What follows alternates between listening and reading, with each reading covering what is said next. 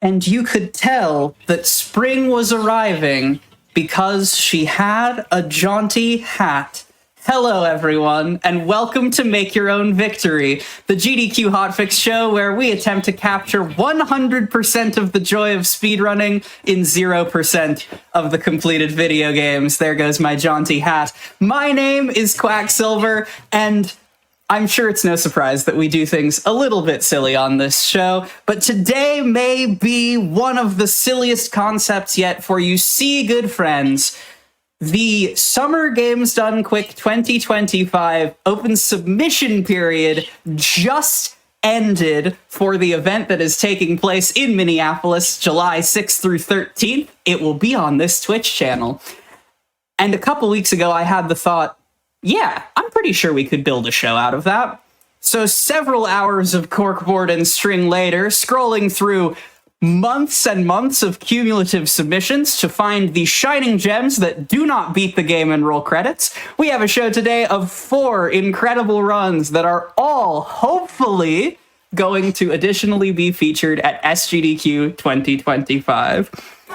And to kick things off for us today, I don't know if my favorite speedrunner has a favorite speedrunner, but if they did, this would be a pretty solid contender for that very pop music title.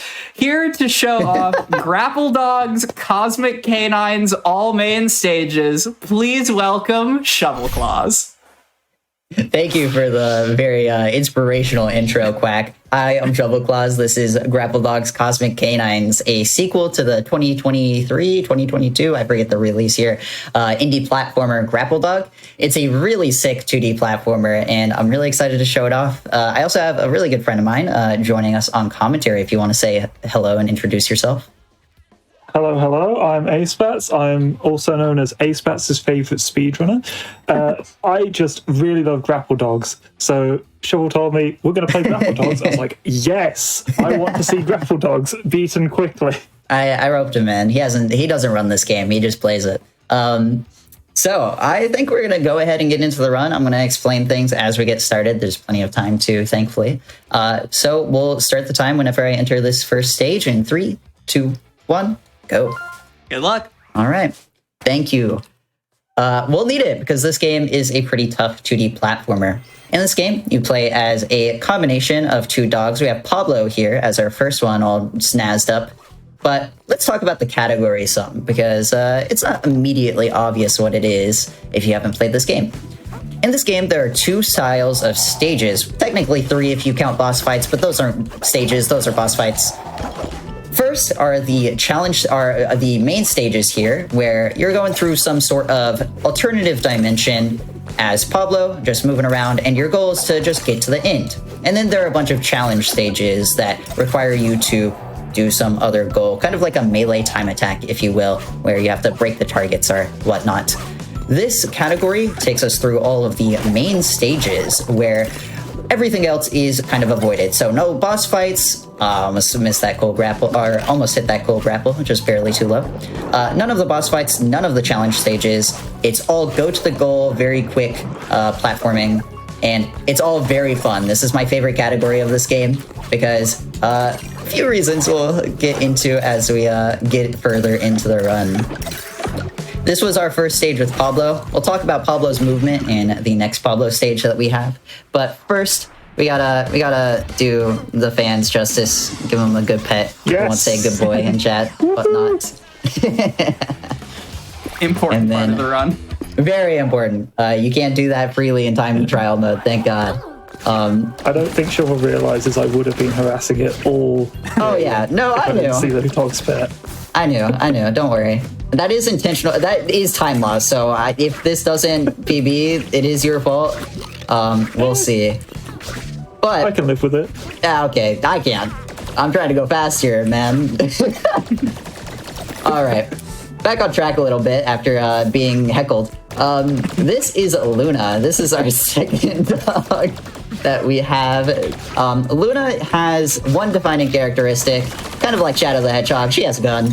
And that gun actually opens up a lot of really cool movement abilities. Additionally, you see that she has this big dash that we can use in air.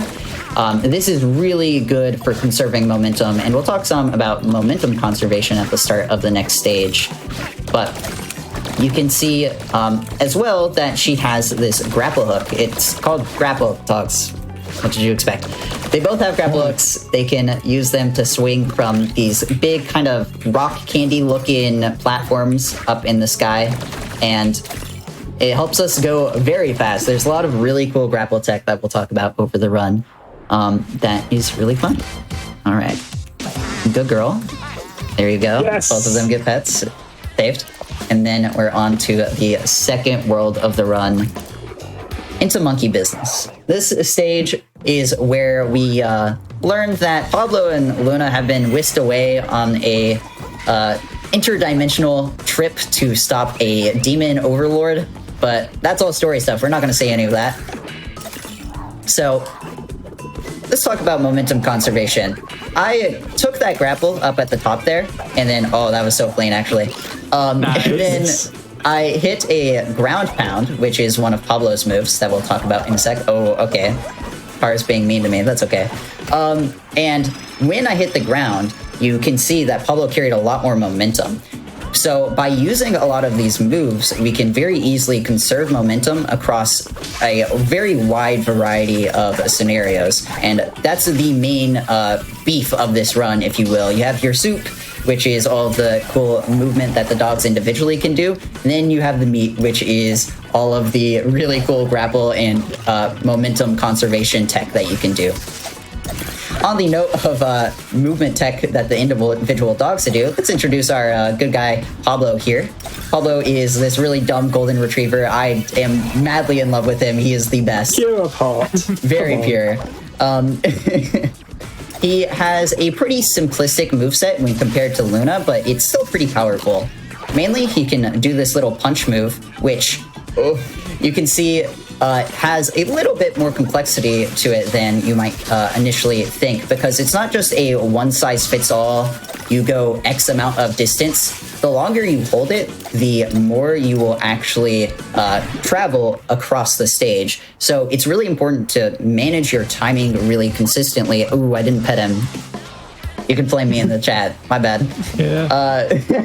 I will say the amount of like dog emotes I have seen in the chat in just It's like good. 2 I'm loving minutes it. is staggering. Keep them coming. I like y'all them. know what's up. Exactly. So Pablo's punch is actually a lot more than just to travel across the stage fast. It allows us to line up pretty precisely for some movement that, if you aren't familiar with this game, will seem pretty surface level. But if you are familiar with the game in a speedrunning sense, you'll know is a lot harder than it looks. So additionally, he has this little ground butt slam that he can do, and that's just kind of a way to bounce off of the ground. But you can also cancel that butt slam and get towards the ground faster, which allows you to then start punching quicker. And it's this kind of push and pull effect where you want to be on the ground as often as possible, but you actually slow down less in air. So it's this balancing act of knowing when to be in the air versus on the ground. Very clean grapple here. The ending of this stage, I got an unlucky cycle, because of course I did. The ending of this stage is really cool if you can nail it. Another unlucky cycle, count them. There are a lot of those in this run. There we go. First try, every try. Let's try.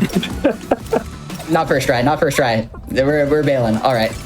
So you can see that grapple movement is a little bit trickier, and we can talk some about it now. What was that? Whoa. Moving platform flipped into me. Don't worry about it. Sometimes when you're doing interdimensional travel, sometimes it gets scary, to say the least. So it's fine. Don't worry about it. We can talk some about grapple movement while going through the end of the stage there. I didn't forget to pet him that time. Yes. Grapple movement is quite simple on the surface, where you hit the grapple point, you start swinging. Fun. The issue is when you start chaining grapples. Chain grapples are the most powerful form of movement in this game, and there's a lot of nuance to how you can do them. So just chaining grapples will get you more speed, but there's a lot of ways in which very subtly manipulating Pablo's positioning and momentum in order to swing further and faster, and you'll hopefully see that throughout the stages. But what I call hyper grapples are really difficult, and if you can pull them off, they feel really satisfying, but they are very uncontrollable in nature because of how fast you go. But it's sick when you do, so open a few times at least. Even casually, you'll just randomly just gain a ton of speed, and you won't know why, but it'll feel really cool every time. Yeah, no, it's great. This game is really good about making you feel like you are going fast. We're in the first of a few key collection sections that we'll have throughout the run. These sections are kind of just to collect these collectibles, and then you go into the end goal. And there's some of the more interesting routing challenges in this run, because the routes that you can do are pretty varied, and I'm doing what I like, which is circling down into the water there and then into the right to after opening up a switch and then coming back up to the top. I'm gonna see if I can't position myself well to... Okay, I wanted to miss that balloon, but that's okay. And then grapple on down. Very clean. All right. And so Nice. on the screen, there are a set of times in addition. I can see the like in-game medals, but the bottom time, is that your personal best or a staff time? Yes. Or That's my ILPB for the stage. The nice thing about this run, actually, is that I'm just playing on my casual 100% safe. And if I PB in any stages, then you'll instantly know. And funnily enough, that this is getting brought up here, very good timing, Quack, is this stage, I found a new strat on this morning while I was practicing, and I want to see if I can hit it, shoot this pot out, and then climb up this ladder, and that saves like 2 seconds off of what I was doing before, but I have to play the rest of the stage really well. And this stage is hard. Savage Sands is aptly named, I'll say. There's a lot of stuff in the second section particularly that can really mess up your movement with very minimal, there we go, very minimal effort. So this cycle in specific has made me lose multiple PBs in this level. And I'm pretty sure it just cost me another one. We'll see. And, okay, that definitely cost me it. I missed the hyper grapple there. To kind of explain more on what hyper grappling is, at least the way I do them, you can see that as I swing, Luna has this kind of like backswing to it, kind of like you're putting spin on a pool ball and it's like coming back towards you. It's really strange. Where, good girl, you didn't PB, but I'll give it to you. wow.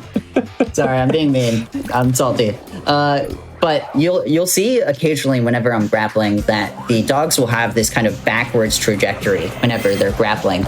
And that's what is initiating a hyper grapple. Essentially what I'm doing is holding down at the same time as I swing to the right, and it makes things weird, to say the least, but it gives you a lot more momentum that you can then carry into the rest of the stage. Hyper grappling is so sick.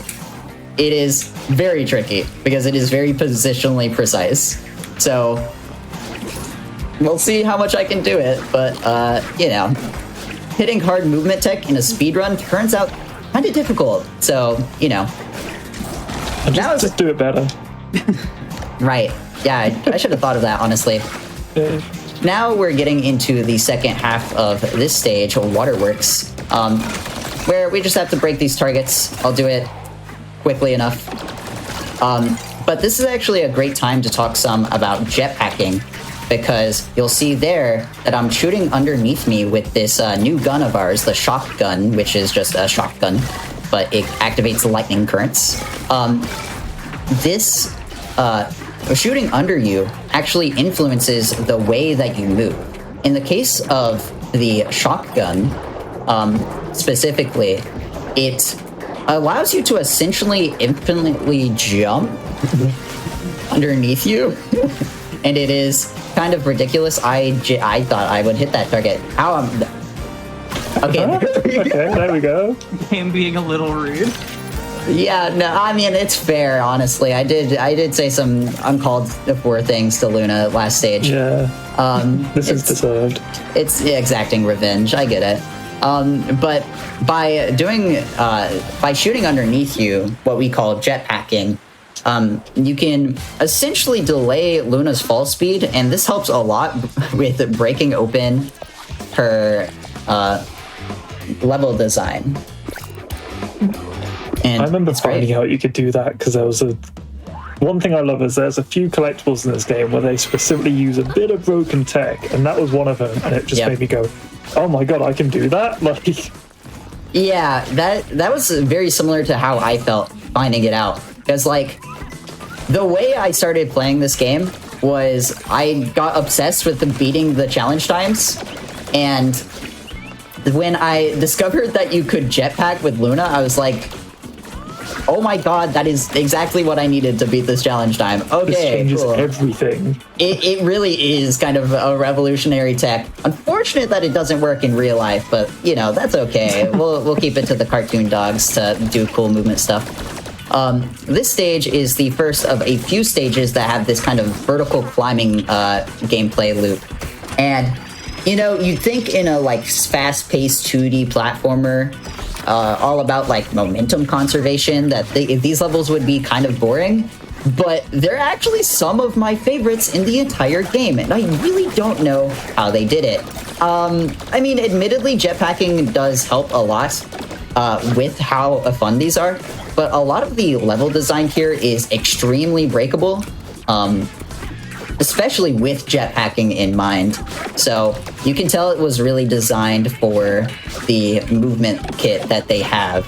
Wall jumps in specific are really powerful here, but additionally there's some kind of nuanced tech with the grapple that makes it so you can get a lot of extra height off of a single swing.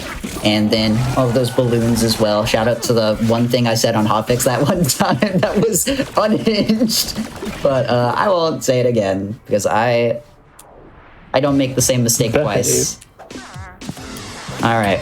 It would have been so exquisitely funny if you said, I don't make the same mistake twice, and then immediately forgot to pet the dog. I was like 50-50. It would have been great. You won't catch me slipping. It's fine. Into a strange world. We're in the next stage, the garden. Or the next world, the garden. Strange world, next world. Okay, the things are already getting confusing. They gave the dog a knife. They gave the dog a knife. This is the Earthblade, and it is the best ability in this game, other than the one that sets Pablo on fire, which you will see very shortly. The Earthblade essentially acts like a wall grapple hook, but it is exquisite. Oh, I hit the cool tech there.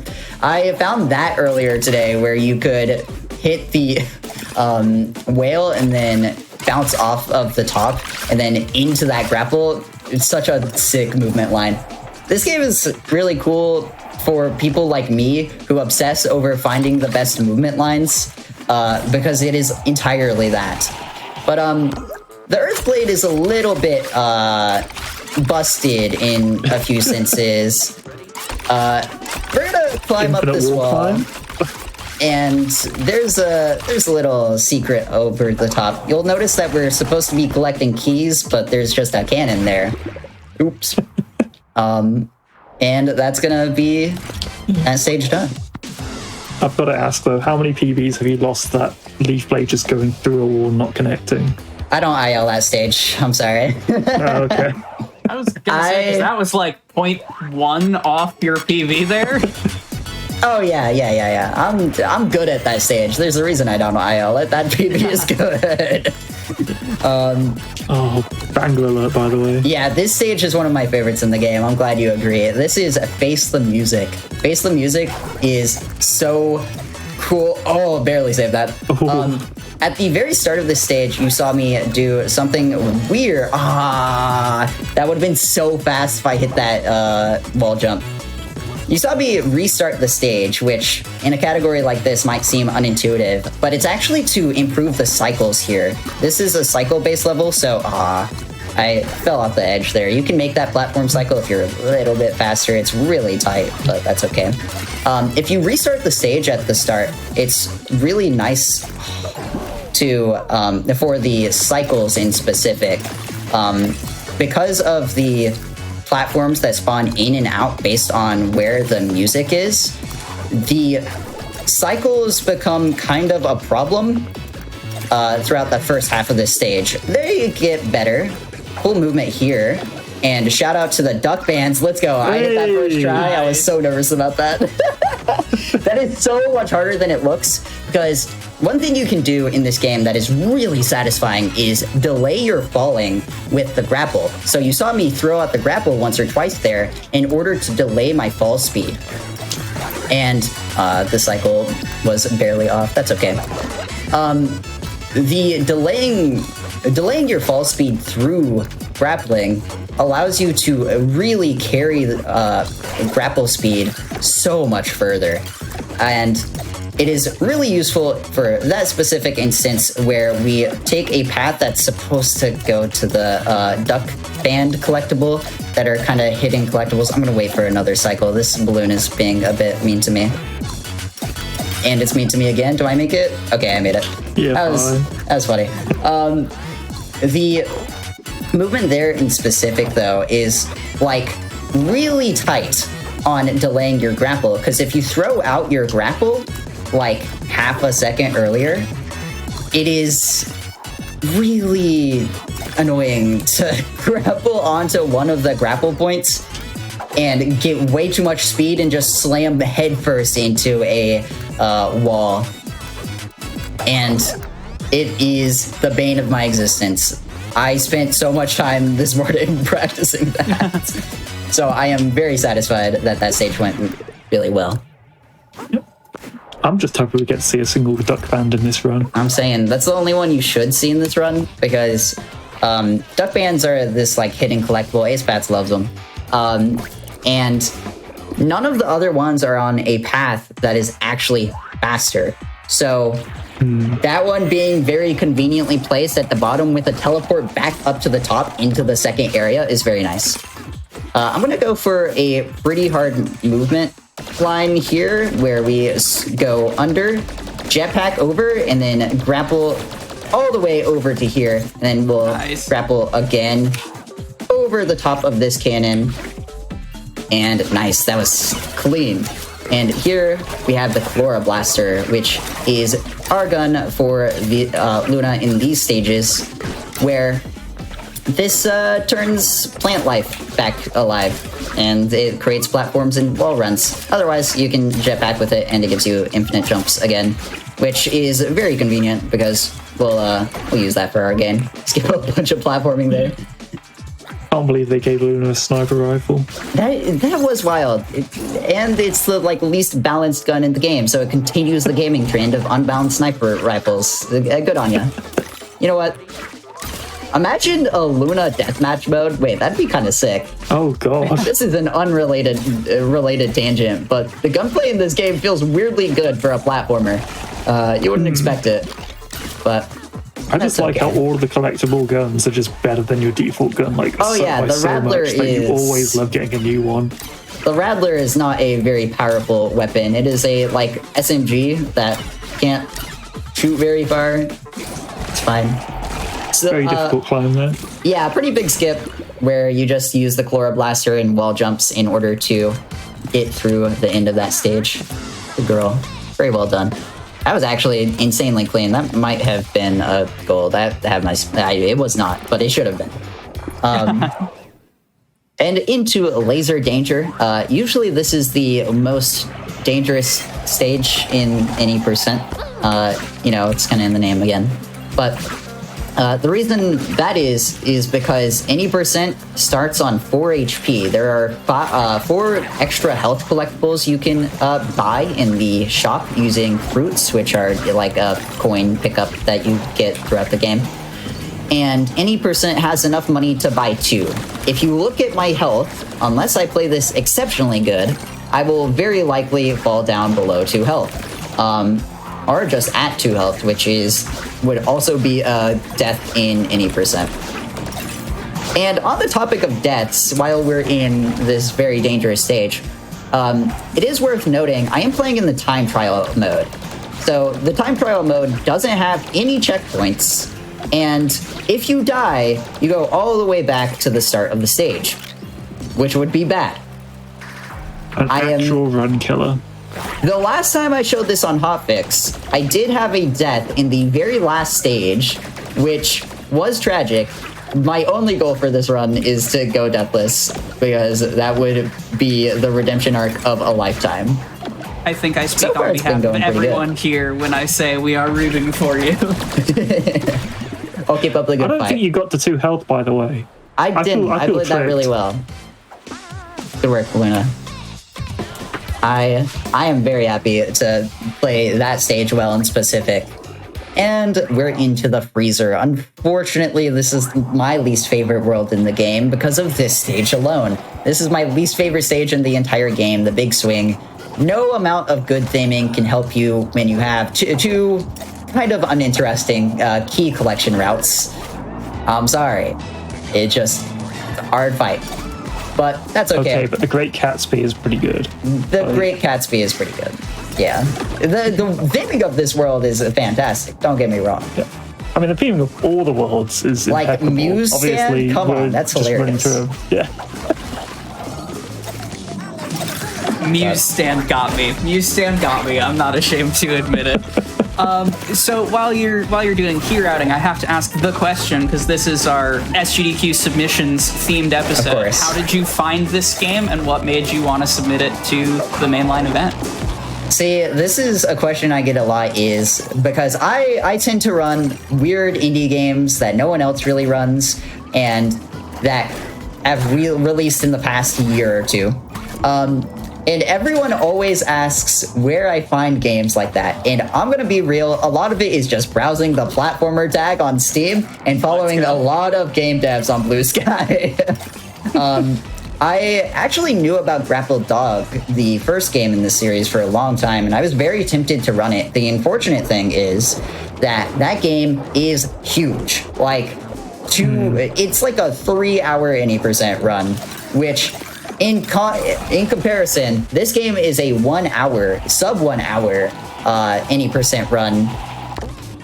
So it is a lot longer.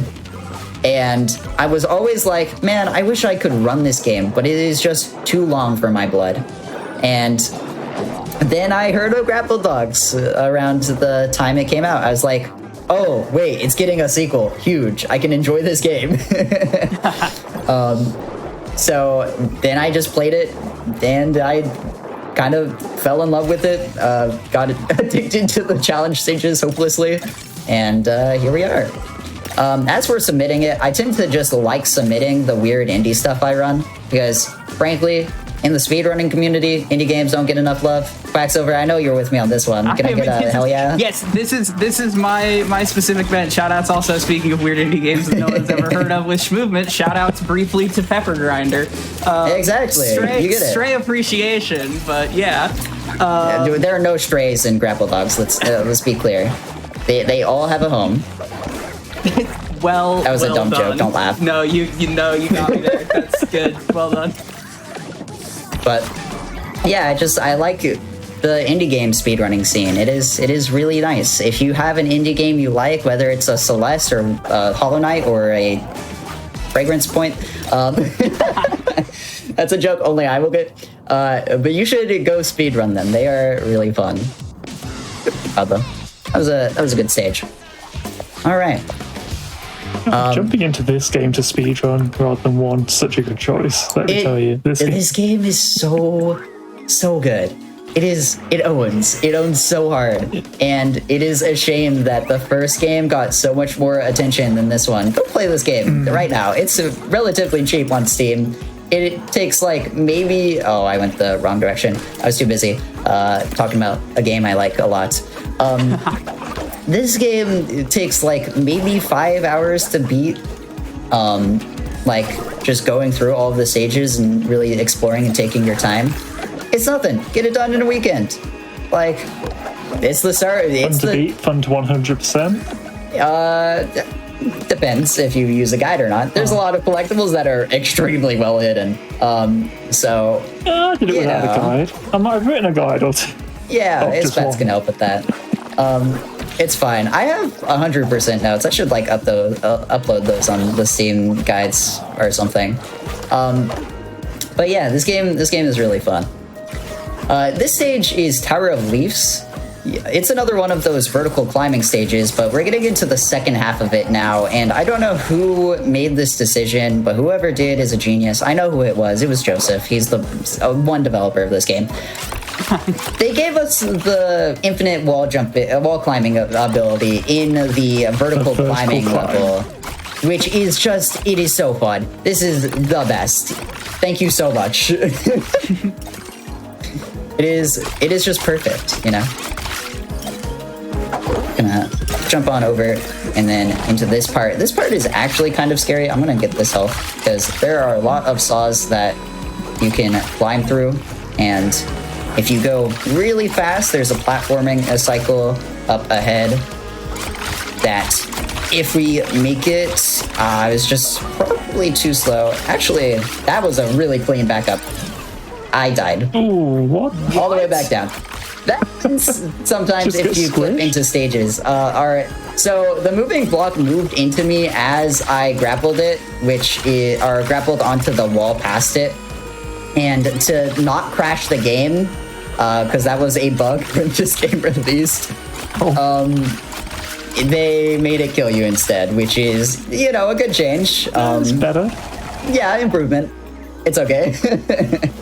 But it's fine, it happens. It means you got to actually see the cool platform strat I was talking about. So. Yeah, it was just a cycle manip. Easy. Yeah, exactly. You get it.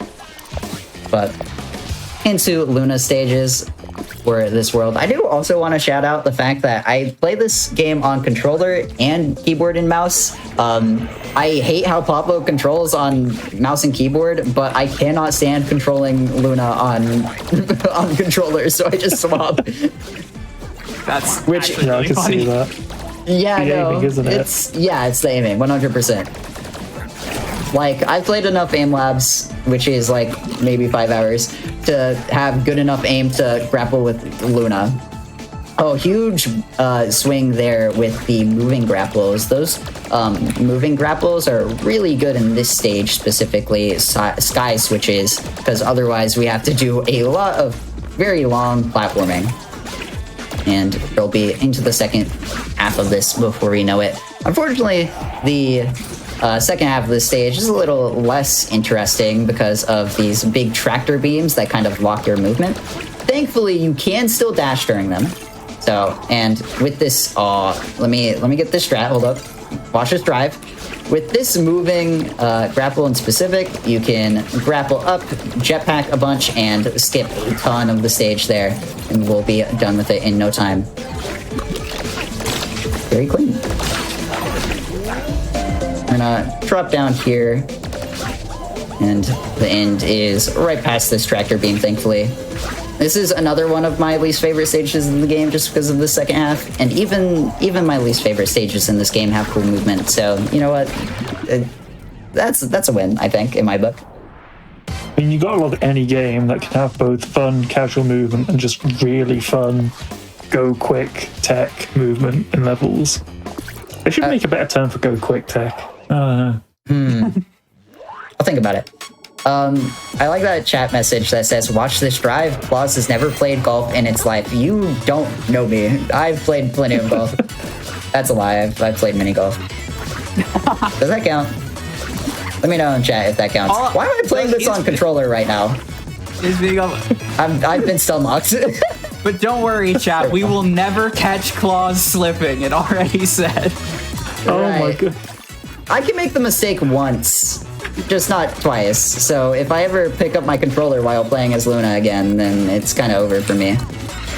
But we're gonna grapple across this stage. This is the same gimmick. Ooh, did I go too far? No, just far enough. Hit the wall jump. Oh, that was so Amazing Oh my save. Into that cannon. Underneath there is a secret duck band, so you know, it's all collectibles. All of my movement tech is collectibles. Please help. All right, and into this target attack. This one is really fun actually, because it's just a big circle with like a grapple hook in between, so I can do this. Like, absolutely fantastic. Very Wow. challenge level vibes, frankly. And I like those a lot. Okay, what? I missed one. Huh? Oh, okay, I'm cooked. Hold up. Well, my window of mistakes that I can make. Oh, of course it was this one. Right, okay. That's fine. My window of mistakes that I can make before I get called out by Quack is really closing, and it's scary. I'm That's being the backed first into a target section. We've corner. forgotten one. Yeah, I just can't do it again. We'll see if. Trying to think, which ones do I even have left? No, I don't think I should. The only one even remotely losable is far beyond us now. That's great. Good to know I'm safe, probably. Into the final main world of the run. We have one after this. That's our final two behemoth stages. This is Fired Up. It introduces my favorite power-up in the entire game, the thing you've all been waiting Best for. power-up. We'll see Pablo get turned into a fireball. Sorry, buddy. I'm sure he's fine, okay? But this is really fast. It is ridiculous. The control that you have over this is really difficult to explain, because you have, I think it's 16 directions that you can go in with this fireball. So I swapped to playing control stick. Usually I play on D-pad for Pablo stages. This is the exception. Unfortunately, the only other stage that this shows up, that this upgrade shows up in, I am amazed I made that cycle, is kind of cheesable. You'll see it when we get to it, of course. But okay, didn't miss any Such a good keys. power-up to give you at the end. It really is, and like basically the end. the key selection, the key collection section here is so fun with it. It is really good. When you do this one well, which this honestly has been fine. We'll see. That was close, but we're Ooh. okay. This section is really sick whenever you do it really well. So I am very satisfied. What, 3 seconds off PB? I'm okay with that. Yeah. This is off IL. I assume there is. Yes, Well, actually, are you much of an IL grinder? In this game, less than I am in other games, probably. But the separation between any percent and all main stages is what makes it kind of hard to IL. Because any percent, I haven't even explained the like main thing of any percent. In any percent, you have a lot of these gym gates. So these gym gates serve to progression block you after, even if you've completed all of the stages in an area. This is going to be way too low. Even if you've completed all of the stages in a world, you can't progress until you get enough gyms to open those gym gates. So all main stages removes all of that and replaces it with a more kind of like Sonic style, get to the end of a goal type gameplay loop, which is a lot more fun for me. And so I just barely mistimed that. We'll restart the cycle here. These lanterns activate these platforms. I didn't explain that, but that's okay. Because of the gym collection and any percent, ILs get a little bit weird. If you're ILing for any percent, you have to play them in the mode opposite of time trial, which is just the story mode. So you can't really IL any percent style strats, and whenever I play all main stages, I'm kind of intrinsically ILing. I'm gonna go all the way back to the start. That's unlucky. Oh, that's a brutal respawn. Just barely too high. Yeah, this stage is kind of hard in this second part, particularly because of these grapples. If I just butt bounce before, like I was wanting to, then we'll be good. But yeah, for all main stages, I'm kind of intrinsically ILing by playing the category at all. Which means that I don't super grind ILs. I get consistent enough until I can beat my all main stages world record, and then I hang it up for the day. Which, admittedly, no one has challenged this world record. So if you're feeling spicy in chat, want a new speed game like the way this looks, come play all main stages, please, please, please, please, please. I was going to say just very play this game at casual all. world record holder drop, by the way, but I do like issuing the challenge a lot better. Chat, you know what you got to do. Speedrun indie games. I'm saying. Huge shout out to the lanterns in that level, just being for that level and not an entire world. God, imagine that. That would be annoying. Yeah, I couldn't imagine that. I haven't played the first game. I have, unfortunately. It was a good game. Whoa, but be nice. Lanterns were... That's okay. Every game can have its ice world or its ice world equivalent, okay? And the first game just happened to have lanterns. Every platformer gets one. It's one mechanic that makes you go, free of charge. More than one is when the speedrunners start giving you the side eye. Thankfully, this game has no such mechanics other than gym gates, if you ask me, but some people disagree with that. That's okay. Here in Vine Time, this introduces the Scatter Flame. The Scatter Flame is this really sick flamethrower that actually works like a jetpack when you shoot a jetpack with it, which is character development. Oh, just running through all those vines. Very clean. And then they give you a target attack with it, which honestly is fine because it goes through walls, but like, come on, I just want to do cool movement with this thing. It's okay, there's plenty of cool movement in this part, but it is a tricky target attack because of some of the routing. You need to hit all of these switches to open up this door on our right here, and you'll occasionally see me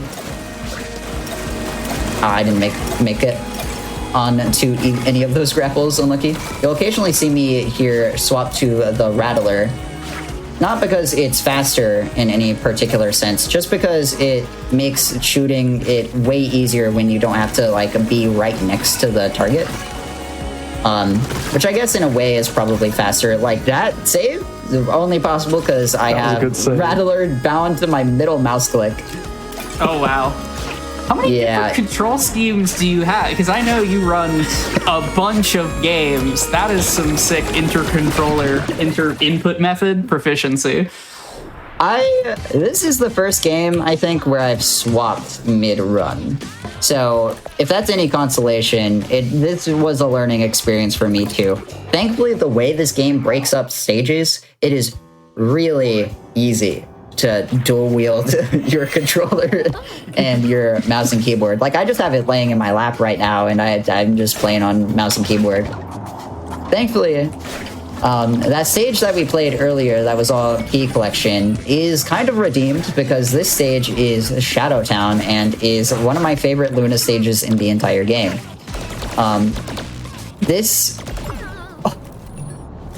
Okay, I'm on the other side of this wall. Goodness. That's unfortunate. Wow. I should have touched the ground. I got greedy, but air dashes are fast, okay? Leave me alone.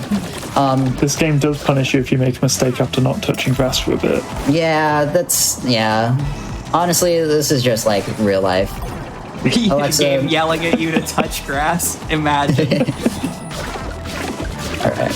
We're coming into the second half now. Kill this guy. You'll also notice I barely do any combat in this game. The enemies are all pretty easy to dodge if you air dash as much as possible, which is something you already want to do. So, very clean movement there. Swinging up on the grapple.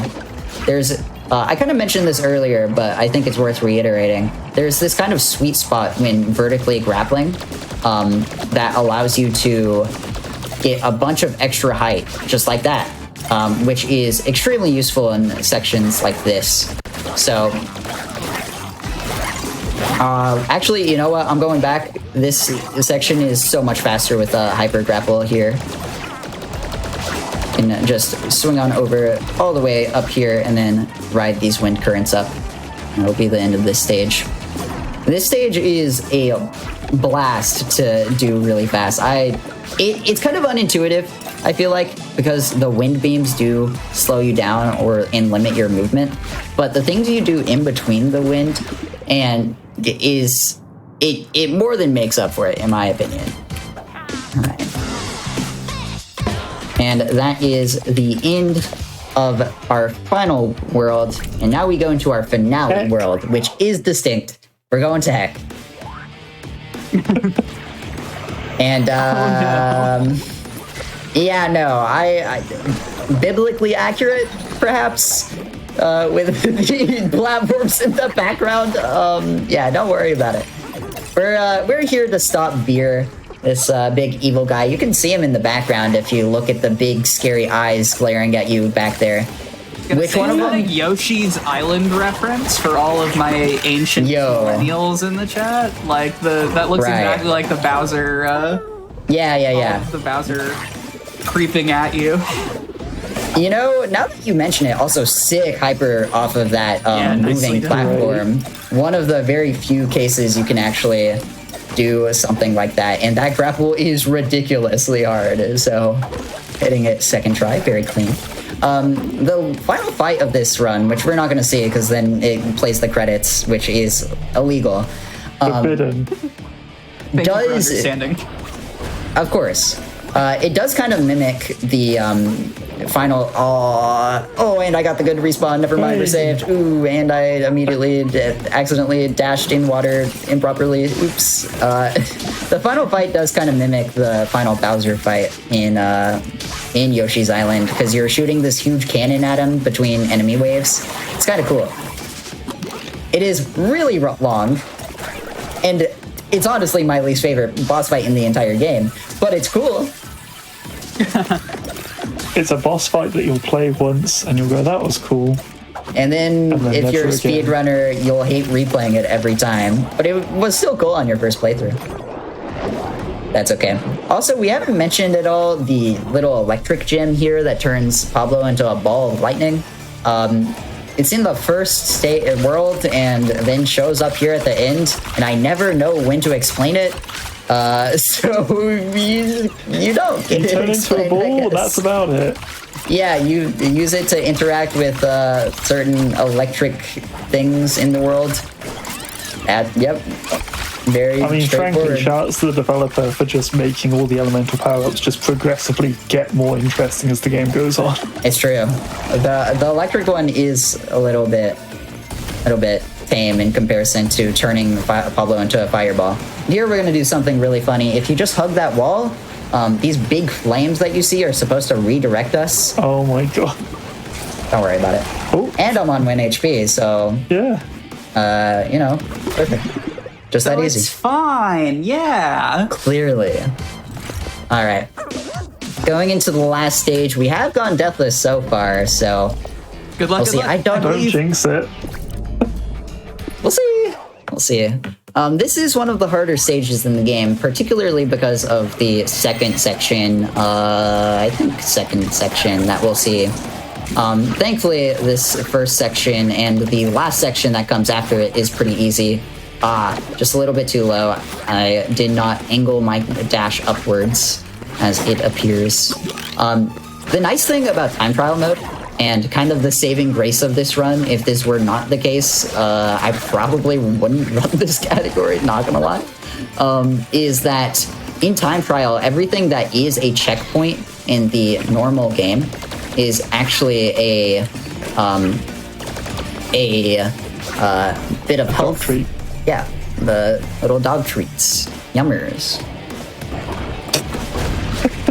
Oh. Don't know why that got me. Yeah, I don't Shotgun either. time. Yeah, so this is the part of the stage. Okay, there we go. This is the part of the stage that is a bit scary if you take too much damage. It is pretty easy to die with a lot of the skips that I am doing. Don't fall too low, please. There we go. I'm gonna wait on this cycle so I can not take that extra damage. Shotgun save right at the end there, and then some Chloroblaster action. Thankfully, we're back on full HP. Should be okay unless I take 8 trillion damage, which honestly from these enemies could happen. But I'm going to lock in. Okay, we should be good. This final section is fine. So that's mean, unless somehow this ending section goes awry, which with the scatter flame, nothing bad could happen to me, clearly. That should mean that we got a deathless run, which I am very happy with. This category is really hard. I think my first attempt for context was a 105 or something like that, with just a ton of unrefined movement and a lot of deaths in stages that I wasn't very familiar with after playing any percent. So we should be good. Time is coming up whenever I break this goal. So in 3, 2, 1, time. Really well done. Yeah, let's go. And Congrats on we'll the give deathless run. we'll give Luna one last pet. Congrats on not dying. All right. That was a 48, which is about 3 minutes off my PB, which is honestly pretty good. I'm happy with that for a live showing. And we got plenty of cool With strats. pets. With pets, that is true. I With did lose pets, probably like a minute and a half. So it's on basically a most of PB. those. A PB Basically in a our PB. hearts, therefore. Yeah, sure. Thank you so much for coming on and showing this off. Best of luck with the SGDQ submission. But We'll before see. you go, please, the both of you, tell the people where they can find you and what you're up to on the internet. Yeah, absolutely. Thank you so much, Quack, of course, for having me on. I like these weird little categories that we have on this show, so very nice to have a place to actually show them. As for me, you can find me everywhere as Shovel Claws. It's unsurprisingly not very popular name. I'm the one that typically has it. So if you just search Shovel Claws, you'll find me. I'm on Twitch and Blue Sky mostly, and I also upload all my speedruns to YouTube. So if you want to watch more of this game, some ILs of this game maybe, or a bunch of the weird other indie game stuff that I run, you can find me there. And I also have a few GDQ runs you can watch, and hopefully this one will be the 5th. We'll see. But Ace Bats, I'm sure you'll plug the thing I want to talk about some as well. Oh, well, now I know exactly what you're talking about. So yeah, I'm on Blue Sky and Twitch, Ace Bats. I don't stream Grapple Dogs. I mostly stream a fun 3D skating game called Jet Set Radio Future, which has a fun little bingo league, which I'm sure Shovel wants to mention. Yeah, for the next month or two, probably.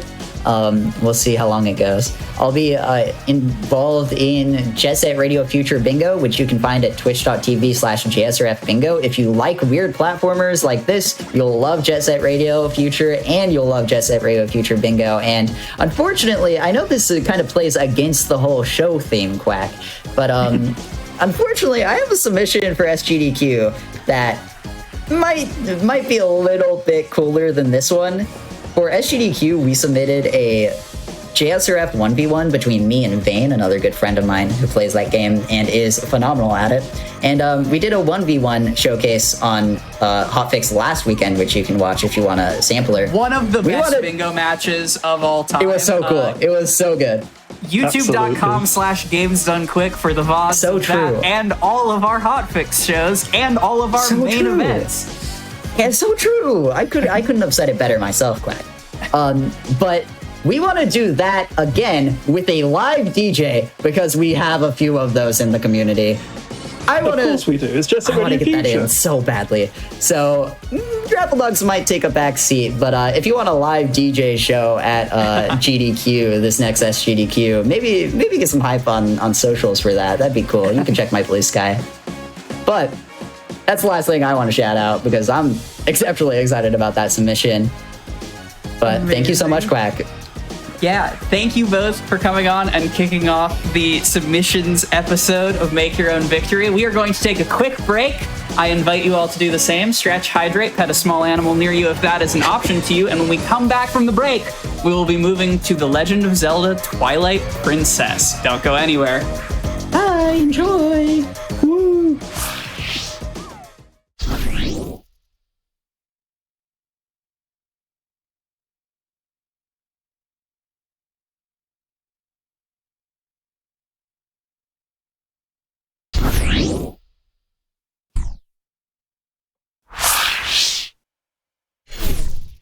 Hello, everyone, and welcome back to Make Your Own Victory, the GDQ Hotfix show, where we attempt to capture 100% of the joy of speedrunning with 0% of the completed video games. We are in the middle of our SGDQ submission episode, and if you know about Games Done Quick events, you know that there are always approximately 750 Zelda submissions fighting for, there it goes again, I'm gonna get some tape or something for this hat. There are about 750 Zelda submissions all vying for a chance to be showcased on the main stage, and this event, we have one that doesn't beat the game and has made its way to my heart so quickly. Here to show off The Legend of Zelda Twilight Princess All Fused Shadows, please make some noise for Glubbers. Hello, my name is Glubbers, and I will be showing off Twilight Princess All Fused Shadows. Twilight Princess is one of my favorite, actually it is my favorite speed game, so it is such a joy to be able to show this off. All Fused Shadows is, in short, just kind of like the first half of an all dungeons speedrun. We're going to beat about the first half of the game up to where we have the Master Sword. Not quite up to the Master Sword, but roughly. And with me here on commentator, I have Ace. Ace, do you want to introduce yourself? Hello, I'm Ace, and I almost said I 3D speedrun games. I speedrun 3D Zelda games. I also 3D and Twilight speedrun Princess games. is up there for me as well with favorites. But yeah, that's all Fused Shadows. We're gonna jump right into it pretty quickly. Yeah, so we're going to get started here. In just a second, I have to go to specifically this screen, and we're going to count down. I'm going to count you down from 3, and on go, we'll go. So 3, 2, 1, go. Good luck. Yep. Yeah, good luck. Thank you. So, Yeah, so Twilight right Princess. Yep, Sorry, go ahead. Go ahead, man. I was just going to say, Twilight Princess is a pretty quick game, so I was going to pass it off to Ace to explain our first trick here. Yeah, so right at the start of the run, we do a trick that's in a few different runs. It is back in time. It behaves differently in Twilight Princess from the other games. What you can do is you can use a void out to respawn on the title screen and then save the state of the title screen to your save file. It can actually be used for a number of other things as well. We will be using back in time a couple more times later on in the run. Actually, before that, we are going to use a rock to clip this gate first, which can be a little annoying. Yeah, the rock here is probably more of a gatekeeper than the actual frame perfect trick. So sometimes it just takes a little bit. This is actually just random. The gate swings in a set of cycles that are not really controllable by humans. And there we go. Nice. Yeah, so now he's going to roll over to the other side of this bridge. And then if you hang off it in a certain spot, it is pretty easy to do 2 inputs on the same frame, drop off the bridge as you reset the game, and then that gives us the game in this state. And then we just void out again so we can actually pause and save. Yeah, so Back in Time is, like Ace said, it's something that shows up in a few of these Zelda games. All of the GameCube and Skyward Sword, which is on the Wii, uses Back in Time. They're kind of unique in how they actually work. Twilight Princess is actually where the glitch was discovered. Although we use it in the middle. We use it more than Wind Waker, but a lot less than Skyward Sword. We have a number of applications that we use, and All Fused Shadows is really cool because we actually see the 3 primary ones, all of them shown off in what we actually do Back in Time for. There's not as much state manipulation as if you're used to Skyward Sword runs, but there is some. So right now we have very, very early on we have the Orden Sword, the Hylian Shield, and the Hero's Clothes. And actually, if I pause the game, you'll see that I don't actually have them in my inventory. They would be up here. So that's the game messing around with what we call File 0, which is effectively your title file. What the game loads into Link's inventory forcibly on the title screen to play the little cinematic where he rides Epona, which is interesting how they went about it. It's very hacky and gives us a number of different states. We're going to see some of those applications in just a little bit. But for a little precursor, that gives us the sword, the shield. They are functionally exactly what you would expect them to be. And it sets up some states of the game that will help us, and some of them that will hurt us. And some of them are going to do both. So we'll talk about that in a little bit, but just know that everything that you would see on that cinematic of Link riding Epona over the Bridge of Eldin is in some way tied to how Back in Time functions. The map state is loaded exactly as the correct map state. Link is assigned these weapons. Link is given this state. Link is able to call Epona. That calling Epona thing is an interesting one. Now, to talk about what this run actually is, I'll pass it over to Ace while I go and finish up some of this early game sequence stuff. We're just doing some preliminary stuff. You know, we're going to go save a little boy who's locked in a cage with a monkey, and then we're going to herd some goats.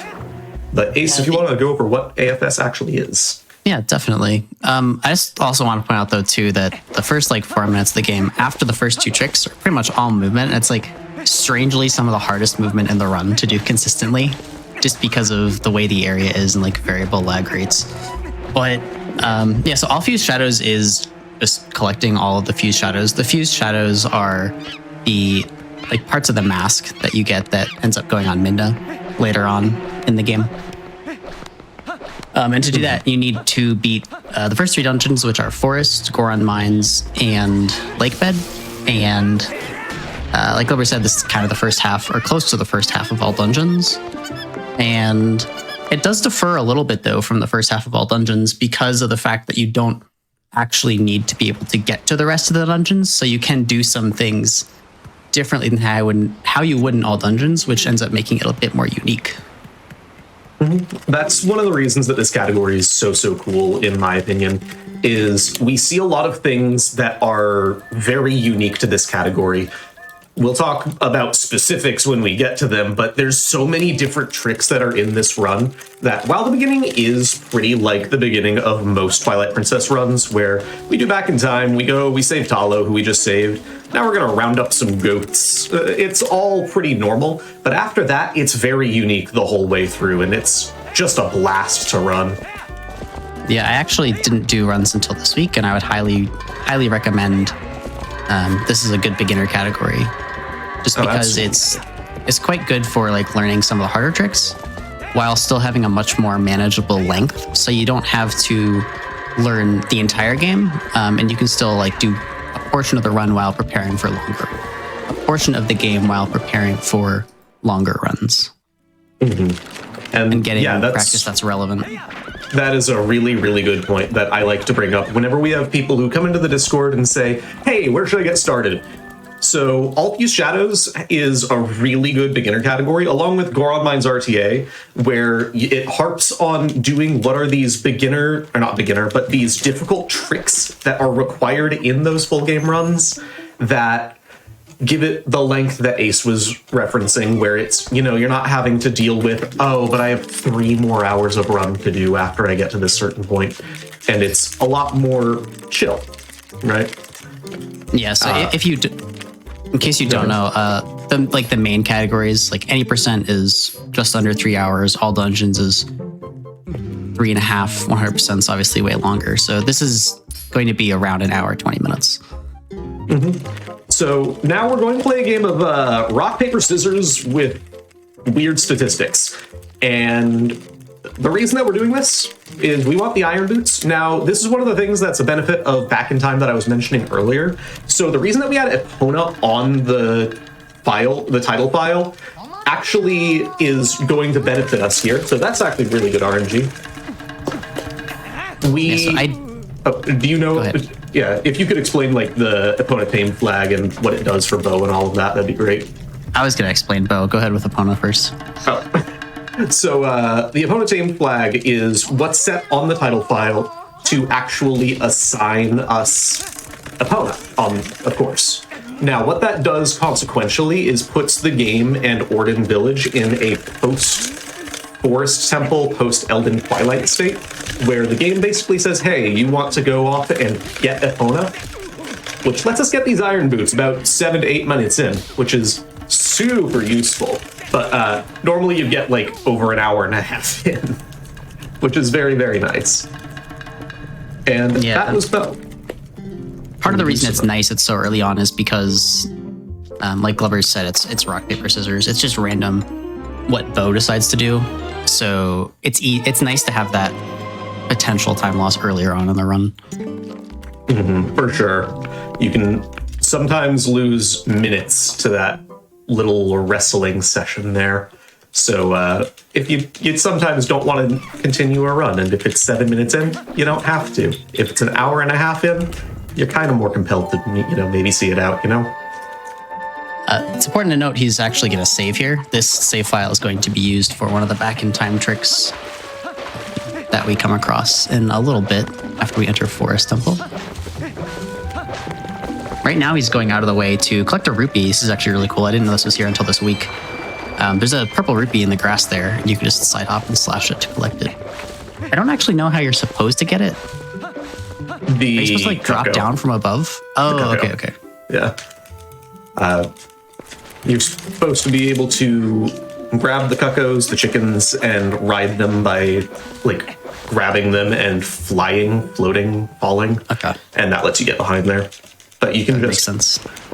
do a slash with a side hop and grab it that way, which is much faster than grabbing a chicken. Side hop slashing is a very cool mechanic in this game that I don't think is in any other Zelda. I mean, you can side hop and slash in other Zelda games, but it doesn't have the same result. It cancels the side hop and brings you into a jump attack. Yep, exactly. It's unique to this game. You can't jump attack out of a side hop, which is usually a negative point. Sometimes you want to do that kind of thing, but in at least that case, it's super nice. And so here we're going to do a trick called box break, which is just kind of a neat thing that we're going to break that box there. It's an absolute run killer if you don't get that trick. That trick is saves a total of 3 frames, so it's an instant reset if you fail it. Your confidence in going. You never can tell when someone says this is really, really scary, whether it's going to be like, oh, the actual run is in jeopardy, or oh, this is swag and saves 0.04. I'm saying that in between points that actually are scary. This is the chill bit of the beginning of the run where you're not like, oh yeah, if I fail this, I lose multiple minutes and I would probably just end the run if I were trying to do a PB. But, yeah, if you want, we have a total of 4 minutes right now where we can talk about Sword and Shield skip, which is the other consequence of that same flag. The same one that sets bow being in that state. Like I said, it messes up the state of Orden Village, and because of that, I can't go and collect the Sword and Shield in Orden Village casually. What you would do is you would do this sewer sequence, which we're going to do effectively casually, just with some movement optimizations throughout. Then you would go back and you would do this stealth sequence in Orden Village, where you would go and collect the sword, collect the shield, sneak around these villagers in the nighttime, all of that stuff. It's a fun little sequence casually. If you haven't played the game casually, it's amazing. Please go and play it. It's awesome. That said, we messed up the state of Orden Village. We're technically in a soft lock with an asterisk. There is exactly one way out of the soft lock. It is the key to pick that soft lock. I don't think keys pick locks, but anyways. Kind of. It's just like the thing designed to pick the lock. But we'll see what that is, and that's going to be a trick called Sword and Shield skip, which we'll explain while we're guiding our friend Hugo over. Yeah, so of the important things to note, which Glover's pointed out before, is that he doesn't actually have the sword and shield in his inventory. So despite having it, the game doesn't register that he has it. And then, as he said as well just now, you can't go and collect them. And when you go to enter Farron Twilight, Minna tells you you should probably go and get a weapon and a shield before going on such a venture. But we can't. So we have a friend who we are going to use to our benefit to jump attack over a trigger for Minna. I love the even though you're trying to just like be, calm, polite commentary, you still said a lot of aggression with the word friend there. He's definitely not a friend, but Hugo is not a friend. he is helpful. That he is. Anytime speedrunners have named a specific enemy, it's some terrible, horrible things. Oh, there was a complete other direction I could have gone with the commentary for this run, where I would have named everything. The That's rock also that I valid, used, though. yeah, the rock that I used to clip through the gate. His name's Dwayne. Ha! We named the rock. I am not proud of the full body reaction I had to that grin. Hey, do you want something even worse for if you know anything about anime at all? In Yes, Ocarina always. of Time runs, they had a rock already named Dwayne. I don't remember which one Dwayne actually is. But so when they got what they were calling God Rock, it was an RNG rock that would like make your run something like 20 seconds faster for all dungeons. They were like, we need to name this. And then they were like, all right, now this is Bochi the Rock. I knew from the start, and then even still, hearing you say it, I hurt. This is the do psychic damage to Quack portion of the run. So this is Hugo, by the way. This is our friend. This is our friend. I'm going to let Ace explain what's going on because that really hard trick that I was talking about a moment ago, I actually need to really focus for this. Yeah. So there's two triggers here. He's standing in front of the first one. He's going to push Hugo into the trigger. This is the trigger that Minna. This is the trigger for Minna. And then he's going to jump attack Hugo. He's going to knock Hugo back. And then while Hugo is in the air, after attacking him, he will attack Hugo a second time. And if it's timed correctly, like so, he will hit the trigger for entering the Twilight and skip the Minna trigger. All right, I'm going to be so real. I have never in a race or in a showcase gotten that first try. I've already won. Let's go. That was doing very The rare that's never happened before, but overwhelmingly positive. Yeah, exactly. This is make your own victory. I just won. You can't win yet because then that means it's over. Oh, true. Yeah, this is not enter for Farron Twilight RTA. But yeah, so one of the reasons we don't like Hugo is that he can just sit there and keep attack. In order to set up the trick correctly, you need him to attack you from a certain spot. And it's not like there's a range of spots that work, but he can just sit there and keep attacking you from a position where you can't actually do the trick from. And it's not uncommon to lose like 10, 15, 20 seconds of him just not really cooperating. Mm-hmm. Or even just, he constantly keeps attacking and then you end up getting somewhat annoyed because it's been taking a while and you're like, I think that'll work. And then you go for it and it doesn't. You're like, oh, it didn't work. And then you reset your run because that loses over a minute. Yep. A little thing to note that I meant to bring up before is that you notice he was collecting rupees from dig spots and from rocks. You actually want to collect rupees in this route for a couple different things that we're going to spend them on. And obviously he got the purple rupee for that as well. So rupee RNG plays a small part in this because you do want good RNG to get a lot of rupees. Yeah, which luckily I'm going to toot my own horn here for a second. I am infamous for having ridiculously high rupee counts when I run Twilight Princess. Is this right now? I can't remember. We're about one above average right now. It's not that bad, but We haven't even gotten to most of the rupees anyways. Just means that I got one extra rupee, which actually, in my mind, I think I got one less than I was expecting. Because I didn't get one from the grass, like, when I was trying to get Hugo's aggro. There was also one you missed, I think, from the rock. You couldn't go back for it. Oh, yeah, that's right. So, yeah, I've been getting good rupee RNG. I missed 2 rupees that I would normally expect to get, and I'm ahead of what the route expects me to have. So there you go. But yeah, so he got the Farron vessel, and we are going to be clearing Farron Twilight, but we're not going to just clear it immediately. We're going to do Farron in actually kind of 3 parts, you could argue. If you consider collecting those 2 tiers after Boomerang as the 3rd part. So, yeah, the reason that we're doing this in this order, we're going to, if you notice, I'm collecting some tiers, not collecting others. The main reason that we're doing that is because I'm going to be doing a trick here in a moment called Early Master Sword. And in categories that want to complete the Twilights, which are basically every category that isn't any percent, you want to collect the tiers in such a way that after you get the Master Sword, you're going to walk back to South Farron. I'm leaving the tiers effectively in a line for me to just come and collect those later, where anything that doesn't fall in the line, I collect now. And the reason for that being beneficial is because the tiers take somewhere with 1 to 3 seconds to actually become collectible after you kill the bug. So if the tier is just going to be where it's convenient to pick up later, you might as well leave it.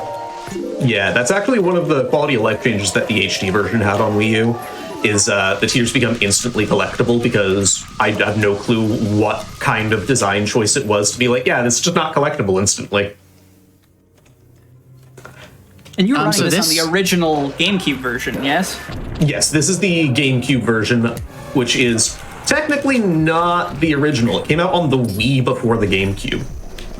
Also, we haven't talked about this at all. I'm going to wait. No, we haven't. Okay, so this is, I forget, I've heard different names for this guy. I think Jim gave him the name Jamal. Yeah, Jim named him Jamal. This is Jamal. This is Jamal. We can use Jamal to get out of bounds like that. And this lets us get to the Sacred Grove and collect the Master Sword earlier than intended.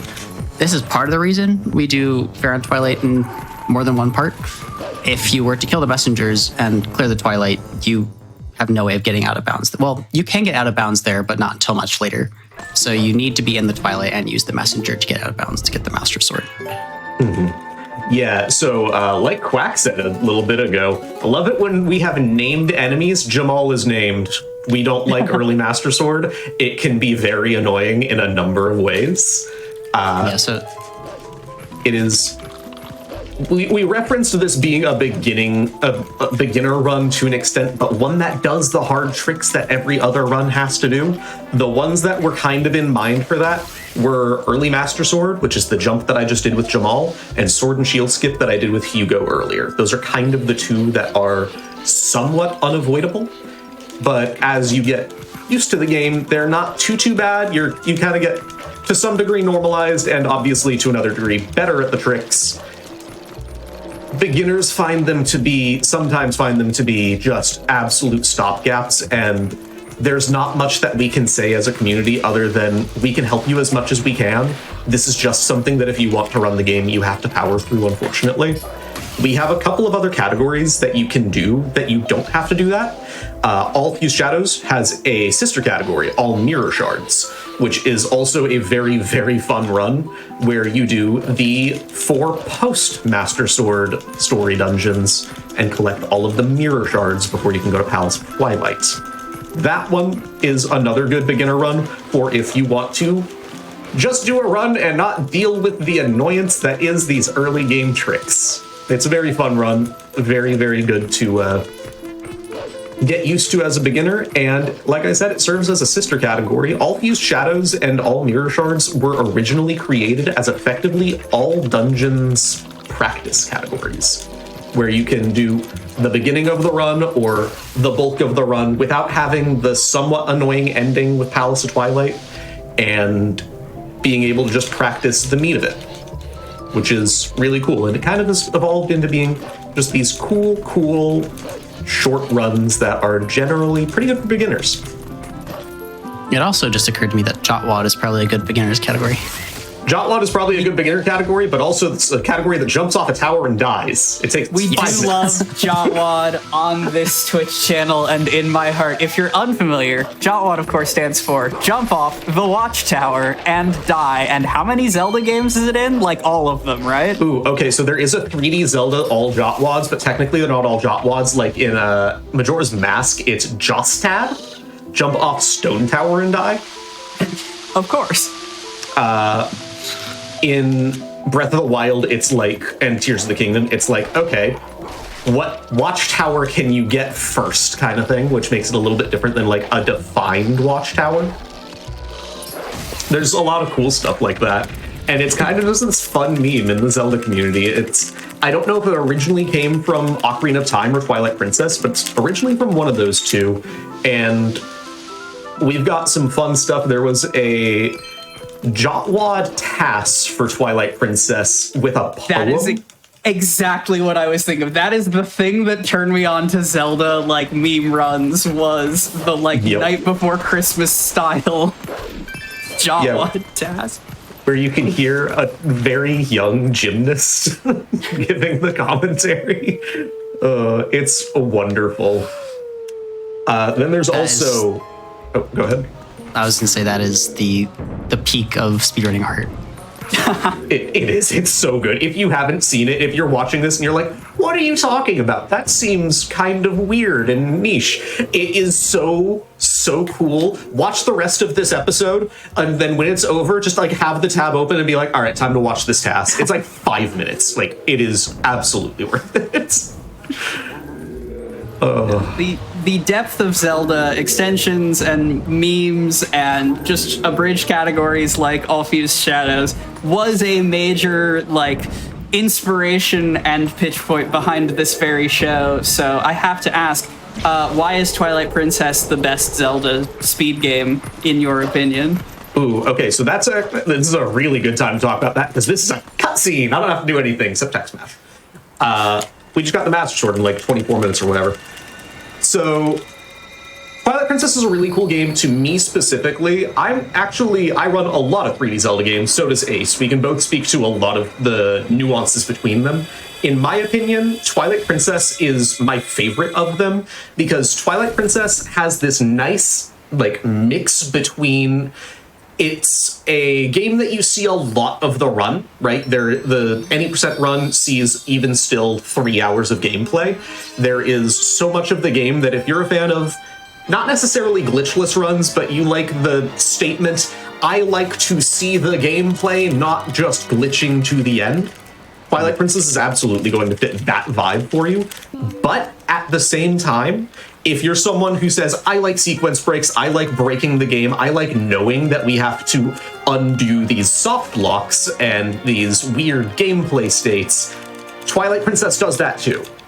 And even still, from a third angle, something that I've gained a recent appreciation for as a runner is there's something that becomes a trend with a lot of shorter games, right? So think about like Breath of the Wild 90% just hit under 23 minutes, where you look at a trick and you're like, how much does that save? And then the runner just says, oh, it saves 0.2 seconds. That is a heavy trend with Twilight Princess, but scattered over 3 hours. So you say, oh, how much does that save? 0.5 seconds. But if I say 0.5 seconds to 200 tricks, I'm saving nearly a minute or over a minute and a half, right? And that is just so cool to have all of the gameplay, all of the minutia, all of just such this cool blend. Love it so much. Yeah. Also, to further elaborate on what you said before about, like, you know, how it's one of the games where you don't just like skip right to the end. It's actually like the only 3D Zelda game where you almost don't skip right to the end with how long it is compared to the other ones, because the second shortest one is now Skyward Sword, which is just barely over an hour. Ooh, the second longest one is Skyward Sword. Skyward Sword being 107 by our favorite samurai cat, Mr. Thunderbolt. He is a really good runner. That is the second longest one, being just over an hour, and then Twilight Princess has weighed in at 2:48:01 by Nimzo. The thing that I like to compare it to is there was this big renaissance of a lot of 3D Zeldas in 2019, got a bunch of different tech. And so two things that I like to point out is, one, a lot of them, like, you got barrier skip, you save multiple hours. You got RPM, you save multiple hours. You can go on. And SRM, which saved a lot of time in non-any percent categories for an already really short game and offering up time in Majora's Mask, right? Twilight Princess found Forest Bit, which this is really topical. We're about to do Forest Bit, and Forest Bit saved 8 seconds. Yeah. Basically, Yes. barrier skip. Basically the same thing. Since the start of 2019, the record's gone down by, I think, a whopping 6 minutes. Yeah. And every other game has gone down by, like, not every other game, but, all the other long games have gone down by hours. Yep, exactly. If you look at it by percent removed of gameplay, it's something I did with my friend Tippy in a top hat. Very cool Skyward Sword runner. We were talking about this, and I was like, Skyward Sword's gameplay has gone down by like 60-something percent. Twilight Princess's has gone down by 4. Is that even that much? That's crazy. No, to me, no, that sounds that is like such 6 minutes. Okay. That's wild. But yeah, so Glover's is just now completing the second part of the Twilight. He's going to kill these bugs, but he's not going to collect them. So you could argue when he collects them, that's the third part. Oh, I thought for sure that was going to work. And he's going to go into Forest here and not collect these tiers because it's going to be slightly... Well, I guess for routing purposes, you don't want to pick them up yet. No, we don't want to get warped to south. Yeah, no, you do not. And like you said, we were talking about Forest Bit. So what he's going to do here is jump attack over the loading zone and save. And then he's going to reset. And this should yield the same result as we saw earlier on the bridge. Yep. So jumping over the loading zone means you fall, and then you go and hit the void out plane. And resetting brings us to back in time. And then we're actually going to load into the King Bublin fight on a file that we saved earlier outside O's house. And as we reset the game, we're going to skip the cutscene of the King Bublin fight starting. And when you skip that cutscene, it sets a flag in memory to a value. And that value corresponds with a number of things across the game, but we refer to it as the early boss flag. So that's actually going to give us the monkeys here in Forest in like a minute.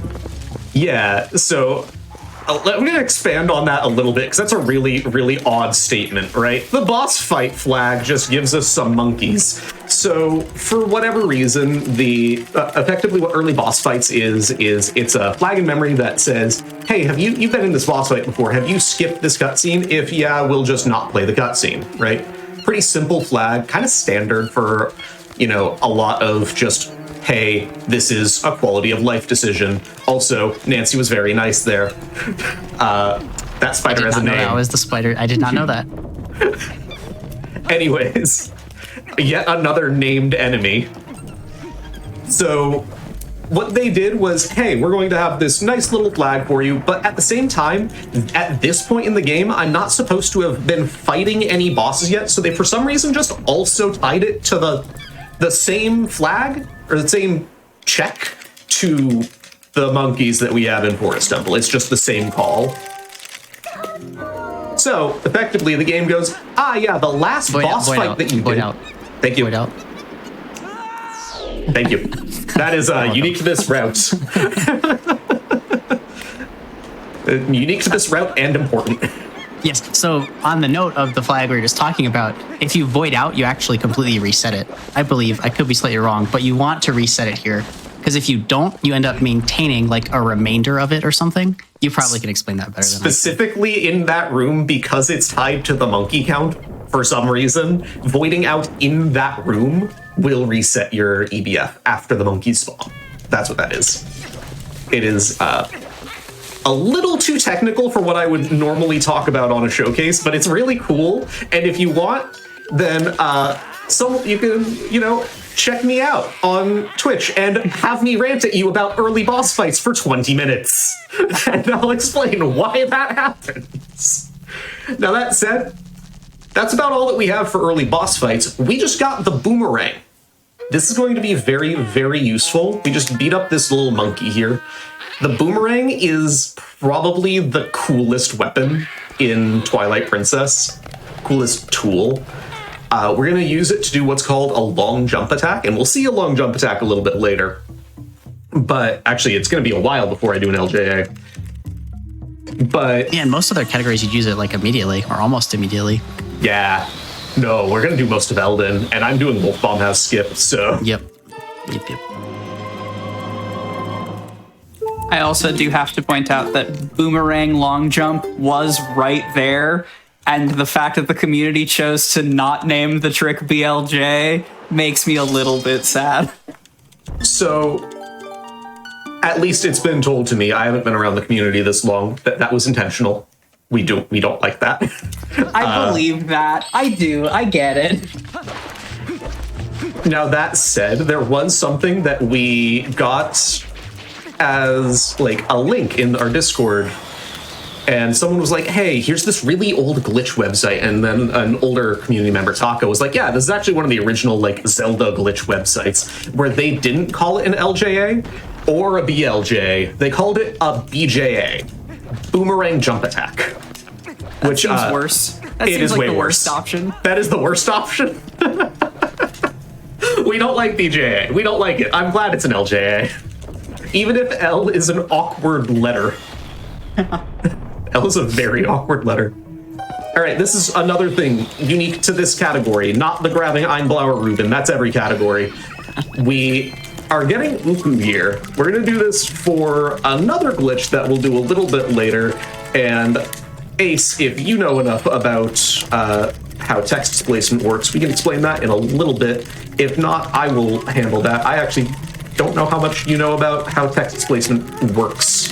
I'm pretty familiar with the general idea. Then I will let you do it because I'm going to have a metronome beating in my ear while I do it. Gotcha. Oh yeah, you're gonna mute for that, I'm assuming. I don't need to Or are you gonna leave it? Oh no, for it's it. in your ear. Okay. No, I just use one on my phone, so I have to mute unless I want it coming through the microphone. I use a YouTube tab and wear headphones. Gotcha. But- Oh, go ahead. I was going to talk about our third back in time here. I was gonna say it's important to note that he got Uku and teleported out of forest there, so he can use it later to go back into forest.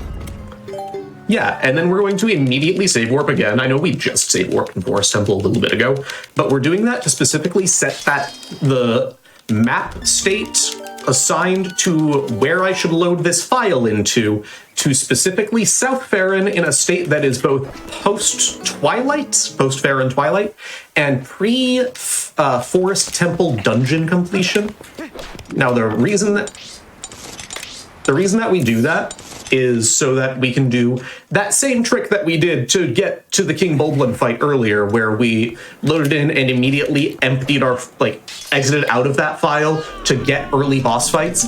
We're going to do that same thing, but we're instead doing a trick called Back in Time Equipped, where if I'm using the file that I just saved, it's actually transporting my equipment from that file to the Elden Field area, and now I'm in the boss fight, and if you see, I have the Master Sword, I have the Boomerang, I have my Uku, and I'm fighting a boss fight nowhere near where I just was. Yeah, this fight is actually quite annoying. There's a lot of RNG that ties into it. King Bulblin just kind of runs around however he wants. He's a huge pain to catch up to. Yeah, he had a pretty standard RNG there. I will say, I'm going to toot my own horn here for a second, as someone who has way too many hours in all dungeons where you do that exactly like that all the time. I think I'm the only person who says, King Bulblin 1's not that bad, just because I know the RNG patterns. Now that we've done that, though, King Bulblin 1 is kind of an annoying fight. Like Ace said, it's kind of pure RNG. But what that did, and this is the main application of Bite, Back in Time Equipped, we named it that for exactly that reason, is we're now in Kakariko. That is a wrong warp. Yay! Oh. So basically, yeah, that's just like that's an easy way of just bringing your file to Kakariko, essentially. Yeah. So that is yet our third Back in Time and our final Back in Time application. So thank you for joining me on this TED Talk where we talked about the 3 main applications of Back in Time in Twilight Princess speedrunning. There is a 4th one. There is. It is not relevant to speedrunning, but if you would like to do a playthrough where you have infinite bomb arrows, that is the only other thing that's really relevant. That does I did sound not know about enticing. this. It does sound enticing. It probably is. I've never done it. What'd you say, Ace? I was saying I did not know about that, and that also does sound enticing. I will second that. Yeah, so actually, for Ace and anyone who knows Twilight Princess, if you don't know Twilight Princess, check out an any % speedrun in the modern day, which is something that might also be at SGDQ 2025, where we do a glitch called Plumb Out of Bounds, and by doing a death warp there, we do something in any % to effectively get into lake bed early. You can instead use Back in Time using a void out there and do some file shenanigans and end up with infinite bomb arrows. And I will not go into the technical details on that. I'm fuzzy on them and they are in depth. Anyways, we're doing Elden now. Speaking of technical details, just off of chat asked and answered, but I want to confirm, you're running in German, obviously, language selection, a famous part of so many different speedruns. Is the time save really just 2 seconds? I will call it out exactly when it pops up, but yes. That's so funny. I love that. So Twilight Princess has, in most cases, like that rupee text there was slow text. In most cases, it has instant text. So a lot of, actually, let me explain what instant and slow texts are. So instant text, what I'm referring to is text that is rendered in, if I hit the B button, it will render the entire text box instead of by character count or by word count, which is pretty standard for what we call slow text, which is by character count. So the things that only really tend to matter are a couple of things. How slow your slow text is in any given language. Whenever you have like the rupee text or other item get text, how slow that is. Or how many text boxes do you have on average? And that one's the bigger one because there is a fair bit of text. So the fact that I'm able to just text mash through a lot of the text boxes, and the German language tends to like this thing called a compound word. We have a lot less text boxes on average. There are a couple places where you have more or less text boxes, but overall, German tends to be fast in most categories, the exception to that being, well, there's a couple of exceptions. The main exception to that being 100% is fast in English. English is usually the second fastest. So a lot of runners will just play on their childhood English copy because they can't bother getting a German copy, which is totally fair. Guilty. So right here, this is actually one of the big tricks of Elden Twilight. There's a bug up here, and it's supposed to enter this house. You're supposed to kill the bug after it enters the house, and then it sets up this sequence in this cutscene where the house blows up, and then you can collect the tears after the house blows up. But if you do this precise movement here as Wolf, like so, you can actually get between the bug and the house before the bug can go into the house, and then you can kill the bug, and that just kind of skips the cutscene sequence of the house blowing up. Mm-hmm. So the game basically saves a lot. It saves like 50 seconds if it's Wolf Bomb House skip. Yeah. It basically, you just kill the bug and the game goes, oh yeah, the bug's dead. So you've gone into the house and killed the bug. So then not only do you get the other 2 bugs that were already in the house, the bomb shop also just blows up because those are all tied flags. And yeah, that is very, very quick. Skips a long cutscene, and that's why it saves like 50 seconds. It's unfortunately punishing to fail too, because like you can end up falling all the way back down. You have to go back to the house and climb up. Ooh, okay, that was interesting. So yeah, that is a good point. If you fail it, it loses like 40 seconds. Wow. If you fail in a specific way, I should say. If you fall back in, it's just like 6. Yep. Anyways, so what we're doing here, we do actually have to complete this Twilight to complete the run, but we don't need it to complete all of the dungeons we have to complete for the run. We actually only need to do this to beat Lakebed Temple, which we'll get into why in a little bit, but we kind of also want it to finish up Farron Temple. If you remember, we got a boomerang and left. We still have to actually go back and beat it. That dungeon does have a fused shadow in it.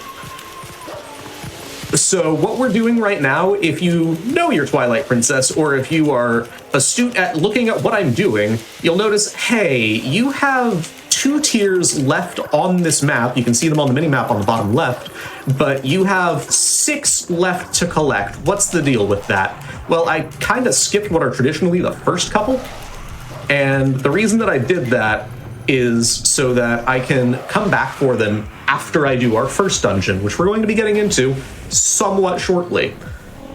We're going to finish up what is the main bit of the Elden Twilight sequence here. And then we're going to try to enter Goron Mines, which is probably the most unique way that I've entered Goron Mines in any category ever. If you've played this game casually and you remember, yeah, you go up and you wrestle Gorkoron, or as we like to call him, Goron Bow. We will not be doing that. Ace, do you want to explain everything we're about to do? Everything. That's a big ask, but I sure can. Yeah, so remember, we have Uku, so we can use Uku to teleport back into Forest whenever we want. And what you can actually do is use Koro to interrupt a sequence of text on a 1-frame window between text boxes.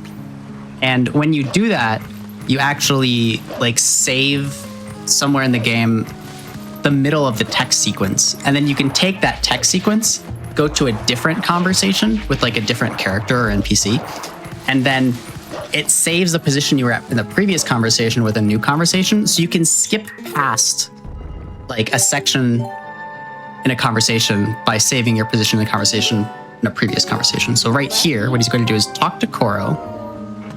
You have to be in the right spot to transform here. And he's saved because you only get 1 chance at this. I'm going to let him do it. Oh, you have a few seconds before I actually get anything. Yeah. Well, there's a metronome going in his ear.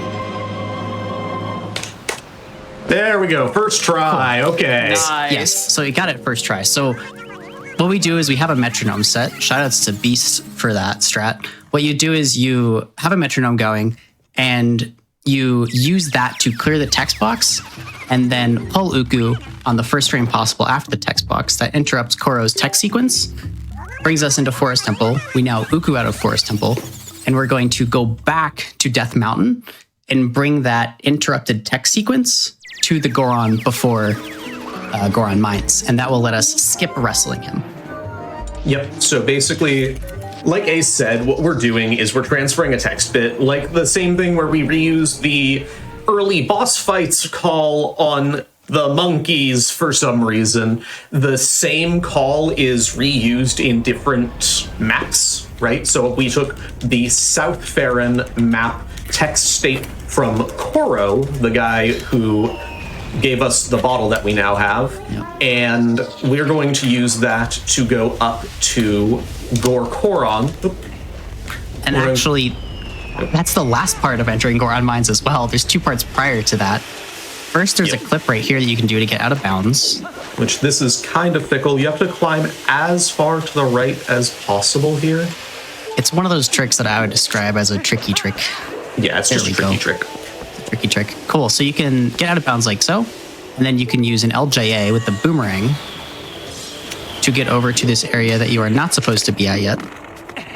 And then what you can do is use the iron boots to take an elevator. This is supposed to be a faster way to re-enter this area after you've entered it the way you're supposed to the first time by climbing up to the top. There's a downside to this. There's a Goron blocking your way. And it was found that there's a 1-frame trick where you can actually roll through the Goron if you position yourself as Wolflink correctly. So he's going to get in a position here as Wolflink. He's going to transform at a certain time. Ooh, first try. Okay. Nice. Sick. Okay, and then you have one frame, the very first frame after you transform, where you're like partially inside the Goron and you can roll to the other side of the Goron. Yep. There is another way of doing that. You have to have the spinner. We will not be getting the spinner. That is much farther on in the run. No. And that is us entering Goron Mines, which now that kind of is about our halfway point in the run. We're going to go ahead and take our break on GDQ. We do take breaks in runs that are a certain length or longer so that we promote, good health. So we're going to take a quick break, and I'll pass it to Quack. Couldn't have said it any better myself. Chat, in 2025, it is the year we take care of our hands, gamers. We're going to take a quick break, get some water, stretch yourself, stretch your hands in particular. When we come back, there will be more Legend of Zelda Twilight Princess.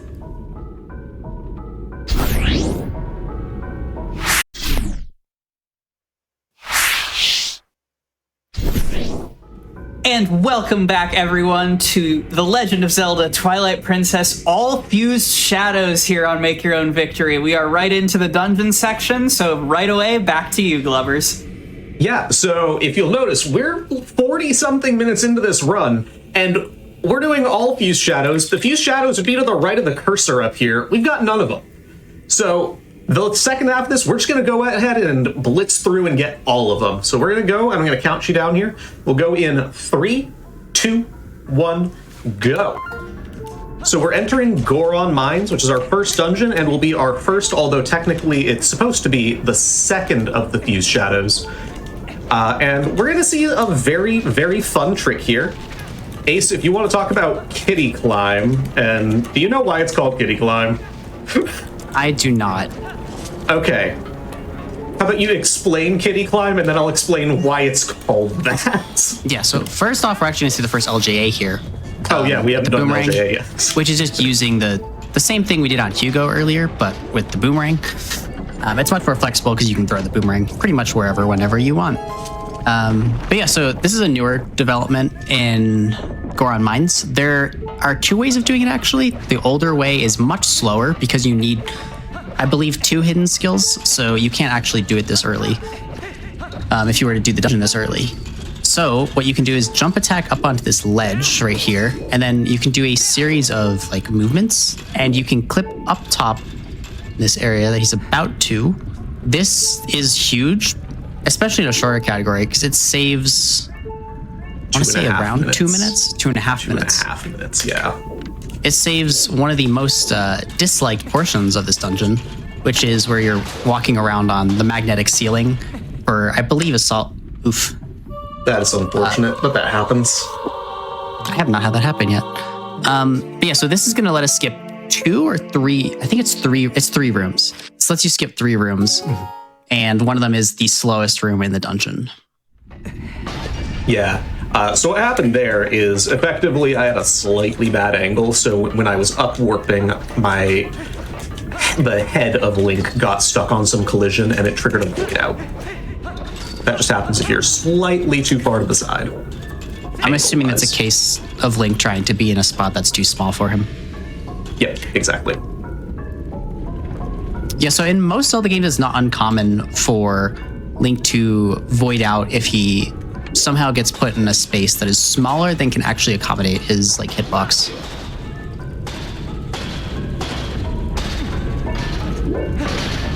And there we go. Sweet, there we go. Nice, cool. First try, every try. Although you've had a lot of very genuine first tries this run. There have been a lot of first tries, yeah. Yeah, it was time for us to get our first try, every try, exactly. It's fine. Even that one, like we said, that saves 2.5 minutes. That was the slowest possible failure because I literally died. And we're still saving like 2 minutes. It's perfectly fine. So yeah, that skips walking on a ceiling of magnets, which is everyone's least favorite part, because I'm sorry, walking is not a fun game mechanic. Real. Goron Mines has a lot of really cool tricks. In here, we're actually going to see another gate clip as Wolf. This is going to be one of 2 gate clips that we do as Wolf. True.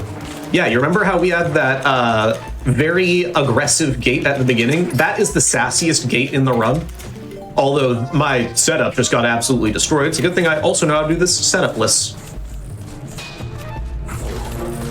I'm just starting to jump. The Tektite was mean.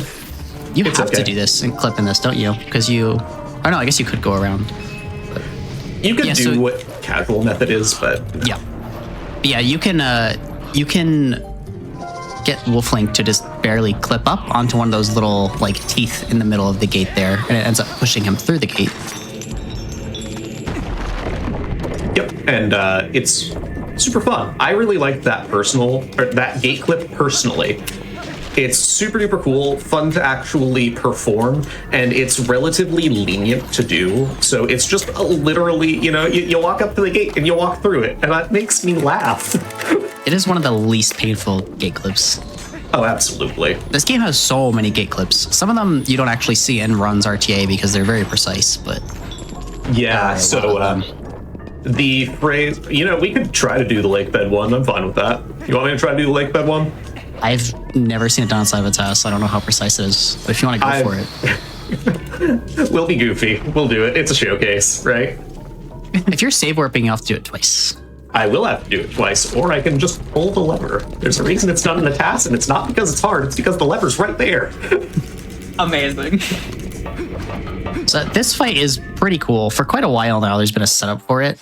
You could actually do the fight in 2 cycles. It almost feels like 1.5. Because what you can do is, he did a setup here. It puts him in just the right... Oh, yeah, I got knocked a little bit further than I was expecting. That's fine.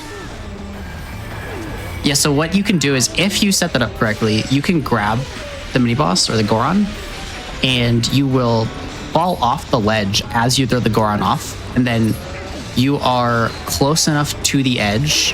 Is it because you're close enough to the edge? But basically, the Goron will, like, fall into the lava twice in 1 cycle. Yeah, so what happens is basically what can happen is it's a quick second cycle. You're still doing it in 3 literal cycles, but basically the setup puts you in a spot that the recoil you get from throwing Dandaro puts you on the ledge, and then because you're on the ledge, the geometry of the arena changes in a way that dribbles Dandaro like a basketball and immediately knocks him back in. And then you can get a very fast 3rd cycle because you can actually spin attack and stun Dongoro again while he's bouncing in the lava. So that's why I was saying it's almost close to like a 1.5 cycle. Because And you don't that- actually have to do... Yeah. That third one's RNG, Yep. which is absolutely wonderful. But Dandaro is super cool. I love this dungeon. So I never explained what Kitty Climb was. We have a decent amount of time where we're just kind of doing the dungeon, so I'll explain it now. Kitty Climb's called that. Kitty Climb is a new version of a trick called Kitty Jump, and the reason it has the word kitty in it isn't anyone's username or anything like you would immediately think. It's because the actual name of the trick is Key Shard Skip Small Key Skip, which gets abbreviated to KSSSKS, which, if you like cats, you go... So it's kitty whatever. Kitty jump, kitty climb. You just go... That's actually beautiful. And that is why we call it kitty. Now, the actual trick is... Kitty jump is the one that Ace alluded to earlier, using the... hidden skills. That is a very hard strat and also required hidden skills. It was done in ILs, individual level segments. And very recently, it was found that there's actually that tiny little hole in collision while you're on that railing. And that gave birth to Kitty Jump, which is something that is so fun to do. It's something that is in any category that goes to Goron Mines these days. You got the repeat, right? I got the repeat. I have 87 right now. So we'll be seeing it in all Fused Shadows runs, in Goron Mines RTA, in all dungeons, which is, if I had to take my SGDQ submissions apart and pick the run that I would really want in the most, it would be all dungeons. That is my baby category. I love that run. Sorry, Quack, I know you like ones that don't beat the game, but... It's only the premise of the show. No, it's fine, you know. I think it's the best category as well in the game. All Dungeons is, just to talk about, not just even PP All Dungeons, but in general, in my opinion, All Dungeons has this tendency with Zelda games to be both the coolest and most fun one to run, but also really punishing and unforgiving and hard. Agreed. And we love that because who doesn't like difficult things? I think the nice thing about All Dungeons, especially with other games now, is that you get to see the game. You get to see the game because, like we were talking about, all the other categories or any percent in most other games is so incredibly short now and cuts out most of the cool gameplay. Right. Oh, I haven't seen this. What are you doing? I didn't even know he was there. I didn't know he was there either.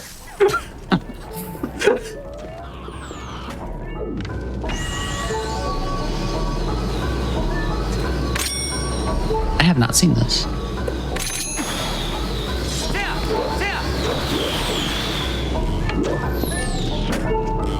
This is the thing that I was telling you that I was practicing before this. Well, this part I know, but this setup before it. Really? Nope. And, Cool. Analog glitch. Never So that any skips. doubt. Never any doubts. Definitely wasn't going into the water there. Yeah, none of us thought the water was going to be seen there. No. So that skips a magnet that you would normally have to activate and then use the iron boots to get pulled up onto.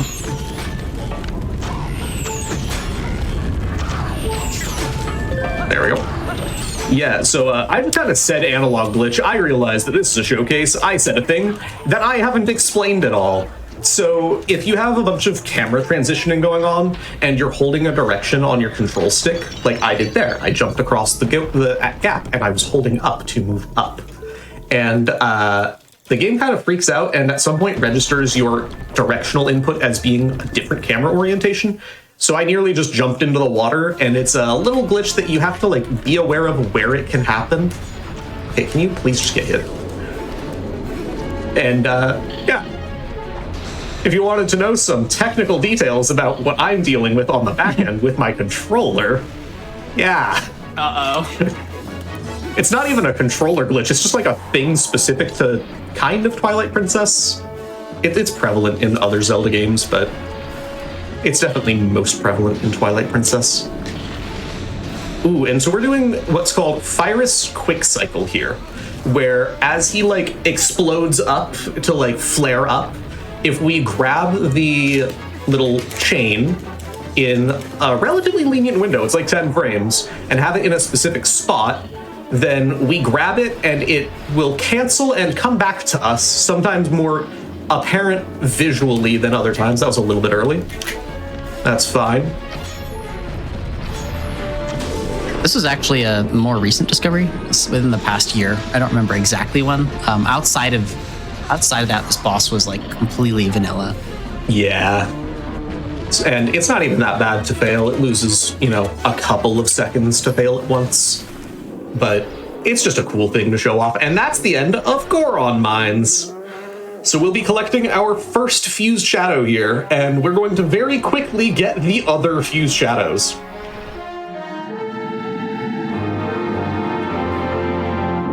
Every single time I'm in this cutscene, I forget about how long it is. It is such a long cutscene before you This actually is a finish the run. 50-second cutscene. Well then, super quickly while we cutscene, to shout out chat for all of the love that has been coming in to Glubbers and this run over the course of it, with all of the subs and things. Your subs, Prime Gaming subs, gift subs, and bits cheered on the GDQ Twitch channel help support Hotfix. If you enjoy watching speedruns, consider subscribing to the channel to get access to our emotes, ad-free viewing, and chat with other subscribers during our replays. We super appreciate all of the love because showing love to the runners in that way also supports our ability to do all of these cool events. Yeah, we love having GDQ do what they do. Support is super appreciated. And you can get some really cool emotes. There's like the one that's a bed, and I really like the one that's a bed.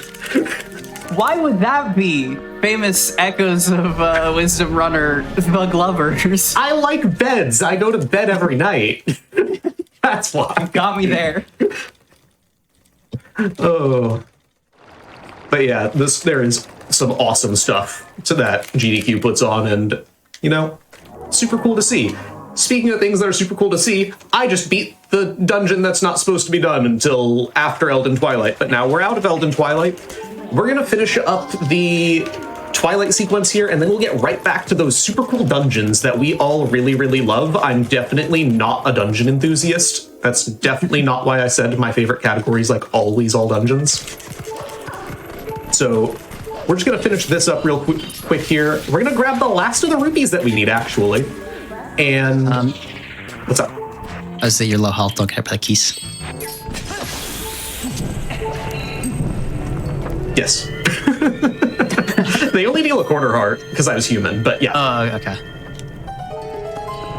Okay, so this Twilight has to be cleared to get the bomb bag, which we are going to go get now. Otherwise, we would be able to actually skip clearing it. Yeah.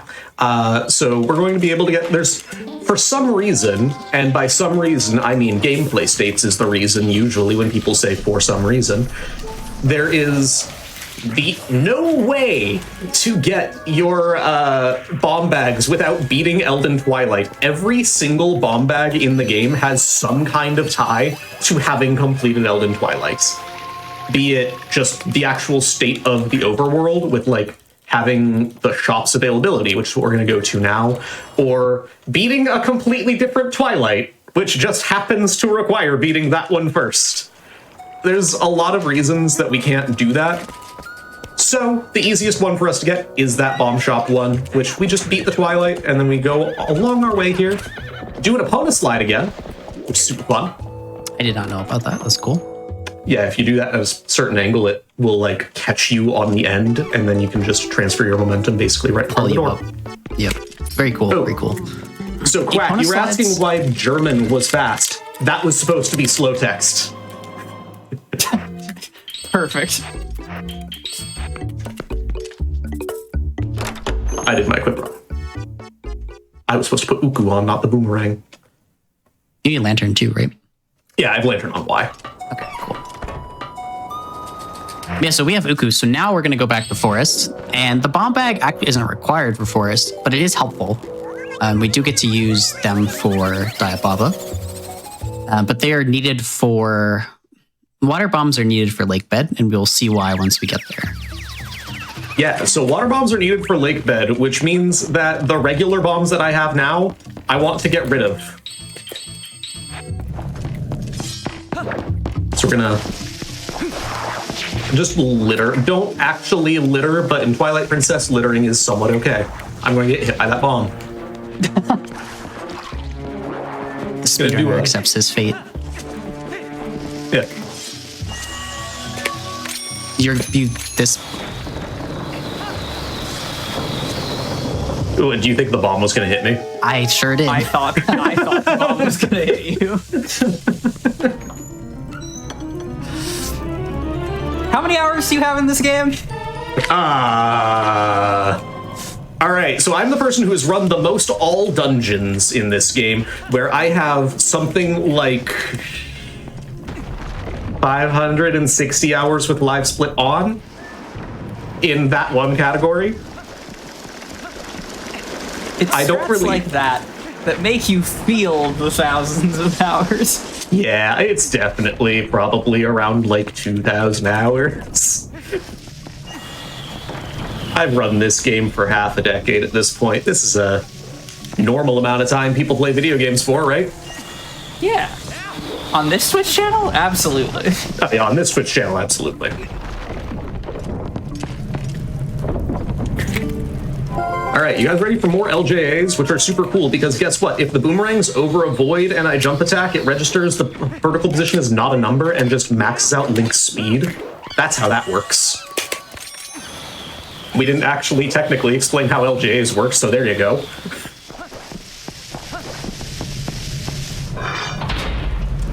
effectively, if the vertical position registered by the target, which includes the boomerang, is a higher position than Link, or not a number, it will somewhat linearly increase Link's speed up to a capped value. Not a number, just registers that capped value. And then we do the thing that I like to say, which is throw rain, go wee. You throw the rain, go wee. That is accurate. Why isn't the strat called that? Come on. Because I didn't start running this game until after the lockdown happened in 2020. And fair. it's way older than that.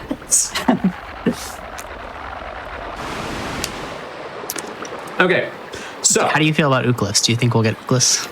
this is a really hard strat. Ooklis is a really, really hard strat. In my All Dungeons PB currently, I failed it and I lose like 50 seconds. So we have to do this thing where we juggle around some bombs. And unfortunately for this fortunately for this category, juggling includes these just on a bow, and we can just shoot a bow at Diababa. I was way farther to the right than I thought I was. And I So still actually- don't want those. Ooklis is super free because of getting to use the bomb arrows on Diababa, which is that's one of the unique things to this category. And it's so cool. It's so cool. I love doing that with bomb arrows. It's also really cool in other categories, right? Okay, so I was alluding to an actual thing that you do in other categories. You juggle around the bomblings, which are the little guys on the stump there, so that you don't have Ook show up. Ook, the monkey that we got a scarab off of earlier, is no longer possessed by the scarab parasite and will come and help us in the boss fight. Let us beat the fight. That's how it's casually done. If we juggle around bomb timers so they never actually explode from the bomblings in phase 1, we can completely skip that. We can also skip that by having bomb arrows.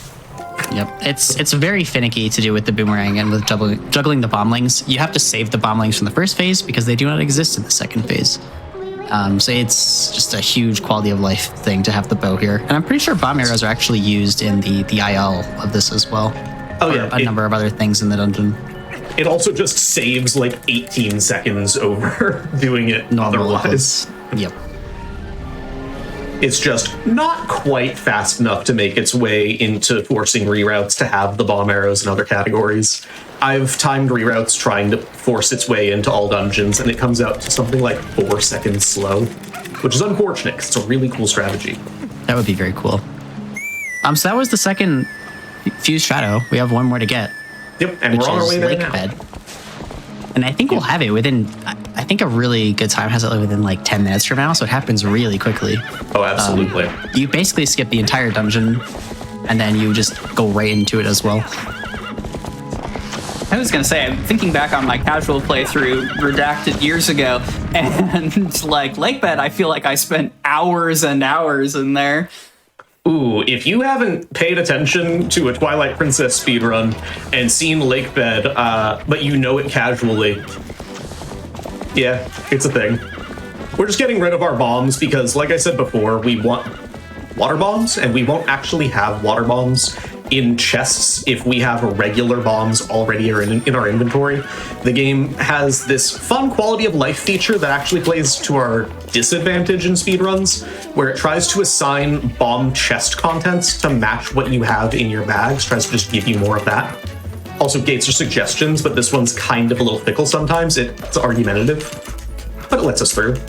So now that we have no bombs in our bag, we can actually grab water bombs, which are going to be very, very useful in Lake Bed Temple. And not for the reason that you might think casually, where you're like, yeah, you need to use them because you have to use them at certain points. You Which saved in is- Grove? I did save and grow, yeah. Okay, It's file 2. cool.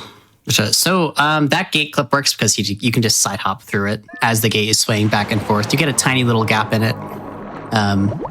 Now, something kind of strange there is that T-Link seemed to get teleported. He triggered the cutscene that normally is supposed to start on the Hylia bridge, and that teleports you to the bridge. After jumping off the bridge, we're going to enter Lake Bed immediately. It's very convenient you have the iron boots. You can use the iron boots to sink down and then go down to this pillar. And this pillar intersects with the wall in such a way that we can do this, where, yep, cool. So the pillar can push you out of bounds, and then you have just enough air that you can make it to the loading zone. And that is a very precise. That's also one of the early game tricks that like trips people up, similarly to Sword and Shield Skip and EMS, like we were talking about before. It can be very annoying to learn. I'm not going to mention how I actually messed up my pumping and also got 0 wait time. Like that mid-nickel was frame perfect. It is surprisingly annoying sometimes. So right here, he's actually going back to Grove, and he is howling at this stone, and then he's going to skip the cutscene. This sets the same flag that we were talking about earlier that the King Bublin 1 cutscene sets. Yeah. So actually, to talk about that a little bit, you might be like, well, why didn't we actually use that instead of King Bulblin earlier? We absolutely could have. You know, there's that's faster, clearly, and we had that save at the point that we wanted to get the early monkeys. So the reason that we actually didn't do that, also I'm going to try to do this a couple of times at least. Oh, wow. Okay. You need to get out of the way, please. Thank you. Oh, no, I there's assume one that's back. the lever that's right there. It is right there. Yeah, this is to skip that lever. Perfect. I have no idea how it even works.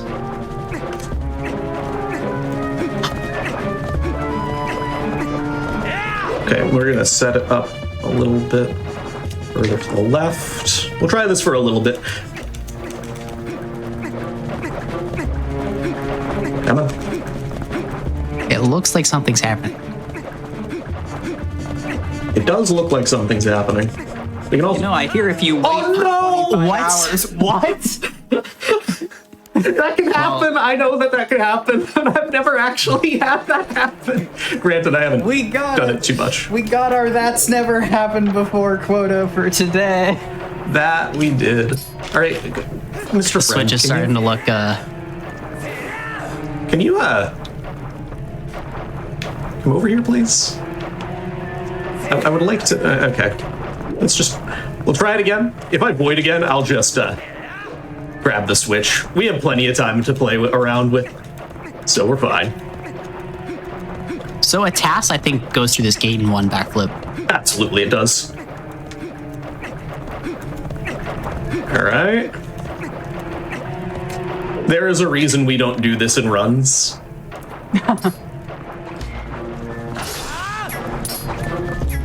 What does it save? I think like 5 seconds or something. Less. I think it's like Less. or 3 or 4. But hey, it's the most important piece of math that all speedrunners will need to know, even the math over swans. 1 swag strat is worth 3 regular strats. Okay, thank you. The thing decided that you decided to finally get out of my way so I can do the actual lineup that I know. There we go. Hey. Nice! Now we have to do it First again. try, every try. First try, every try.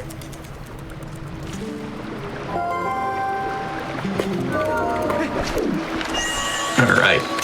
Just gonna do an LJA here. That's Jake, but he's not named for GameCube reasons. He's named for Wii reasons. So we actually don't really care about Jake and just say, hi, Jake. Hi, Jake. Even as a GameCube runner, I have some feelings about Jake. I also have some feelings, but not as aggressive Probably not as of strong feelings. as the Wii, yeah. Yeah. So you cannot do boomerang long jump attacks on the Wii version, but you can do a long jump attack there using Jake. Yeah, it's called the Jake LJA. That is the actual name of it. So we basically said before we were going to skip all of Lake Bed. We're just going to go directly to the Deku Toad. I think you get to the Deku Toad and can kill him in under 3.5 minutes, 10, something like that. Since entering And Lake then- Bed, yeah, absolutely. And then you can enter Morpheal's room within like a minute 20 of getting the claw shot. So it's absurdly quick. Yes, I'm starting to see how LJAs might trivialize some sections of this dungeon, perhaps. Yep. And they're so cool looking. Why wouldn't you want to run this game? It's so cool looking. And then when we show stuff off, we can do things that are slower, but even cooler looking. Also, this is going to be goofy looking. So Deku Toad's going to start out with sticking out his tongue. Shoot him in the tongue. Because I have the Master Sword. Boss fight over. Nice. Mini boss, but still. Also, we didn't really explain what the early boss flags was for. You howling at the stone. When he entered this room, he entered it from what's supposed to be the exit, and then he C-upped and looked at the ceiling. That worked because of having the early boss flag. Yep. So exactly the same thing that I mentioned earlier about how it registers that you've skipped a cutscene. On Deku Toad specifically, what it registers you've done is you've seen the cutscene where when you come in from below, the sewer grate shuts behind you, and then Deku Toad is above you. So the game then already registers Deku Toad as being above you. Also, we're gonna do this again. First try. Hey, do you mind getting closer? Can you bomb arrow it? That's a really good question. What if you back up and try to... Wow. Gate, our worst enemy.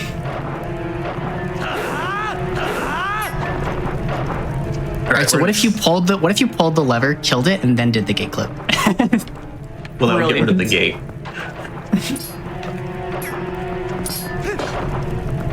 Yay! Okay.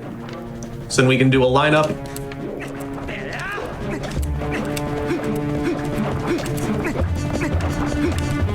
Get through the gate. Come on.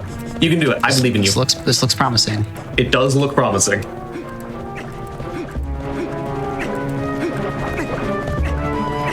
By the way, we've already absolutely lost time to pulling the lever. That is the reason that we don't do it in RTA runs. It's not hard. It's not hard at all. It looks cool and goofy, but it is slower. And unfortunately, when we go for PBs, we do try to go fast instead of just loving showing things off. That's why I love doing showcases. In speedrunning, we try to go fast? Sometimes. All right, so this is called boss key skip. Not lake bed boss key skip, just boss key skip. Because guess what? This is the only boss key skip. Yep. Every other boss key in the game opens a load sequence, which unlike some other Zelda games where the load sequence is like behind the door, it's tied to the door in Twilight Princess. In this dungeon, it just opens the door to like this conch shell thing in the center, and then you go into a void. And so super quick, easy. We love clipping through things, not really out of bounds, but clipping through geometry. And now we're into the Morpheal fight. There is an actual out of bounds skip for that, and there is. It involves using bombs. There is. It's a wonderful little thing that I hate doing. Is that in any category still? Okay. So we mentioned needing water bombs to beat Lakebed. Not technically true. You could do it with Zora armor as well, but that would take even longer to get. So we're going to use water bombs. You can use a water bomb to refill Link's air meter by doing what Glubbers is doing right now, swimming with the water bomb. Yay. I'm sorry, what? Yeah, so the game doesn't want you actually swimming with the water bomb, and so if you're swimming with the water bomb, when you drop it, the game will run a check to see what is happening when resolving the bomb dropping, and because you can't have that, the game because you're in midair, the only time that you can do that is when you're on land. For one frame, the game's like, oh, you're in the air. Which isn't actually the case. It then resolves, but because of that one frame, in that single frame, Hey. All right, we have a temperamental eel on our hands. Ace, do you want to talk about what eel is while I play Yes. with her? So, Morpheal is very annoying sometimes. Her movement around the room is random, and you want to move around the room and hope Morpheal's movement kind of lines up with your own movement. And when you choose to release water bombs and get air refills, we do have a limited number of water bombs we can use. Like one bomb is good for one air refill. So ideally, optimally, you can do Morpheal. Okay, you can do Morpheal in only one water bomb. That is insanely unlikely. Best you could ever really normally expect is 2, but it's not uncommon to have like 3 or 4, even sometimes 5 or more, just because of how annoying the fight can be. Also, we should mention, in case you didn't know, if your air meter depletes, you die. It's not like you start to lose health or something like that. It's just an instant game over. Oh, fun. Yeah. So we're going to be juggling around trying to get the hits in as she comes over to us, which she seems to be doing again. Maximizing the And then air she decided that to we go up. have, and she decided to go up. So because I'm low health, I'm going to avoid that. This is, admittedly... This is an eel. Oh... I'm gonna toot my own horn again for a second and just say, this is the kind of Morpheal that would have... no, do not get eaten, I would die. That would have some runners mauling, other runners not really capable of handling it. If I don't get this in 2 more bombs, I will have to reset the save because I'll be out of bombs. But it's pretty normal to get the eel done in 2 bombs. So it should be fine. But this has been interesting RNG. So right here, he's gonna go for a regrab. Ooh. Equip. Yep. Are we fine? Should be good. Ooh. Okay. So right there, he went for a regrab. You have to go for it. You don't have any more water I bombs. have to. Yeah. You can get a regrab on Morpheal by using Iron Boots. So if you grab Morpheal, unfortunate. If you That grab is Morpheal, unfortunate. if you claw shot the eye with Iron Boots on, what you can do is force unequip the Iron Boots after you've dealt the 4 sword slashes to the eye, and then you will immediately be removed from Morpheal's eye, versus having to go through the animation of her throwing you off, which takes longer. And this is what we were skipping with that backflip, by the way. I'm currently, that loses a lot of time. The time that I just did the boss fight, I have to do it again. So I'm going to be focusing. Ace, you can take it away. I'm just going to say right now, I am more focused on speed right now than showcase. Yeah, do what you gotta do. But yeah, so go ahead. No, you first. I would say Chad is saying, at least we didn't run out of air, which is true. Drowning in this game, horrifying. Yeah. Yep. It is not the greatest when it happens, but that was actually just random. I had said to Ace before this happened, or before the run, that, yeah, eel will be what it can. It's probably going to be bad. And it sure was. Yeah, Morpheal can just be unfortunate sometimes. Even in my last few runs I've done, I've had pretty horrendous eels as well. But yeah, so you can do regrabs. So the way the second phase goes ideally is she gives you a good swimming pattern right from the start, because you pull the water bomb at the end of the first phase and you take off the Iron Boots, which leaves Link floating upwards during the cutscene. So that helps you close the distance between you and Morpheal.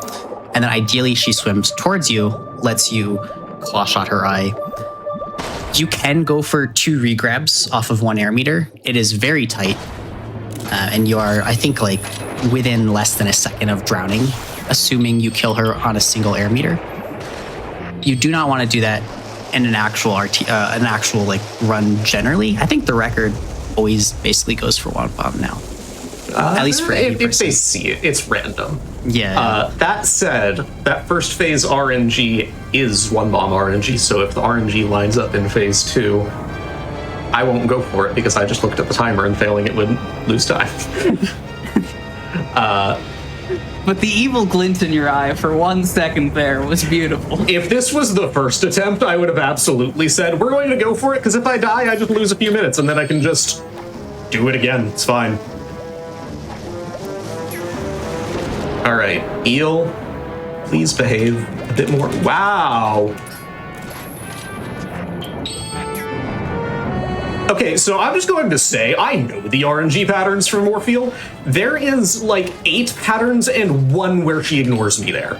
And we got them both times. Game testing your limits as a speedrunner. The game is testing if I know how to do Morpheal under the stress of doing a showcase, which I do. I absolutely do. Apologies for the game being temperamental, is what I'll say. So we're going to quickly go down here, and I'm going to just live commentate what I'm doing, as though that'll give me better RNG. So when we sink back down, what I'm doing is I'm going towards these pillars here, because something that is tending to be true, but not always true, is that Morpheal's swim paths tend to bias in the direction of these pillars. So if I go towards them, she's more likely to line up with my path. And I'm going to be a little bit safe here because I have a heart and a quarter, and she's going to eat me. That deals a heart of damage. And that's going to preserve my air meter a bit and also give me some verticality and be guaranteed to be over her.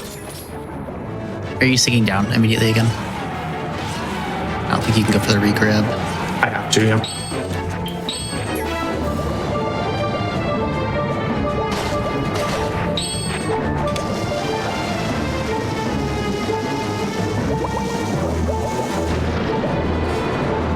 I can't go for that. I would have to get eaten.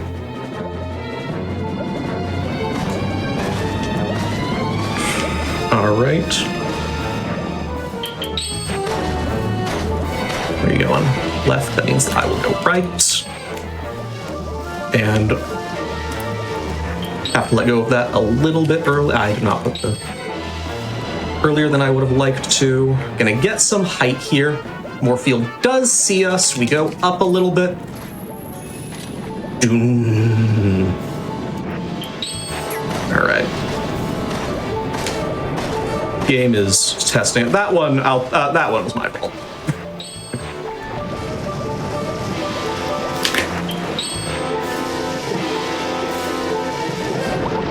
All right, Eel.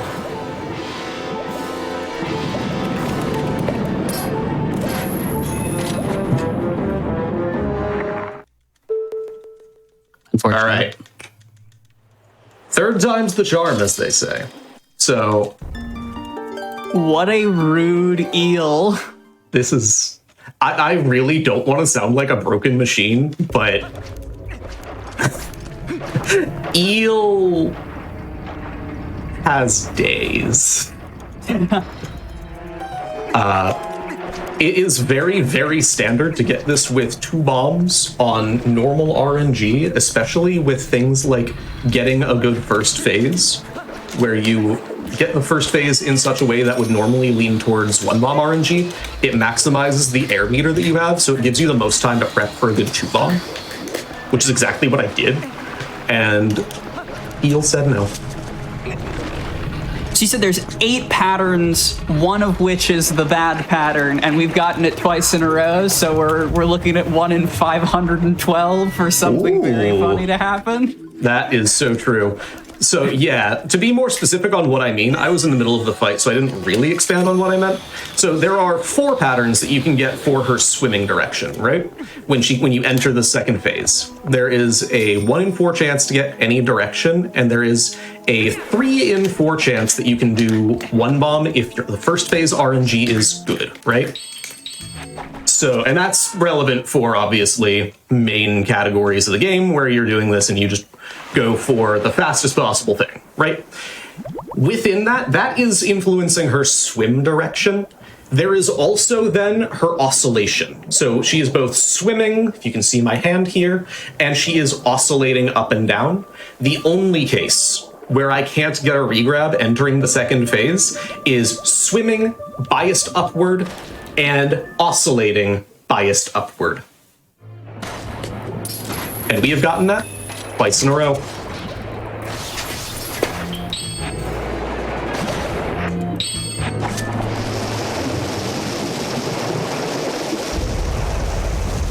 Surely. Yeah, surely we won't get the bad RNG a third time. A fun little tidbit about the first phase actually is that you sink all the way to the bottom and you basically almost drown. You only don't drown because of the cutscene that's there. If you skip that cutscene, you get an air refill. If you watch it, you do not get an air refill. Yep. Yeah. Don't really understand that one. I know how the water bomb works, exactly like I explained earlier, but here we go. There we go. I could technically go for one bomb off of this. Not going to. We will not get 1 in 5 12s today. Not today, we won't. We will get a bad pattern there, but that's fine. Yeah, She one decided bomb to turn generally. away from us. I think one bomb's one of those things that generally you only want to go for once you have like a real. Did she swim away again? Yes, she did. Yep.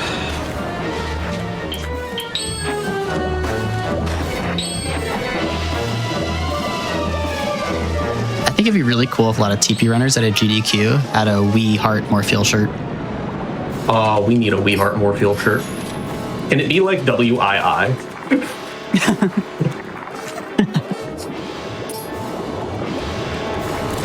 Okay.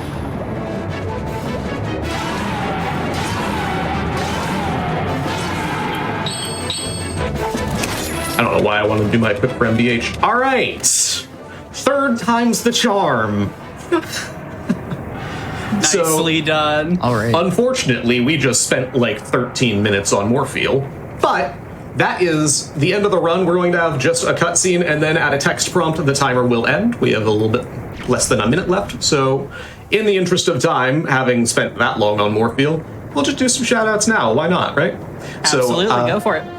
This is going to be the end of the run. Timing will end when I call it out, but it's going to be on the A prompt at the end of the dungeon to exit the dungeon. I have been Glovers, the Glovers on Twitch. You can call me either Glovers or the, some people call me that. And I do a lot of Zelda runs. I've been currently gearing up for what's called the 3D Zelda Challenge, the Any Percent Challenge, where I do all 7 of the 3D Zeldas in a row. Twilight Princess is kind of my main game, but I've been doing Breath of the Wild recently, and we've been having a lot of fun with that. So yeah, if you guys like anything Zelda, go ahead and check me out. You can find a link somewhere on the GDQ page right now, because it is right in the title. And Ace has been my wonderful, wonderful commentator. He is also gearing up to do the 3D Zelda All Dungeons Challenge, I believe. And Ace, I'll let you shout yourself out. Yeah, I mean, that's something I'm going to work towards gradually. It's the same thing Glover's talked about, but the all dungeons category in every game. All 7 of them. Gonna be a very slow build up. And then my Twitch is chaotic_ace. GG. I have to say, your genuine joy for every single trick in this run, and like being someone with thousands of hours, being able to be like, look at that, that's so cool even now, is inspiring, and I love seeing that in speedrunners generally. Oh, I love this game. You want to see one last goofy thing that shows up literally in the next few seconds? Yeah. All right, wait for it. It's in this cutscene. So Wolflink spawns, and we were human when we entered the warp portal, and we have Master Sword. So here is human Link's model on Wolflink's body. Sorry. There you go. Well, I can't think of a better note to go out on. Glovers, Ace, thank you so much for coming on the show. We are going to take a quick break, and then when we come back, we'll be returning to our SGDQ submissions episode with some Oddsparks, an automation adventure Don't go anywhere.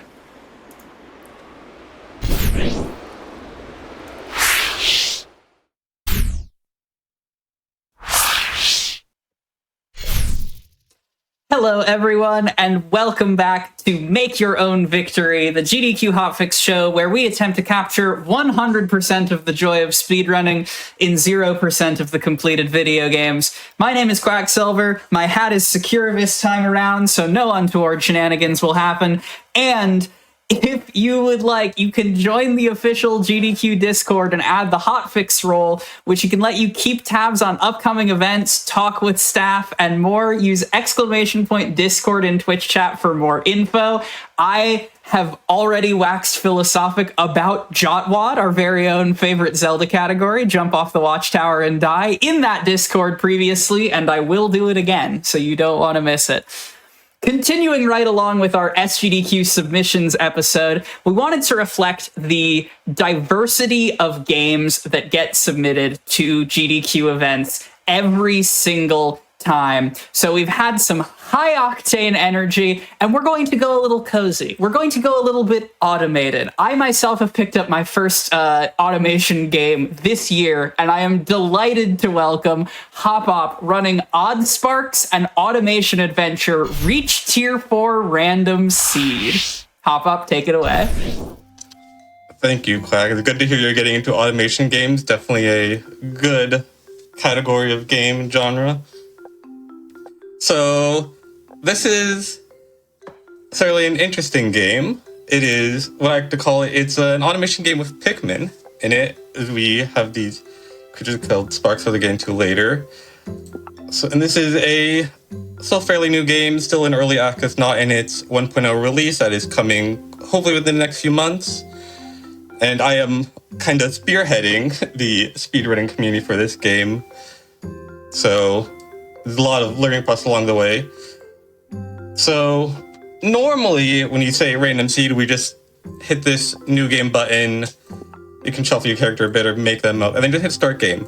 But just for this, I want to just name our village and name our seed, because I do not know what the seed will actually be, but I'm just gonna name our seed in our village just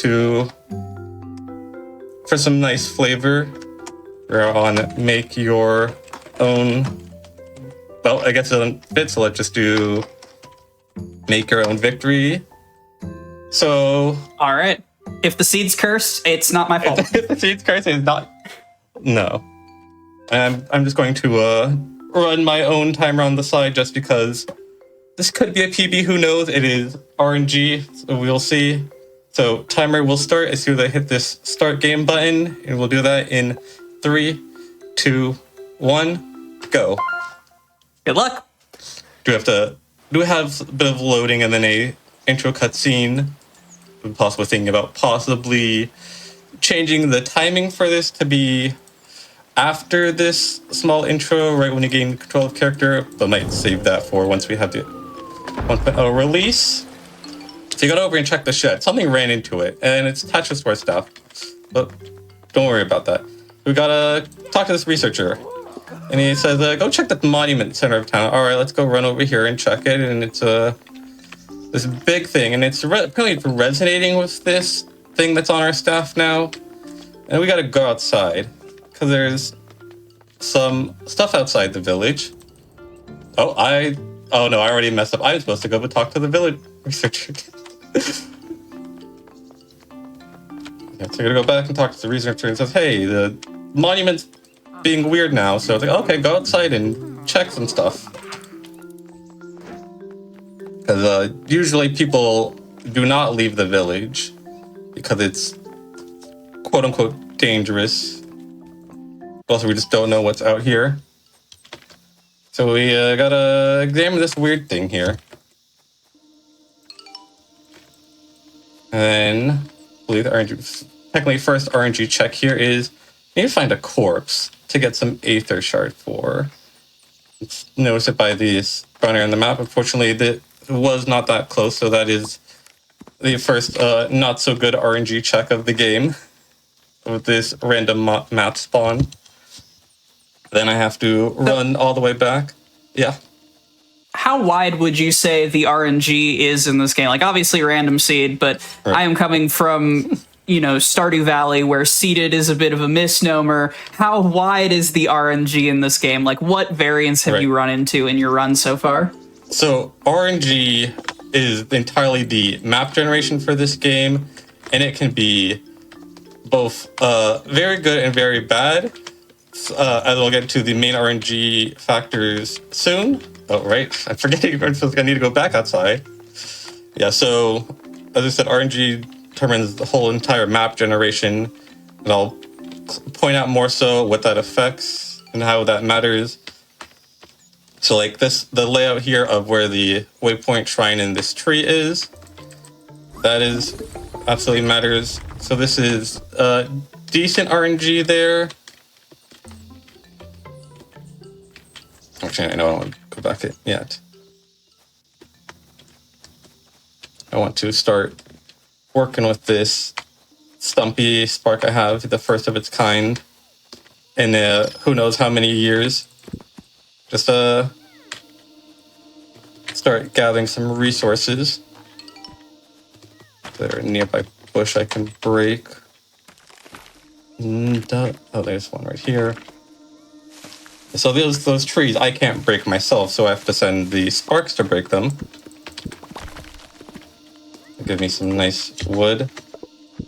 I'll send the spark to get that as I put the aether and wood into this Stumpy Spark shrine and start crafting some more Stumpies. So how did you find this? Are you a historical automation game enjoyer, or is this your first, or how did you come across Oddsparks? I've been big into the genre for many years now, so I don't remember exactly how I found Oddsparks specifically. I believe it was just a Steam sale, I believe, going on this past December, which was right after its most recent Hot and Cold update came out. I decided to play it and get into it, enjoyed it, and then about a month or two ago, I decided, hey, why don't we try speedrunning it? Because why not? Something to try. And it's because it's something that some of the devs are also interested in trying out, and building a speedrun community for the game. And I stepped up hey, I've been in speedrun communities, though not much of a speedrunner myself, so I could help spearhead this. And we've gone from there. Still trying to grow the community, as I'm technically currently the only runner, but I'm hoping for that to change soon. Especially this being here on Hotfix will absolutely help with that. And we love supportive devs in the scene as well. All right, so that's what I served in what is I like to consider the first quest of turning in 3 Stumpies to the Quartermaster. They don't have any Stumpies, so we gotta leave the village and then come back into the village, because then we get... Oh. Hold on. There we go. Gotta leave the village and then come back in, and those Stumpies will be spawned on those paths, just to show you, hey, this is what it looks like when you have Stumpies on paths. Easy way so you don't just completely lose those Stumpies you've made. I'm gonna have those Stumpies in there. More while I am going around.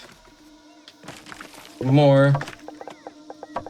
Just take them all, so we get faster collecting this wood. Yeah, wow, it really is a very Pikmin toss. Yeah, very much like the sort of Pikmin, because you do very much control them like Pikmin is, including some combat that we'll get into later. Hopefully, I do not have to get into combat for this, but can if necessary. Yeah, so like this, the corpse spawning all the way over here as opposed to right next to the starting tree and shrine. Also some unfortunate RNG, but it's not that bad, as you see.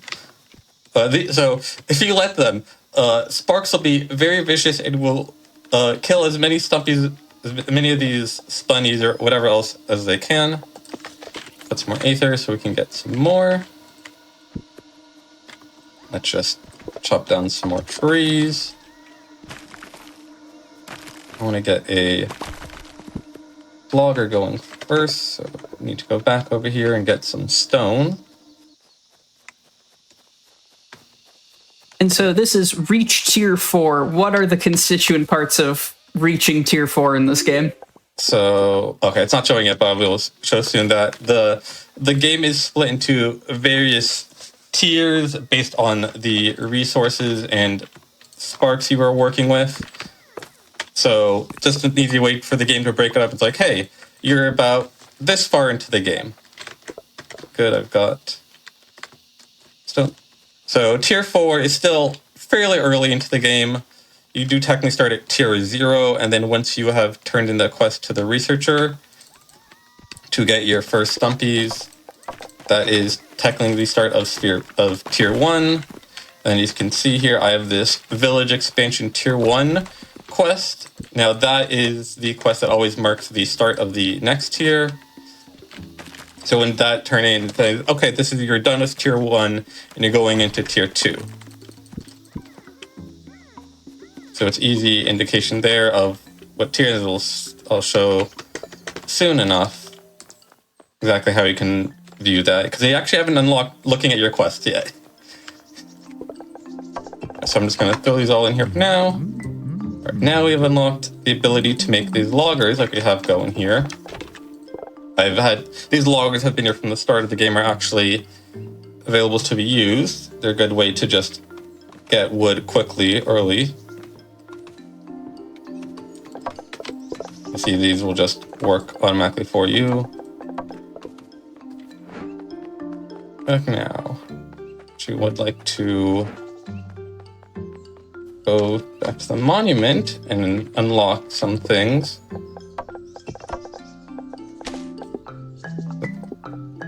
These will just help us later. Most of these we can actually ignore because we do not need them for getting to tier 4, though they are some nice quality of life, especially if you're playing the game normally. So yeah, how long did you spend playing casually before you jumped into the speedrun? I have about 50 hours, and I am in tier 8, which is the second to last tier in the game so far, out of 9 tiers.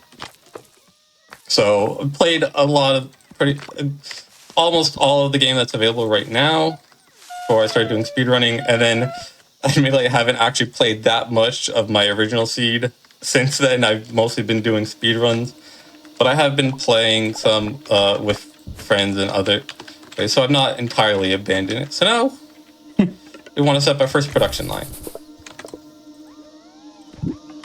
We've got this logger, which is chopping logs for us.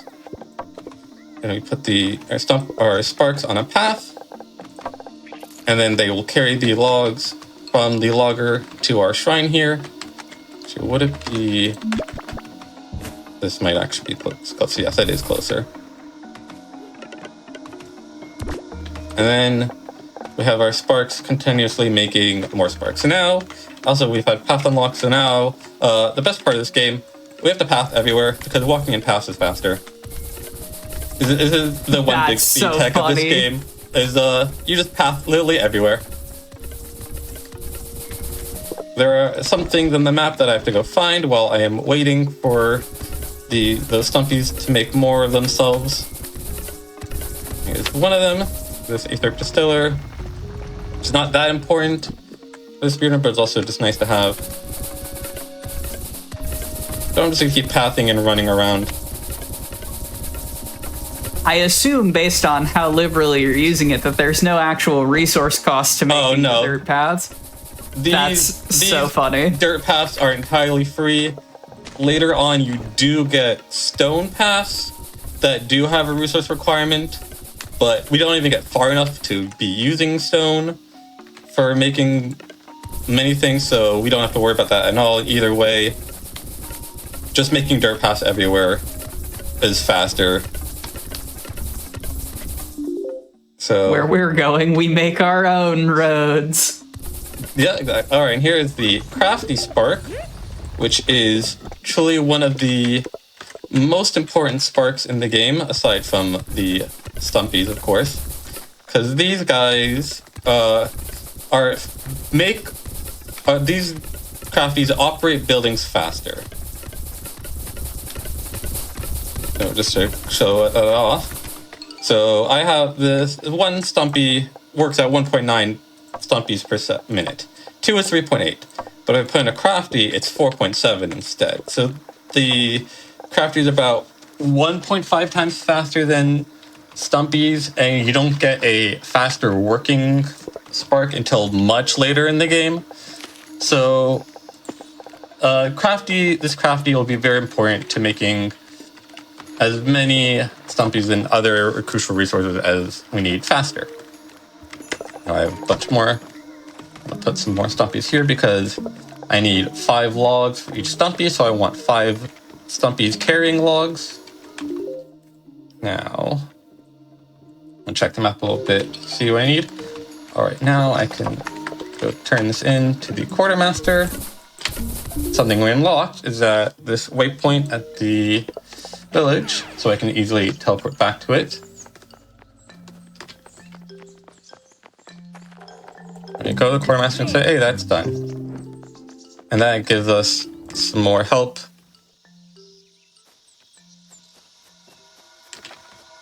Now I'm going to put another stumpy in here, and now we have barrels that we can use to store stuff in.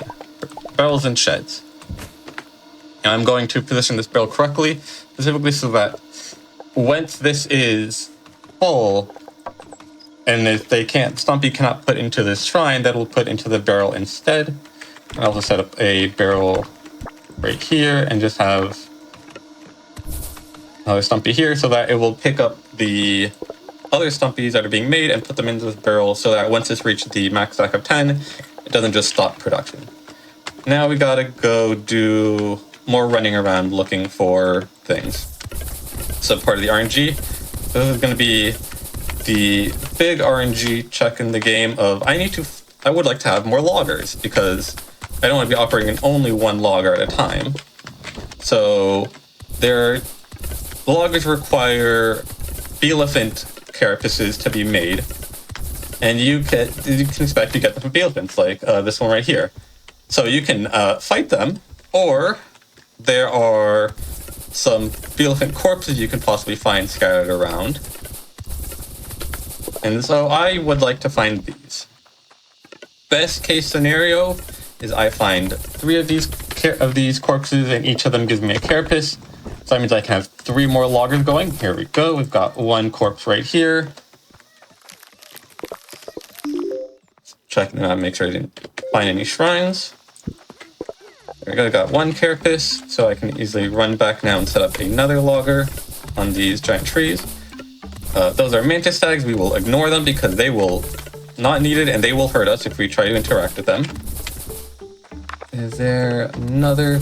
Nope. I just want to check the map and find these brown areas. Those are where the corpses and stones spawn. If you get fewer than 3, do you have to go to combat? No, 3 is just optimal. I usually want to get at 2 is fine. I'll say in a practice run I did yesterday, I believe I only found 1, so I did have to fight a elephant. And so the fact that we have found 2 already means I will not be needing to fight any.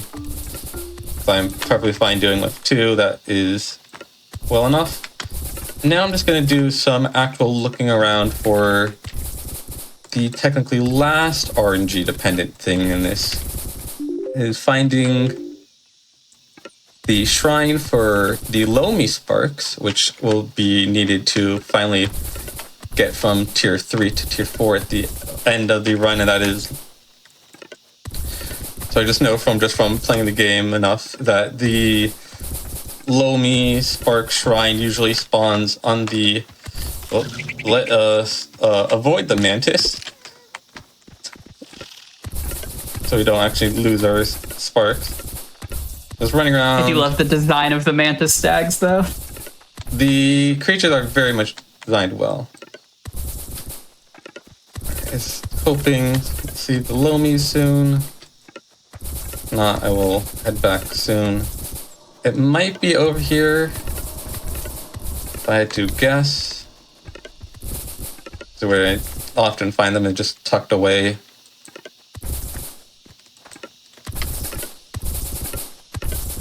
So you mentioned that you constituted all or most of the speedrunning community. I assume that means that the routing is largely on your shoulders for this game. What Yeah. was the process like of routing out this as a speedrun? You know, new game, underdeveloped. What have you been looking for as you put the run together? Well, the game is fairly developed. Just waiting for some more, just some tweaks and updates that has mostly come late game, but also just some general stuff too. About like the main. Yes, sorry, that's fair. I mean, underdeveloped in terms of speedrunning. Yeah. So the first thing you need to see is, okay, if we want to get to this goal, what do we need to get to it? We won't see it as much yet, but there are some things in tier 2 and tier 3 that I will absolutely be skipping because they are not needed to get to tier 4. If I can show this off. So like, this build presets, I don't need to get that at all. Most of these monument quests I can just fully skip as well because they're just not required or even wanted to get to tier 4. I need to get some more stone. Luckily, some right here. Some over here, so I can get another logger.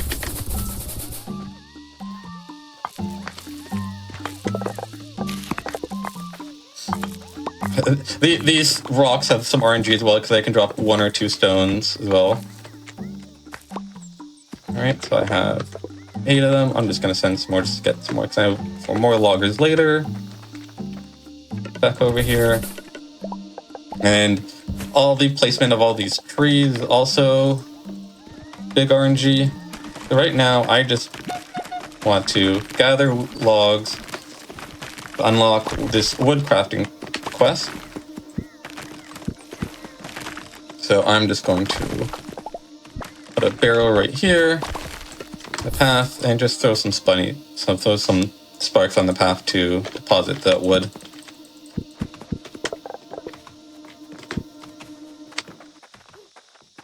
Alright, yeah, so the big thing is routing. Which quest do we need to do? How much automation do we set up? How do you optimize the automation as well? Okay, almost there. Got plenty of sparks being made as well. How much would we have in here? Perfect. We've got over 100, so now I can go back. And I can turn in this woodcraft quest and start, I guess, our second step of automation of even more processing resources. 3, 4, 5. We're going.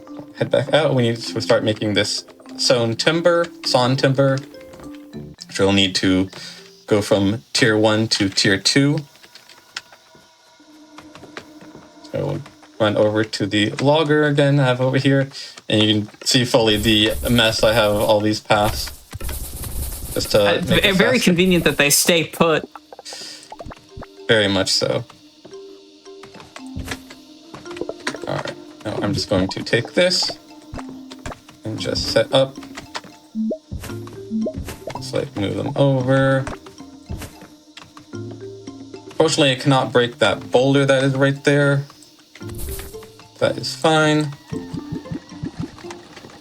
I do have to What? adjust these paths so they're not actually connecting. Once again, I will state for the record that despite the seed being make your own victory, it's not my fault. It is not your fault, no. Any blame that would be assigned to the show can be assigned to my cat instead. I will do so. If I go overestimate, I will blame your cat then. Kuiper. So I'm just checking the map to see if I haven't accidentally seen anything that I've need. No. So you can see shrines and giant rocks that we will not be using at all. So I think I want to go down over here while I'm waiting for logs to be made. going to just set up this. Actually, do I have a... Yes. Get some more rocks. And you can see sometimes stuff will respawn. Like the rocks over here respawn. Don't think I can be able to access any of these giant trees here because of the larger pine trees. Oh, I guess I could. Oh, I guess I can access this one. That works. Just want to figure it away with the stumpies. Give me the wood I need to set up another logger. And then I just want you for now, just to be making some wood for me. No, maybe a few stumps there. Right, so now let's go this way. Because we're still looking for the new type of spark, yes? Yeah, so we're looking for low me sparks that will be required to get to tier 4. So I really just wanted to locate them just so I can know where they are and not have to spend 15 minutes at the end when I need them running around to look at them. Okay, I thought I spotted another quartz, but I did not.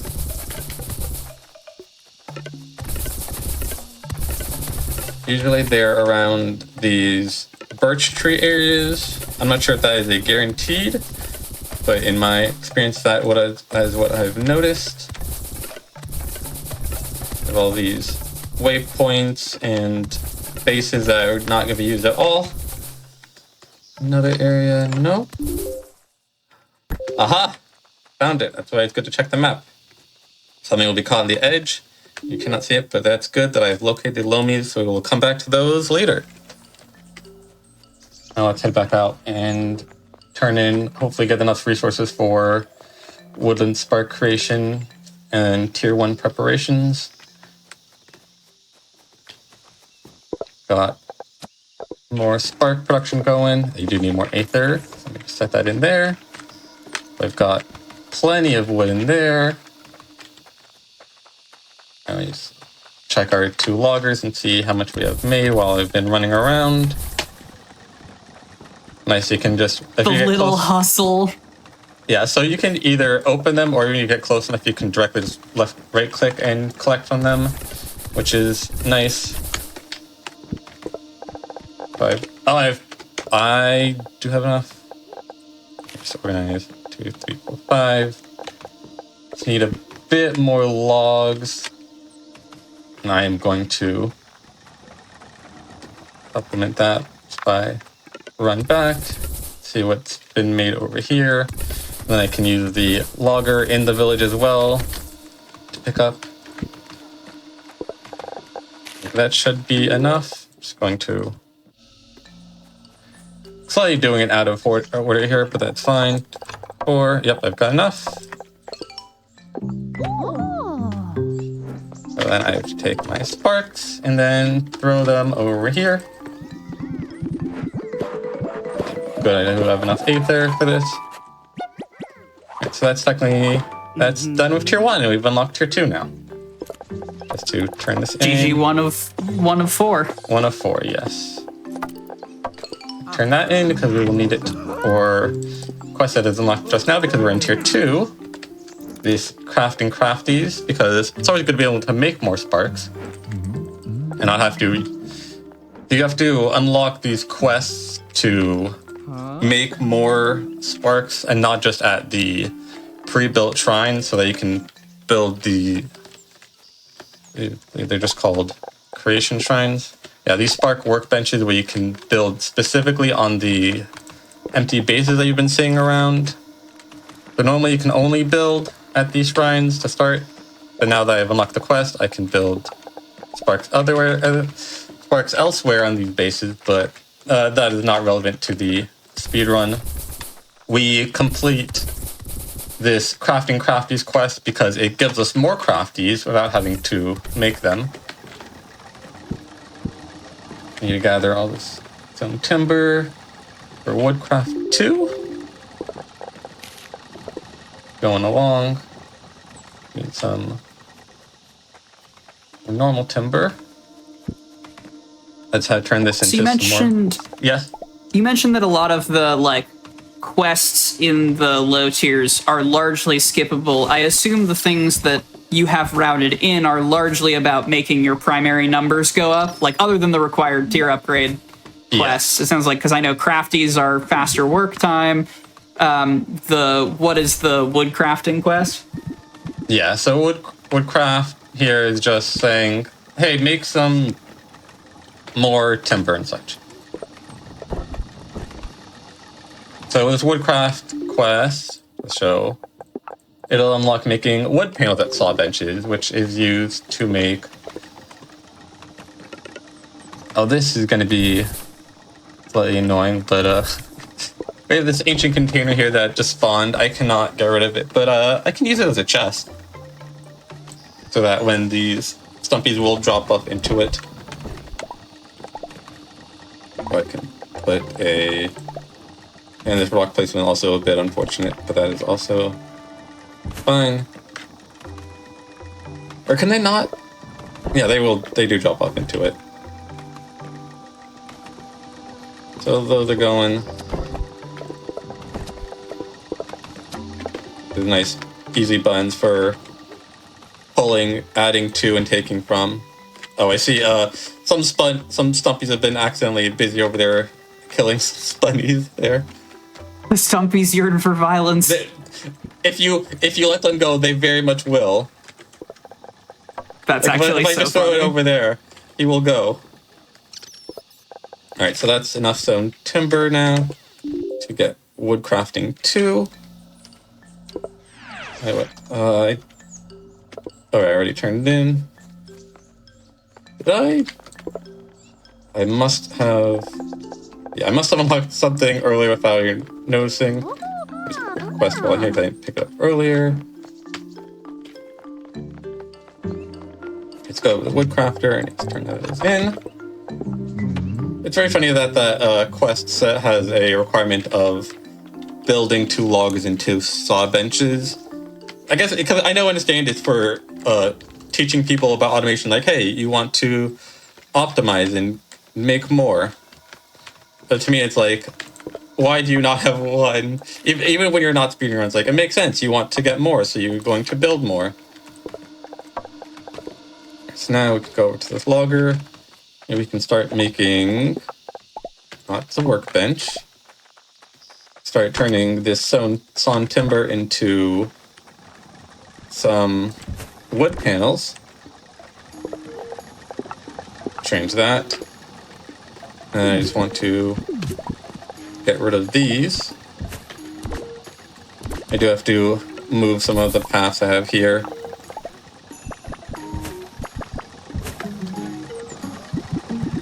I love the evolution of your dirt paths. It's like speedrun crop circles. Yeah. So now we're just getting to a lot of waiting.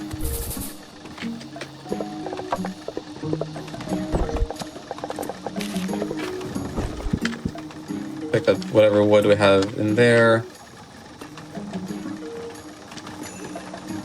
While we're waiting for some automation to finish, as chat pops in and shares some love with you, I'd love to spread that to all of our other shows in this season. If you go to gamesdonequick.com/hotfix, you can check out our full season lineup, as well as the schedule for the upcoming week for an in-depth look at this week's runs.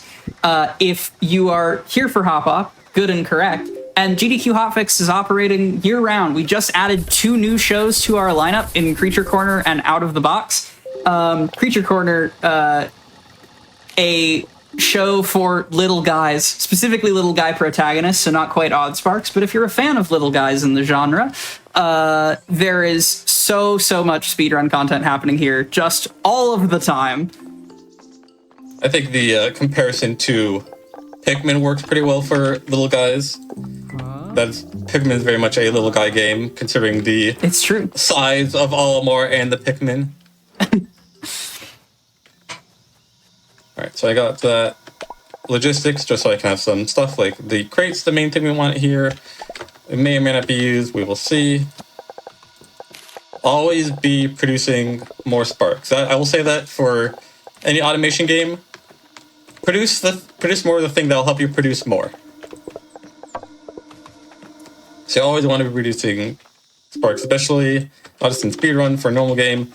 Later on, you need so many sparks. As you see, I need 40 stumpies for crafting crafties, and I almost have enough wood panels. I forgot to change that one. Slight loss there, especially because this is the closer one. If you see on the path, they go counterclockwise around them. So it's important to know the direction your stumpies are going for dropping off items and picking up items. Alright, now we're just doing some more waiting. As I have Lomi Spark over there.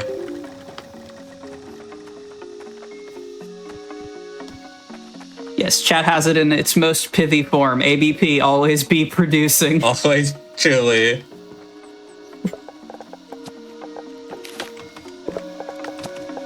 I think I might have enough.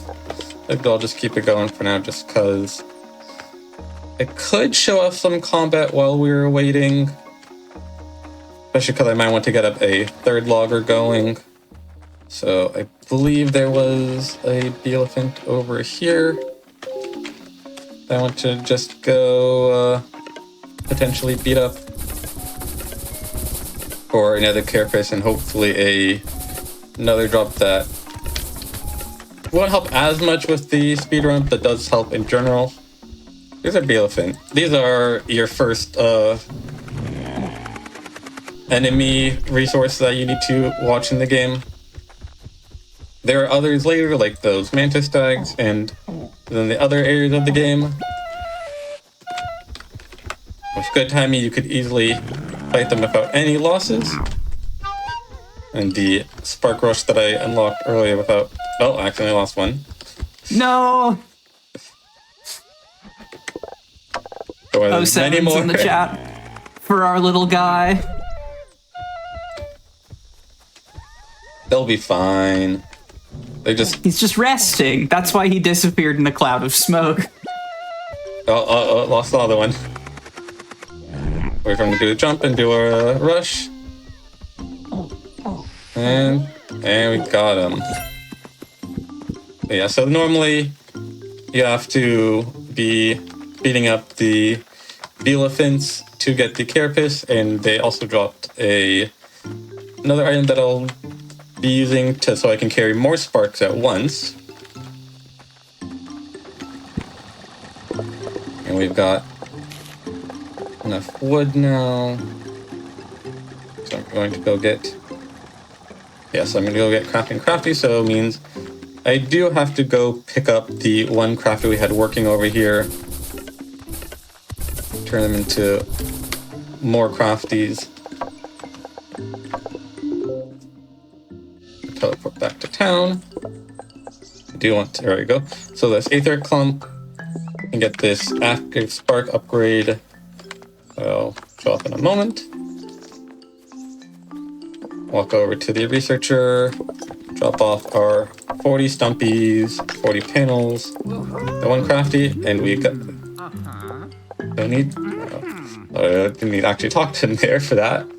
But now we have a whole 10 crafties, and now we can carry 20 active sparks at once. And just some more free sparks from the quartermaster for doing quests for her.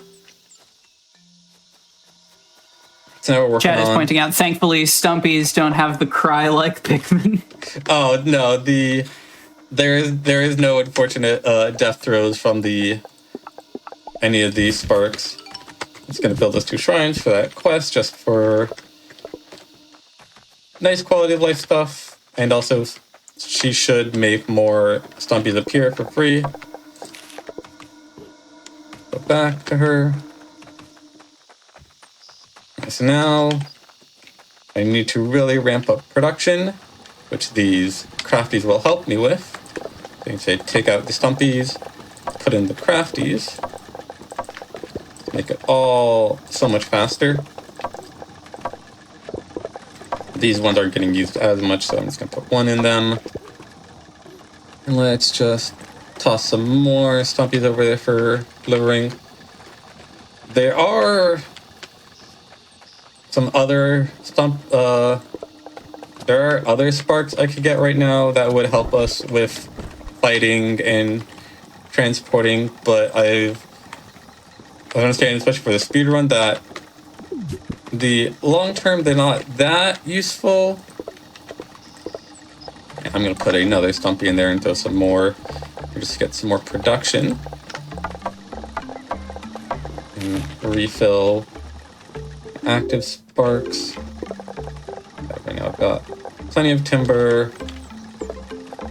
I'm making some panels. Right, I want to find... I don't think I can set up this big tree in the center here. I technically can. So it's going to be a bit awkward with the pathing. Let's get some more stone. But Hop Up, there's all these roads. What do you mean the pathing is awkward? You generally do want to minimize the pathing of where you're taking items from and to, which is why I have the saw bench literally right next to the tree whenever possible, especially for speed's sake. So I have to do this awkward thing of I can chop down that tree there since it's a smaller tree.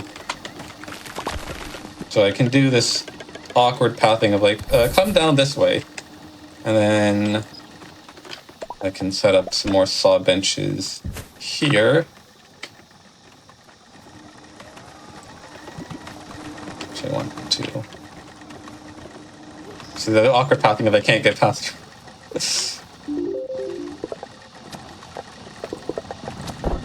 Do need some more just pure wood as well now.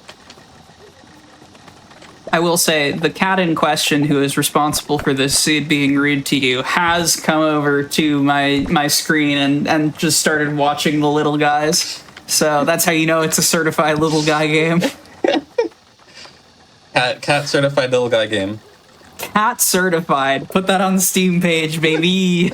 I'll put it in the Steam review. My cat likes watching the little guys go. Certified little guy game.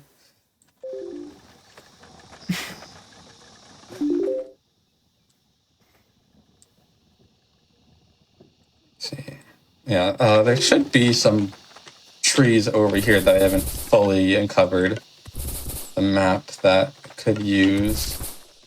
Or no, I guess this is just some trees and not the magical giant trees that never actually die out or run out of resources. Don't ask why they do. Don't ask me the lore reasons. It's they just don't run out ever. Don't worry about it. Seems fairly convenient for the automation game. Yeah, they much decision the dev like we could have like how do we want to make an automation game? Do you want people to be having to move all the time, or they can just stay in one spot? It's going to build a shed to put some stuff away. I'm going to want to go over here just so I can make some aether out of these pellets I've had in my inventory. If I will need some more aether for making the lomies later. I've set up some simple automation here of a crate. Move that way. And I'll put the one in there, which is fine. So let's go back to the village. And so, yes. why tier 4? I know because I like I said when we built the show, we were looking through the SGDQ submissions as a whole for things that do not beat the game, and I saw that you had reach tier 4 and then also like perfection tier 2 or 100% tier 2. I forget what the category is called. Yeah. Were those chosen just because like estimates that felt good or something specific about the runs? Yeah, those are kind of arbitrary, just mostly based on timing of it. Just because they both roughly an hour each, and they're this run that I have done just mostly because of timing as well. And yeah, so the ones I've done because of timing and it's easier routing as well. I should probably be trying at least a tier 3 100% soonish, which I think could go like maybe 2 hours, or probably close to an hour and a half. Shouldn't be that much longer than straight to tier 4. I've got plenty of vlogs I can. But you are not a 12-hour reach tier 7 sort of runner or whatever arbitrary high tiers would be. Not yet. I would like to get the community established before I try get that going.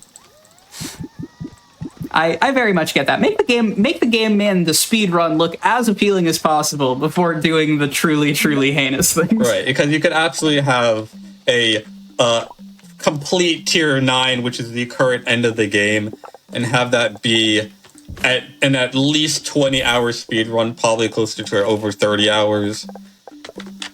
But let's start with the... Oh, we already have. I need to put more sparks here for travel. You can see now why closer is better, because the farther away it takes longer, so you generally want to put more sparks on the path. Okay, how much do I have here?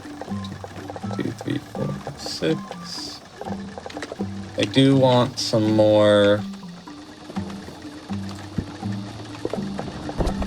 Alright, that is enough for tier 3. Or to finish tier 2 and start tier 3. 1, 2, 3, 4, 5, 6, 7, 8. 1, 2, 3, 4. I do count based on the stacks. Usually it stacks in 20. But usually to count it that way. We gotta throw our stumpies here again, so they build that, and that is tier 3. GG tier 3. Alright, and then now here's the secret where we very much minimize what we're doing. So I only need the tier 3 to tier 4 quest, and then the quest from the woodsman. I can ignore all other quests for now. Usually just get this quest, well, because it's not an actual deliver. Something that I've troubles with other people that I've like talked to about is like transport versus deliver mean two different things. Transport is the act of, oh, I am out of ether here. Transport is the act of a spark taking an item from one location and transporting it somewhere else. Whereas deliver is you directly take the item and you give it to the person who has requested it. Got plenty of ether here. Oh, I did not. Now I can show off like filters and stuff, like I put a blocker here and the stumpy won't go past it. Makes it easier for stuff like that to make it faster, because paths do always have to be too long. You can't have a one long path. So you put a blocker to make sure that they're only going along the one path in a circle. It does complete that quest, which is crafting, which I fully ignore that quest. So you can see for tier 4, I need to get some wood panels, which I have already. All the setup I did. Let's go turn these into the woodsman. And we get some blades. Now, and then we get these quests from the woodsman. I'm going to run over to the merchant, who he's not talked to yet. We have to... Something I have just noticed through from speedrunning, that if you talk to someone and they have a quest, they will automatically give you the quest. You cannot deny the quest. Which is just an interesting quirk of the game, but it's understandable. So just to show only the ones I need, do actually need that one. So we need to make some blades now with these wood workshops. We only need 40 blades. Normally you use blades to make your more combat-focused sparks, and the cutter building, which is what we're using it here for here. So I would like to take the crafties and put them in the wood workshop. They are going.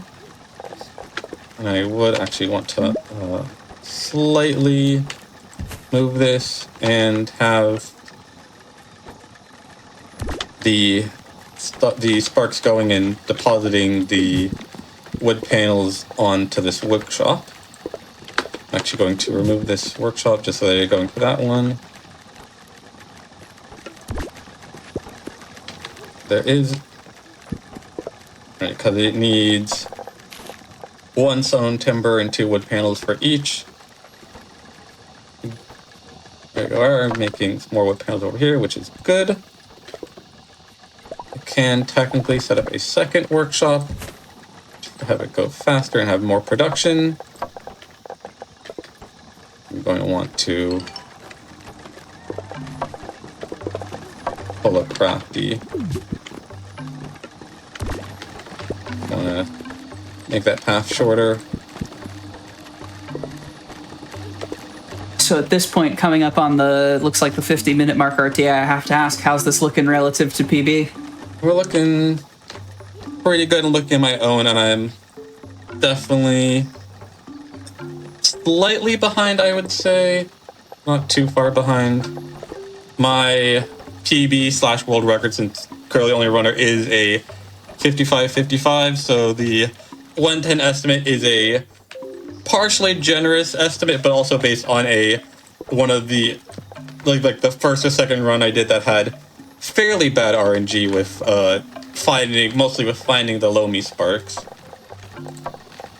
So Jesus, it can be hard for you were talking about like marathon submission design, as that is the theme of our episode. It can be very difficult to find that balance between like an estimate that I know I can showcase in like 90%, 95% of showcases and something that like sells the game. I know a lot of runners put a great deal of thought into it, and depending on how damaging to a run like a certain trick going well or poorly can be, the different margins you see on estimates in different games is something that is endlessly fascinating to me.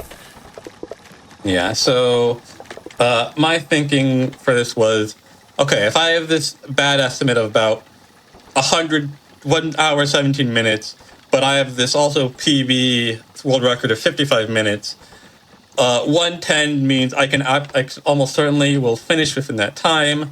So under 105 is generally a good run, and under 1 hour is what I very much hope to go for.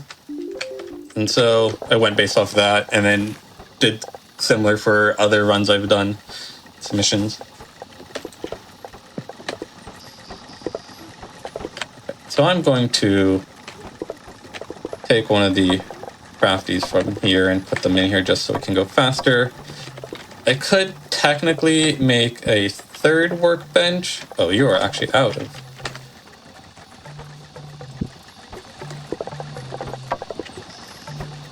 I want to turn you over here into more workbenches for the wooden panels.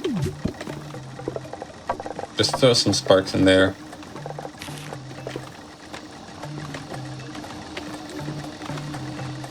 What I should actually be doing while I'm waiting is I have a requirement of 40 stone for tier 3, so I should go run around and collect that as well while I'm waiting.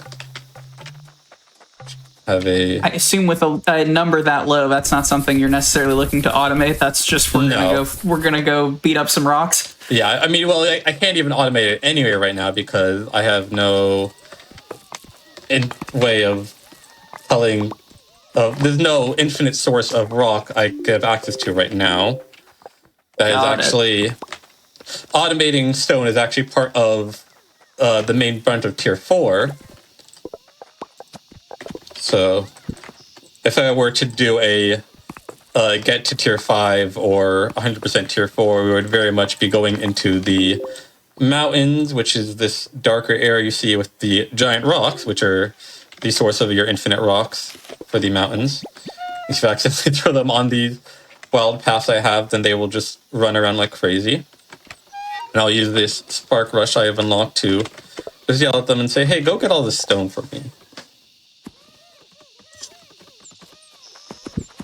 I can just pick it up, and there should be plenty of stone now.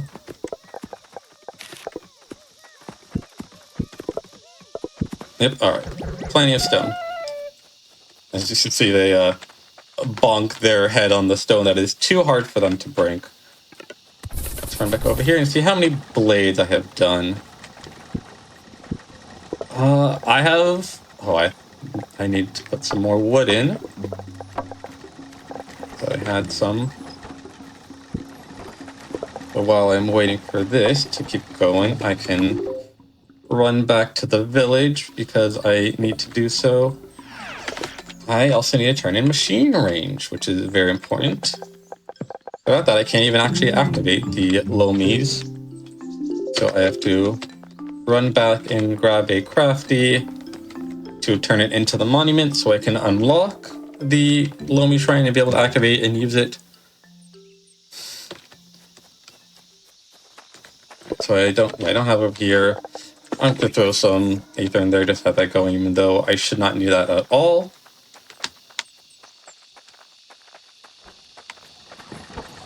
I'm going to...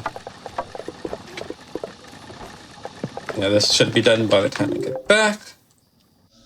We'll go here, we're going Love it when it times out like that. Yeah, alright, so unlock machine range 2. I'm going to not turn in waypoint range 2 because I'm not even using the waypoint.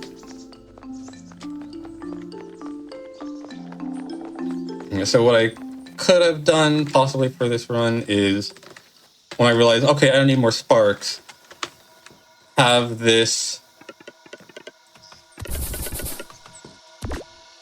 take the logger and have it be transporting to this waypoint.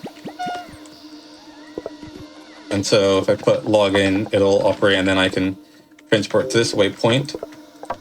One thing, that waypoints need to always be fed with some form of fuel, which is usually organic based, I should say. Which is very funny that later on there is explosives. Oh. And you can they don't actually explode, but you get these bomb sparks. But you can also use explosives as fuel for the waypoints. Why that is, I don't know, but it is a thing, and you can absolutely use explosives as fuel for those waypoints to keep them running. Alright, so I have all my stuff. Looks like there was a third corpse here. I'm not sure if that respawned while I was away or not, but there was a third corpse there that I could have gotten. So now I want to set up the cutter right here. I did not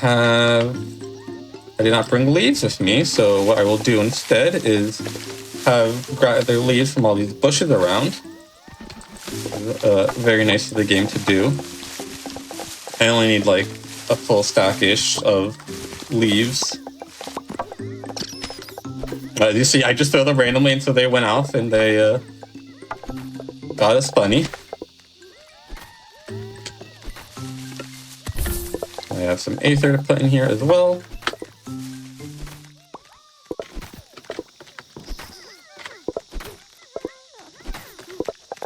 That should be... I need a few more leaves.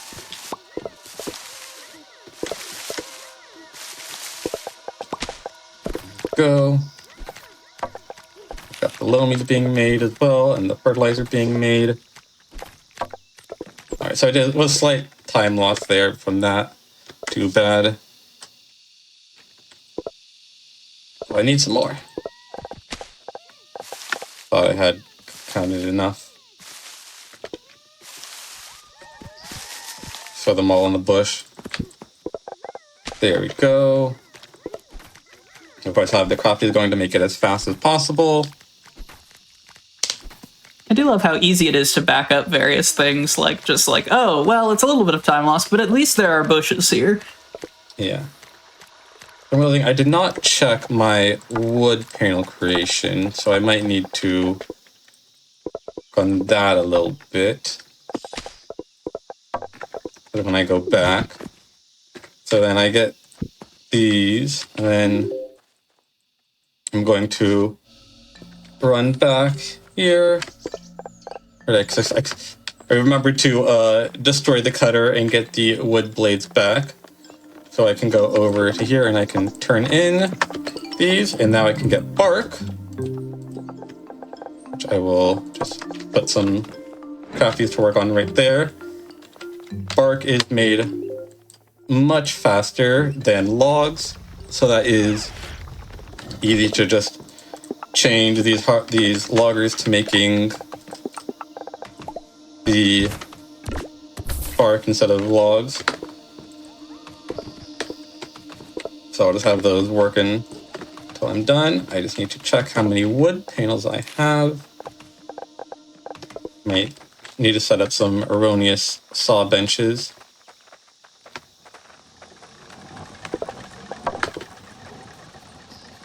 See how much I have in here as well. How much is that? 4, 5. I do need to set up some more. Bench. Let me see how much I have over here. I did not put you into a... Why do I have some extra wooden blades? Oh, I must have had the wood workshop going for longer. Not timed that out correctly. It's always one resource at the end of the game that's like, hey, I'm sitting with this here. Why? Yeah, the extra fertilizer happens, but yeah. So I didn't exactly time that correctly. Why I still have to wait for wood panels. I can technically just set up some more saw benches and just say, "Hey, have some lumber." Oh, which that's to wood panels.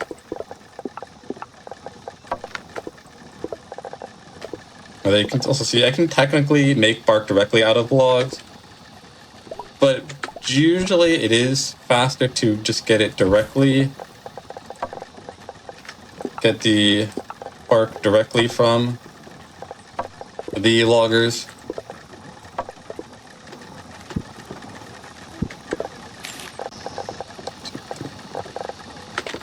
Almost there with the panels, and then I should have enough in the chest by the entrance. Oh, I guess I check out that one.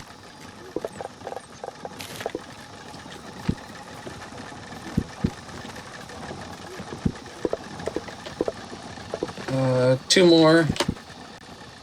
Right. Just run over here and collect all this bark that has been hopefully been put away. Perfect, plenty of bark. Easy every time. I've made a small blunder here. I need 10 sparks to actually finish, and I only have 9 with me. The one that got sacrificed, it came back to haunt you. I guess it did, yeah. I can just pull from there. They should catch up on their own. And then... So let's come over here. That 40 stone, the wood panels, the bark. Right, gotta talk to her. And then time will be in a few seconds here. Once this marks, that's time. GG. So I've got just over an hour on my own timer. I have a 1 hour, 44 seconds, might be slightly off with GDQ timer, so pretty good. Unfortunately, did not get the under hour, but not a bad run at all. Yeah, no, it looks very cool. And always, as always, the micromanagement of this is always so fun to watch. I am a relatively recent convert to the genre, and I just think the brains of the automation game people are so huge all the time. But best of luck with the SGDQ submission. And before you go, tell people who you are, where you can be found on the internet, and if you've got shout-outs to give. Thank you. Hop Up, usually go by Hop on the internet. I sometimes stream. It's a very irregular schedule. I just want to shout out the devs of this game, Oddsparks by Massive Mini Team. The devs and community so far have been wonderful. I really would not have actually gotten to speedrunning for this if it weren't partially from the encouragement from the devs of wanting to set up a speedrunning community about it and just asking like, hey, if we were to help speedrunners, what would we need to do? They've been wonderful to work with and communicate with. So go get Oddsparks. 1.0 release should be coming in the next few months. Maybe end of summer. Hopefully by end of summer. They've been teasing and playtesting. So thank you for having me. Of course. And yeah, I do want to say as we transition out here, shout outs to supportive indie devs, always and forever. Seen some devs from the Oddsparks team in the chat. Always my favorite thing in the world when devs and speedrunners have a good relationship. Friends, when we come back from the break, we are going to be going into our final run of Make Your Own Victory tonight. We have had a lot of crafting and a lot of tool work in Oddsparks, but what if instead, no tools? When we come back, Monster Hunter Rise, Magnum Alo %, no tools. See you soon.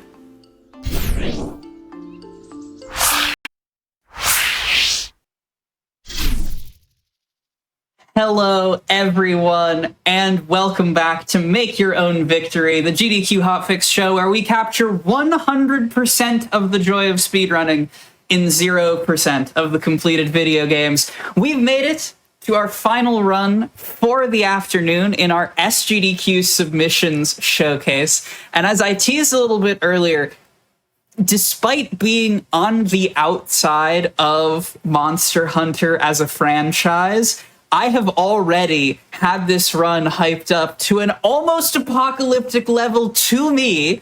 So here, to dispel all illusion about why Monster Hunter speedrunning is sick, please welcome the King's Pride showing off Monster Hunter Rise, Magnum Alo %, no tools.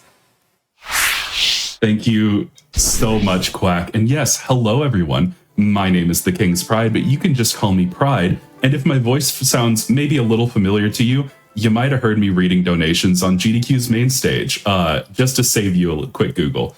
But I am here to show off Monster Hunter Rise, Magnum Alo %, no tools. We'll get into what all of that means in just a bit, but I am currently joined by a lovely commentator, if you'd like to introduce yourself.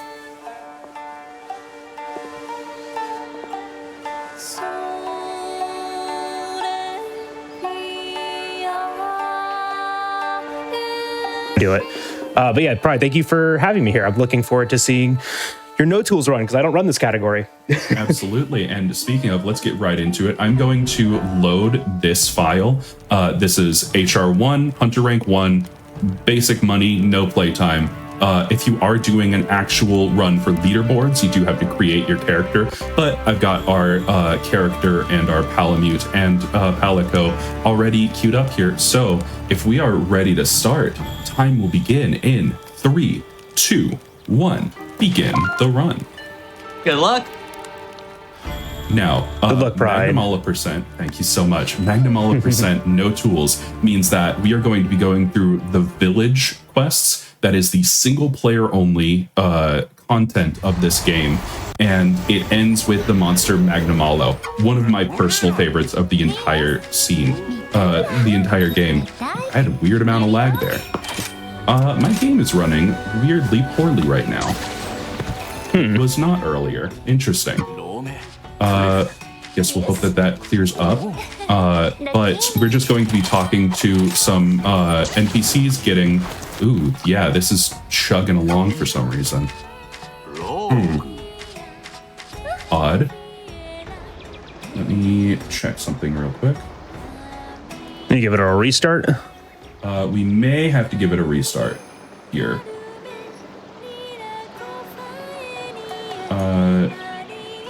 Something is eating up my GPU right now.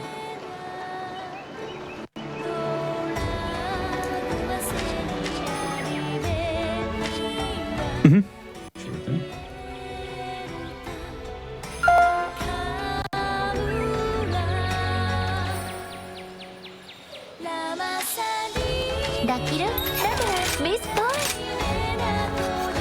fixed it.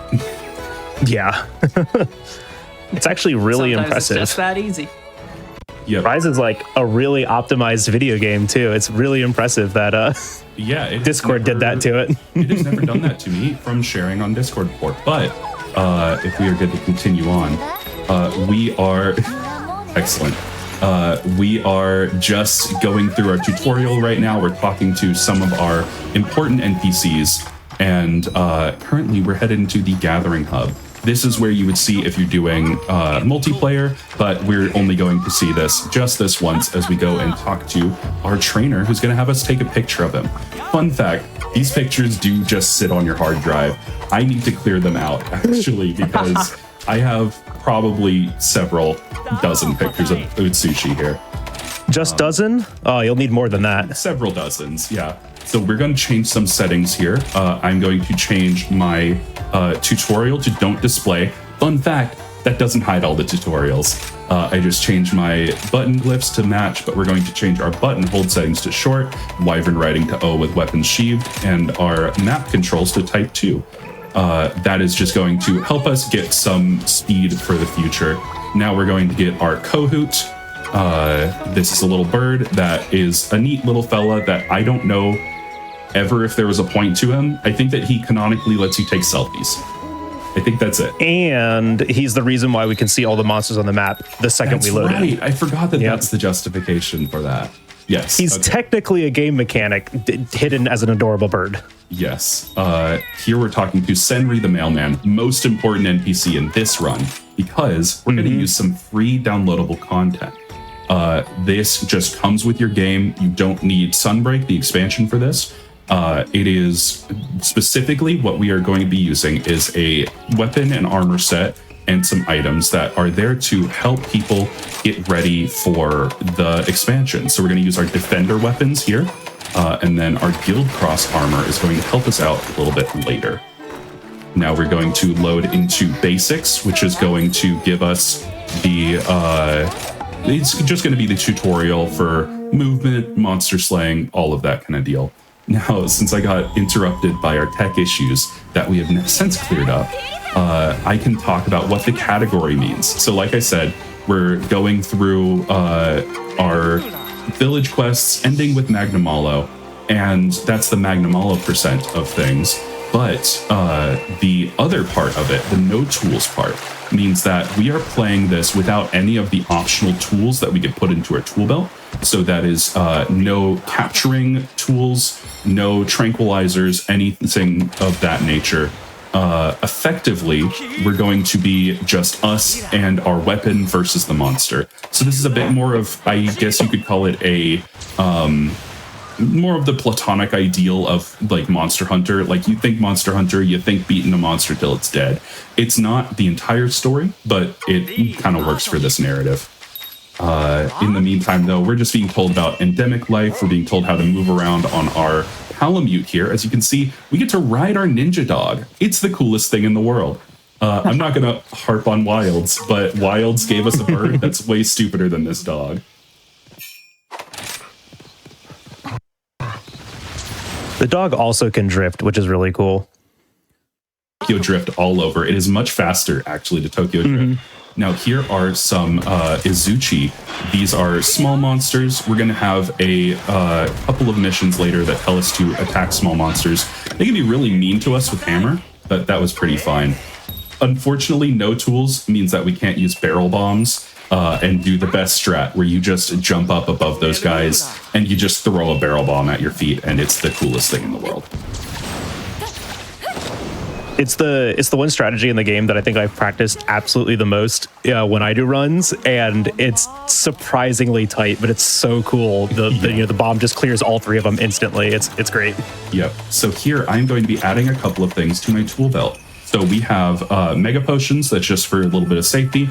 Then Demon Drugs and Armor Skins. These will improve our attack and defense for the entire hunt. And then Demon Powders, which gives us a temporary buff on our attack. I will not be using the Armor Skins until Magnamalo, most likely. It's largely not terribly useful because we have cheater armor on. Yeah, we are using a high rank armor set in low rank quests, so we're a little defensively overtuned, but the low rank version of this armor set that we'll be using has the exact same number of skills. So we won't be getting any more attack out of it, but we'll definitely be getting more defense. Yep, and now we are on to our first gathering quest. So we'll have 3 of these where we have to go around a location and learn where it's basically in the game supposed to teach you to look around your location, check your environment, see where your gatherables are, unlock all of your map, because you can see most of my map is currently shrouded in mystery, and all of that good stuff. Now, unfortunately, these quests are RNG. So we have our route pre-planned out for our fastest way to collect these account items. And each of those gathering spaces has a specific range of items that they can give us. So I believe that the first one it's 0 to 3, correct? I don't know. 0 to 3 or 1 to 3. I don't remember right off the top of my head, but yeah, it's either 0 to 3 or 1 to 3. We got the bad luck on the third one, which can give 0.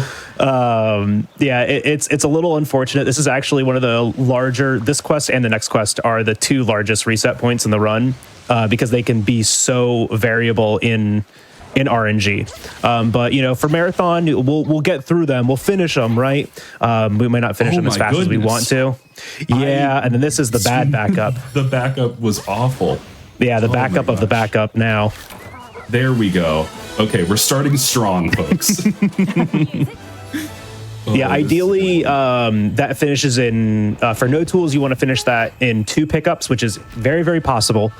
Just got to get really good RNG.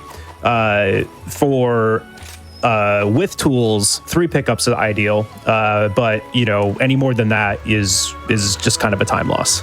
Yep. So I'm showing it off now so that I never have to show it off again. At the end of every hunt, we get these little animations. They're very cool. Show off like the hunter posing, playing with their animals, that kind of deal. We don't want to see those. So we're going to be using a trick from here on out to skip all of those and save, 10 seconds per? It's 8 seconds if I remember off the top of my head, but yeah, we call it fanfare skipping. And it can be accomplished in a lot of different ways. Some are faster than others, some are slower than others. But as long as we can achieve a fanfare skip, we are saving time regardless. Yep. Welcome to our unskippable cutscene, 1 of 2 Yippee. of this entire run. I don't know why it's the Buddy Plaza specifically. They really want you to see this boat. Look at that. That's a nice boat. That's a nice boat. A nice boat. And you got the cool training dummy in the middle. You've got the Palico boat. Yeah, we see the Toversary. There's just too much cool stuff happening here. You can't skip it. Can't skip this. But the reason why we are not loading directly into our next mission is because we want to talk to Iori right here, who is going to let us scout a very specific buddy. If you would like to talk about special buddies and the MHC Palamute. Yeah, so this game allows us to have 2 companions with us, 2 buddies, either 2 cats, 2 dogs, or a cat and a dog. And the game starts us out with both a Palico and a dog.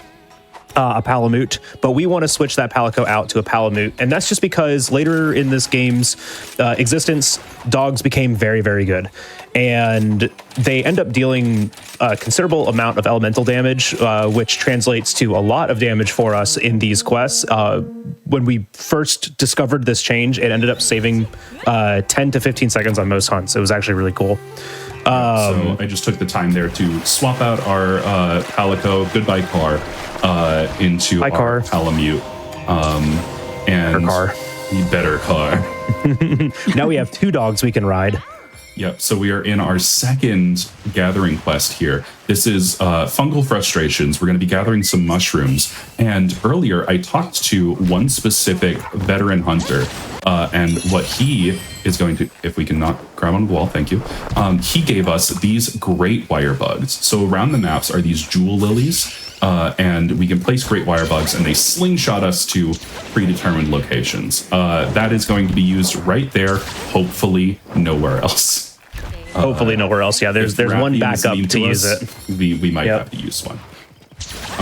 Again, this 0 to whatever predetermined number. We hope that we only have to gather 3 mushrooms here. This should be good. I think. Should be good. Though this next one can give 0. This one should be good. We should be good. If it gives 1, I'm going to be really sad. Nope, we are all good. All right. Nice.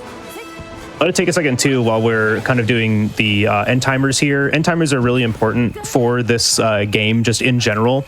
This is one of the very few Monster Hunter games where during our end quest timers, we can actually return to the camp and restock. No other Monster Hunter game has let us do this ever. So it actually creates some really unique routing and some really tight decision making at the end of each one of these quests. Luckily for No Tools, we won't be capturing monsters, so we'll always have a 60-second end quest timer. So it gives Pride plenty of time to get back to the camp, restock on the items that he's going to need for the next hunt, and make some other changes in the camp if he needs to. Yep. And one thing that I don't think that we've even had the time to mention yet, so wire bugs. Wire bugs are my favorite movement mechanic in literally any video game ever. They are incredible. They are so much fun to use. Effectively, what wire bugs let us do, you can see at the bottom, I have these 2 little pictures of these winged insects, and those let me do this Spider-Man movement, where I can effectively use a grappling hook anywhere in the air. So we have either predetermined angles of I can press the wire bug button and triangle to go up, or I can press the wire bug button and circle to go forward. And then in the air, that's kind of inverse, so it's forward and down. But those are a fantastic movement tool that'll let us get places pretty quick. It also lets us recover if the monster hits us. And most importantly, it lets us do special moves in combat. Now I'm going to use my buffing items here. Both Fangos are going to bully this guy, it looks like. And this is our first large monster. So this is going to be the focus of our run from now on. This is Izuchi. He is honestly one of my favorite starting monsters in any Monster Hunter game. You can see that he has a big old hook on the end of his tail there. So a lot of his movement is going to be based on trying to whip us with that tail. And it's also a weak point of his.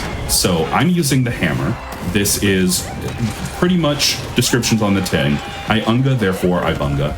I'm going to be charging up this gauge here. And this is our wire bug move. Big damage there. I'm going to be charging up, getting to this white glow on my hammer, and then releasing it to smack the monster in the head. Fun fact, for most weapons, you want to pay attention to hit zones of monsters. There are different places that'll do more damage on monsters. For the hammer, the hit zone is the head. We're going to hit the head. If ever you're in doubt, I can't believe you stood up. Why would you do this? No. If ever you are in doubt of where we're going to aim, it's going to be the head, which is convenient because for most monsters, that's the part they're going to point at us.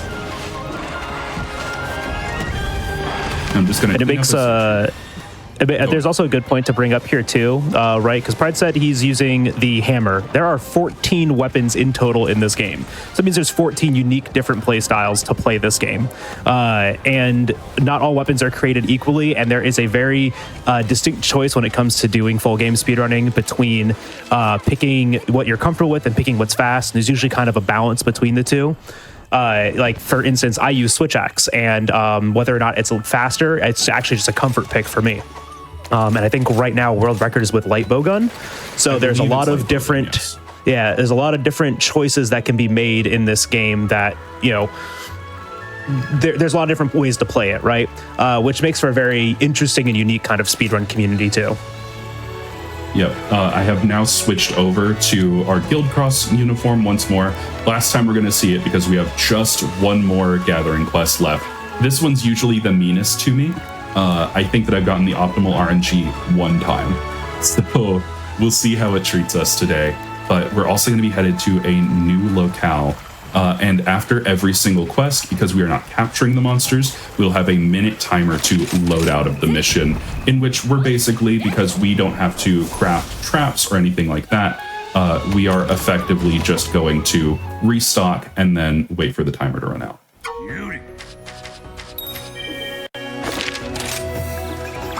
Right, into our 2-star missions here. We want to do our gathering quests because they're faster than hunts. we are going to be prioritizing our quickest hunts over any slower ones. Sorry, anybody whose favorite monster is Basarios. Why? Anyway. 5 people are upset about that. A whole 5 people. A whole 5, all 5 of you. Starting discourse so early in the run. I'm going to be so honest. At me on Blue Sky, if you have Basario's discourse, I will clown on you. I do want to talk about it a little bit here too while we're picking up oysters, because Pride alluded to it a little bit before, but this game has a very unique progression system where it's a lot like the older Monster Hunter games where we have key quests. Key quests are quests that we have to finish in order to progress to the next rank of combat, right? But this game is very unique in that we get to choose which key quests we want to do. We actually don't have to do them all. We only have to do all but 1 or 2 in some cases. So we get to choose which ones we do and in what order. And it can actually make for some very unique, oh no. All right, that's bad RNG. 3 is like what you want to get to, 2 is optimal, but having to go to this very last one, it's very, very far away.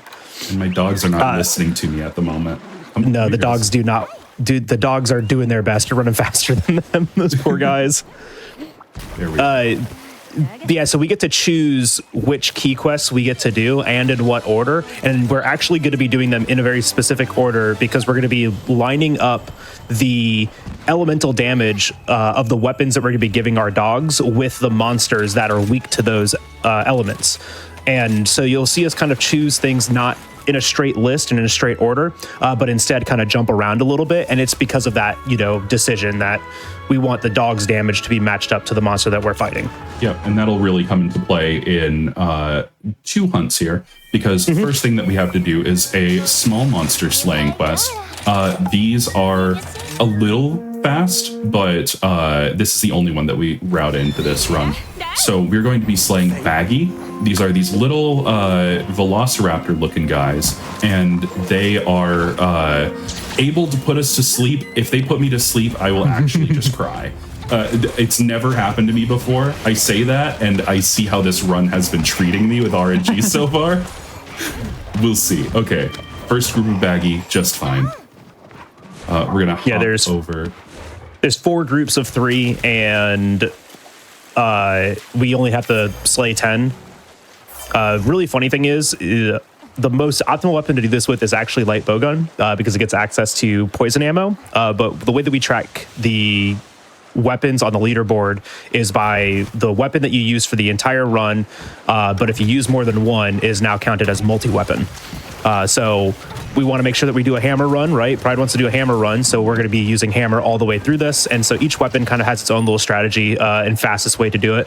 But Rise's small monster AI is actually really funny because when you hit one of them, all the other that are in that same group, they all just run to that one spot. So you can usually like pick the 1 or 2 that are like closest to each other, hit it, and then the other 1 or 2 just run back to you. Yeah, so like now you're going to turn around and look, they're right there. It's great. So sometimes you can get lucky. Yeah, sometimes you can get lucky and there's like 2 already on top of each other, and you can just do this kind of like in 2 slay combos. That should. But I will argue with the game on that one. That other times they do this, but the dogs do a considerable amount of damage too. You can see there that I'm not going to call it a skill issue or anything like that. I absolutely whipped that one. Let's not split hairs. Pride did miss that Baggy that was standing almost entirely still, and the dogs were able to kind of bully it into the wall there. He was standing still. Almost entirely standing still, almost but entirely. Hey, he was wiggling a little bit. Yeah, he did wiggle slightly to the left, and that's the bane of Hammer's existence. Yeah. It's a slight wiggle to the left. That's a great thing to bring up, that Hammer is a very feast or famine.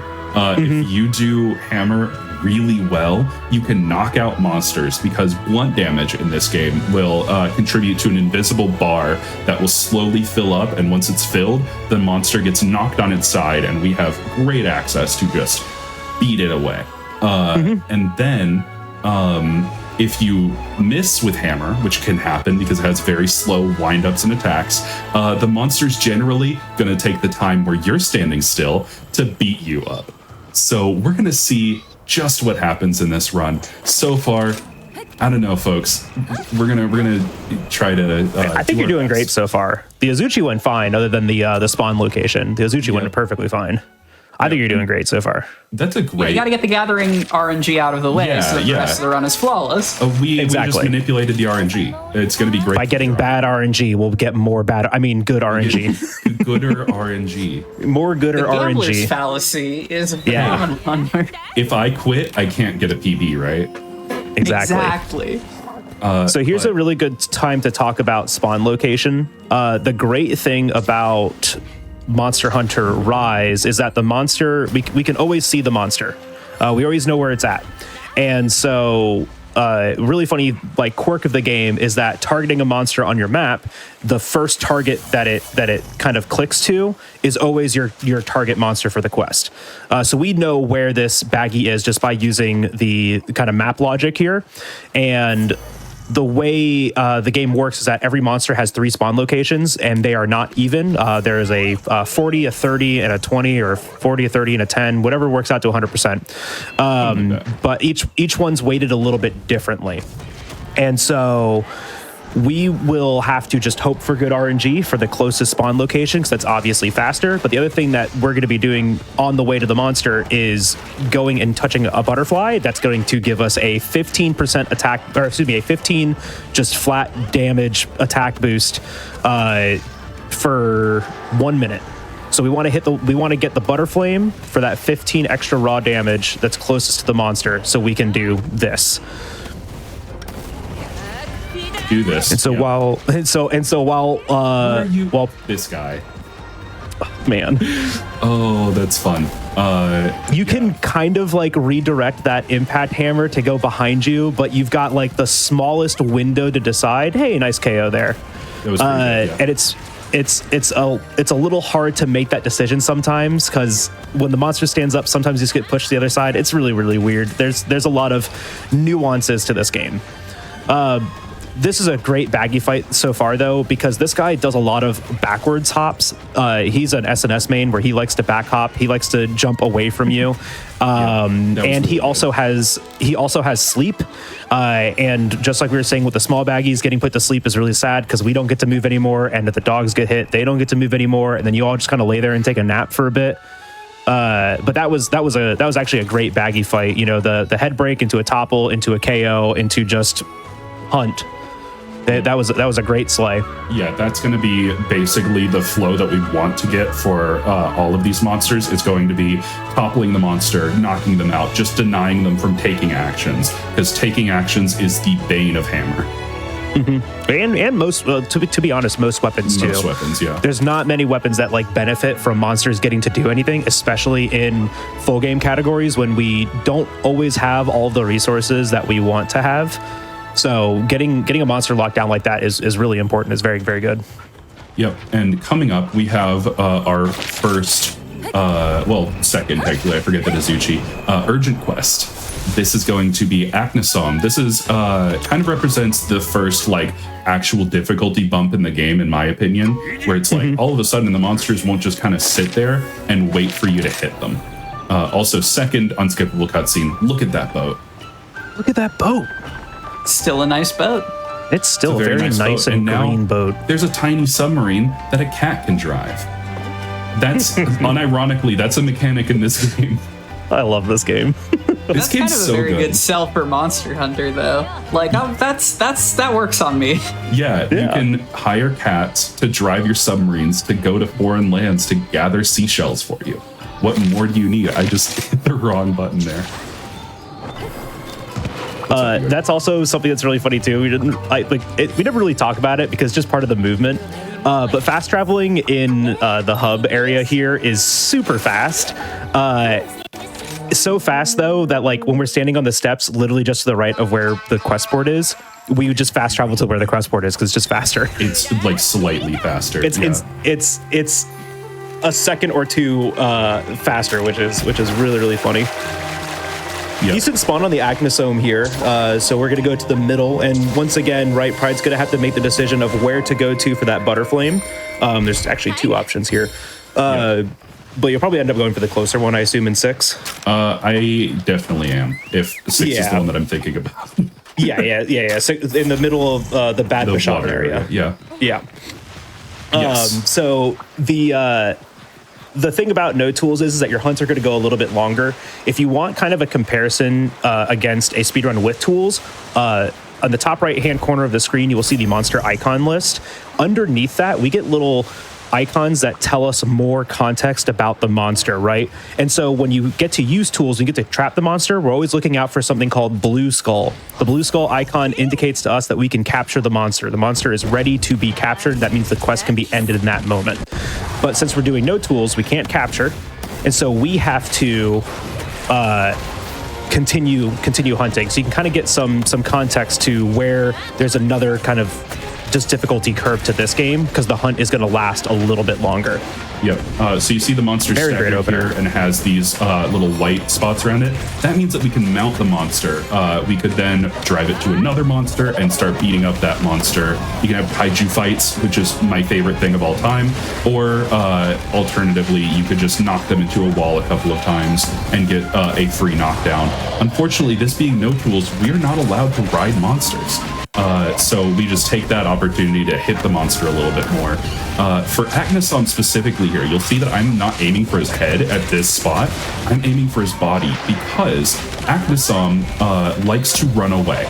The monsters will move from zone to zone in gameplay, and they have, that might be a little too early. They have specific times that they like to do that during their health states. With Agnesom specifically, I wanted to delay this knockdown so that it would happen while he wants to run away. Actually, he's in blue skull right now. So like we said, blue health, that means that he's capturable. If this was not no tools, I'd just put down a trap and capture this guy. But since it's no tools, we have to beat him to death. That sounds really bad, but it's what we're doing. So it's Monster Hunter. We cannot have empathy for these creatures. Yeah, look at it. None of these are Dodogama. We're fine. Nobody's gonna oh, you're a Dodogama stan. Okay. I love that little guy. Interesting. But this is a pro little guy episode. If there's gonna be anti-little guy discourse. Yeah, but we did, it looks like, successfully keep Agnesom from running away from us. Now, if he would stop bullying us, that would be really It's not been a too bad fight so far, though. This has been good. 2 KOs. Nice. Yeah, that's real good. 2 KOs, the early. So the way that we gauge a good fight is how we kind of layer these, crowd control against the monster, right? I still call it CC like it's a MOBA. And the way we layer crowd control against a monster, just control against a monster, is really important to the script of the fight. And so we always are trying to do this in a way that we don't overlap things. And in Rise, it's actually really nice. It's really hard to overlap conditions in this game because a lot of them have priority over each other. But the just really good opener that we did right there, which was a KO into a Wyvern Ride state into another KO, is actually a really good layering just to make sure that the monster doesn't get to do too much and just kind of stays still. So a very good Agnesom fight, because this one, even when you have tools, this thing likes to just run away from you. Yep. And that has been kind of a big focus of mine whenever I've been because fun fact, I'm relatively new to the speedrunning scene for this. I started speedrunning this, when was it? Less than 6 months ago, I would say. Oh, wow. I just decided, I was like, man, I really love this game. I was playing through the entire game with a group of friends, which is, I always recommend, play Monster Hunter with a 4-stack if you can. It's so much fun. But then we finished, we went through all the content, and we were like, I was like, I really kind of want to do more of this game. So I decided to start speedrunning it. That's always how it works. That's all, that genuinely, that's how it works. Perfect. So here I am trading equipment or parts from that previous monster for scraps to make equipment for my dogs here. So this is going to, like Jalbagel said earlier, put that fire element on our dog weapons, and that's going to deal a good amount of damage to this upcoming monster, Royal Ludroth. Royal Ludroth can be a jerk. We're going to hope that he rolls as little as possible. We do not want any Star Fox references in our game. Narnia spawn. This is also the most common spawn, but this one's the furthest spawn away from our starting camp. But it is unfortunately the most common spawn for Ludroths. It's actually kind of the one that we anticipate.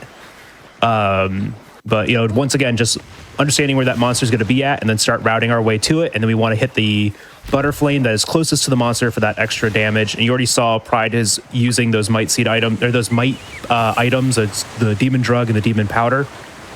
The drug will give that +10 for the entire fight, and the demon powder will give a +5 to attack for 3 minutes. So we want to use the powder and the Butterflame as close to the monster as possible, so we have that benefit up the entire time. Most of these fights should only take 2 minutes by the time we get to the monster, but you never know. Sometimes things can happen, and monsters can run away from us. So you saw there that he barrel rolled me. That flings me away, makes me use up a wire bug in recovery. So ideally, that's very nice. We want him to be roaring. We want him to be, I hit that button more early, that's fine. We want him to be roaring. We want him to be shooting water at us. We want him to be like swiping with his claws, just not rolling. And it's really kind of up to the monster what they do most of the time. That is kind of this like whole series, the whole run. It's up to the monster, and what we're doing is we are learning what the monster can do. We're anticipating where they're going to do it, and then we're reacting to it. So there you saw, I can hear my character will yell out. I currently have it in the Monster Hunter language because Monster Hunter language for life. Best language. Wilds doesn't have it because Wilds hates me. But my character will do a call out whenever the monster's about to do specific attacks that are usually like it's more devastating attacks. In English, it'll go, "The monster's up to something." In Monster Hunter language, my hunter, and you can listen for it, will literally go, "Duh, baby." So every monster is the baby, according to our hunter here. But we're gonna keep hitting Ludroth in the head. Blue health is pretty good. I'm gonna greed for this. Oh, we might actually get Mollywallop. No, we're great. Actually, I take it back. I'm amazing at this game. Let's go. If Rise has one really good thing, its aerial hitboxes don't exist. Yeah. In other Monster Hunter titles, okay, actually I take that back. One aerial hitbox exists that's bad, and it's Tigrex, but we don't have to worry about that. That's true. We do not have to worry about Tigrex. We do not have to worry about that. But for most monsters in this game, because there's so much verticality to the gameplay, nice clear. Because there's so much verticality, they actually took that way into consideration when building the monsters and their hitboxes. So there's actually some really clean hitboxes that stick to the ground, and so we can dodge really cool stuff like that. Yeah. A lot of the idea with this game is that you're going to be just using your general wire bug movement here, because you can get in the air, you can dangle in the air, you can dodge in the air. So wire bugs have really, really satisfying movement. And the idea is like you're zipping around the monster, you and the monster are in like kind of this dance back and forth. Magnamalo interacts with airborne like characters so well, in my opinion. It almost like it was built for this game. Who would have thought? Weird. But it's so satisfying to do. So the game expects you to do that a lot. We're not going to. We don't want to put our weapon away to do that. Yeah, there's some very, very neat interactions in this game. You might actually do it later on Somnicanth if we get that is true. A bad attack. We may see it. But we are continuing to cruise through 3-star here, going to our next monster that's weak to fire, Tetranodon. Something that Pride mentioned the last time we were talking about this game, and I'm going to bring it up so you can actually talk about it, is the monster design for the Rise specific monsters.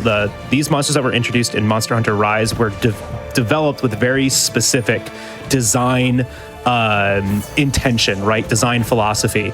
And some of you may already know it, but a lot of it is based on Japanese yokai and Japanese like mythos. Yeah. So I love the Rise cast so much. So, they do a great job. The Tetranodon, this is probably the most on the nose one, I would say. For anybody who saw it earlier with Acnosome, that one is based on one that I can never remember the name of, but it is effectively a living umbrella with a giant eyeball on top of it. But Pteranodon here, you can see, is based on a very popular yokai, the Kappa, and also a sumo wrestler, which isn't a yokai, I think. But we'll be calling those out as we get to them. Unfortunately, a lot of the Rise specific, my goodness, a lot of the Rise specific cast is locked to high rank, so we will not be seeing a lot of them, but the ones that we see are pretty great. Pteranodon, also very weak to getting stunned, funny enough. Yeah, he's very susceptible to KO, so we'll be able to get a couple, probably 2 or 3 on him, depending on how long the fight goes and how good of a dog AI we get. So what we're going to be trying to avoid on Pteranodon, a lot of his moves are very lateral, they're very straight line. He slaps in front of him most of the time, so we can know where those hitboxes are going to be and avoid them. The one move that I really don't want him to do, that he often does when I unleash a charge attack right in front of him, is the slap. If he claps, the clap. If he claps his arms together, oh boy. Again, he likes to ignore my attacks sometimes, just hit. If he claps his hands together, he's going to stun us, which, much like sleep, would just like put us in place, not able to do anything. Very bad situation to be in. The monster does not respect you when you say, "Give me a second, man, please, I beg of you." But I think that he is giving us pretty good RNG right now. I'm gonna other than the bunch of dash. Yeah, you've gotten like 4 dash forwards. That's about the only bad thing that's happened. A lot of what Pteranodon can do is he just stands perfectly still in front of you and gives you like a very good like head hitbox. But anytime that he wants to move forward, his entire body becomes a hitbox. You got to be very, very mindful in your positioning. And these big pan forwards, I'm just going to show them off because it shows off the monster pretty well, and I like that. And we have a little bit of time because we don't have to construct our tools in between. But it is like, again, I love Rise so much. It is easily my favorite out of the Monster Hunter series. It's often described as arcadey, which I feel a lot of people use derogatorily, but like arcadey is fun. This game is you load into a mission, you run to the monster, you beat up the monster until the monster stops moving. And then you do it again. It is my favorite part of Monster Hunter. And like the movement, the monsters, the roster in Rise is, in my opinion, the best like roster in any Monster Hunter game. I haven't played Frontier, so I couldn't tell you that. But is this the one Monster Hunter game that you speedrun? This is the one. I know you to be a multi-game runner. I know you were on Okami, and I know something you mentioned being a part of the GDQ host fam, that you have historically had a challenge where you at least play through all of the games you are hosting for, which I think is super admirable. And so I'm curious what drew you to this as a speed game, as someone with clearly so much love for the series and a wide variety of games. Yeah, absolutely. As mentioned, I definitely do. Also, we're going to make some, not feline, we're going to make some Pteranodon weapons, get some water element going here. And yes, so I am like a variety speedrunner, I would say at this point. I got my start with Age of Calamity, which, by the way, Age of Calamity sequel confirmed. Oh my god. But I got my start with Age of Calamity. That was in 2022. Huge shout outs to my friend Pippi in a top hat, who I met at SGDQ 2022. We were just like the 2 people who liked Zelda, who were just kind of there alone, instantly bonded, like very fast friends. And she was like, yeah, go for it. Like, learn this game. And so I did Age of Calamity. I run Okami, not as well as I would like to. Something always comes up every single time that I'm like, I'm going to finally get my Okami time down. And then something happens. But yeah, Rise is an incredible speed game. So much fun. One of my favorite casual games of all time. And where did you... There he is. This is the monster that I hate the most. Everybody put your bird ups in chat. I know people have seen the meme. I hit the wrong wirebug move. That's a very fun, very flashy wirebug move. It is very not useful. It is very not useful. But I would like to talk for a second about Kuluyaku, a monster that I hate with a burning passion for the stupidest reasons of all time. I told Jalbagel about this, but in Monster Hunter World, which was my first Monster Hunter, like many people, when I was a young lad of about, I don't know, maybe 20, I played through the entire game solo, because I didn't have any friends who played Monster Hunter, with the Greatsword, because I had seen online that the Greatsword is the real choice of champions. You play Greatsword if you are cool. Hey, turns out you play any weapon if you're cool. Every weapon is pretty darn cool in these games. But Greatsword is, as probably given by the name, a very slow, very ponderous weapon that does a ton of damage. Ideally, though, your attacks won't bounce off of the monster, which they will do if you don't have enough sharpness or if you're hitting too hard of a spot on the monster. This has been a great bullying session of Kuluyaku, very soul healing, because Kuluyaku in World had a crossover event with Final Fantasy, wherein they had a giant Kuluyaku that found a crystal from Final Fantasy XIV and was carrying it around. And that crystal is impossible to break and will bounce every single attack aimed at it. So I, as a Greatsword player, would try to fight this Kuluyaku, would continually bounce off, doing maybe 2 points of damage each time, and then it carded me over and over and over and over and over again. And that made me stop playing Monster Hunter World until Rise came out when I got back into the series. So yes, I am the one person in the world who has been filtered by Kuluyaku. Deploy your laughs at this user in the chat. You at least went back, right? Yes. Like you at least went back. I did afterwards. go back. Yes, I still do need to play Iceborne.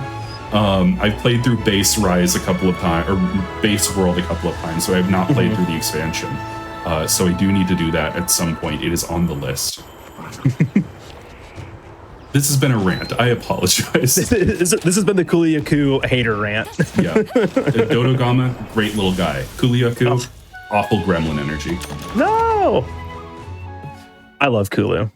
But I also love, like, Monster Hunter World way too much. Yeah. Like, way too much.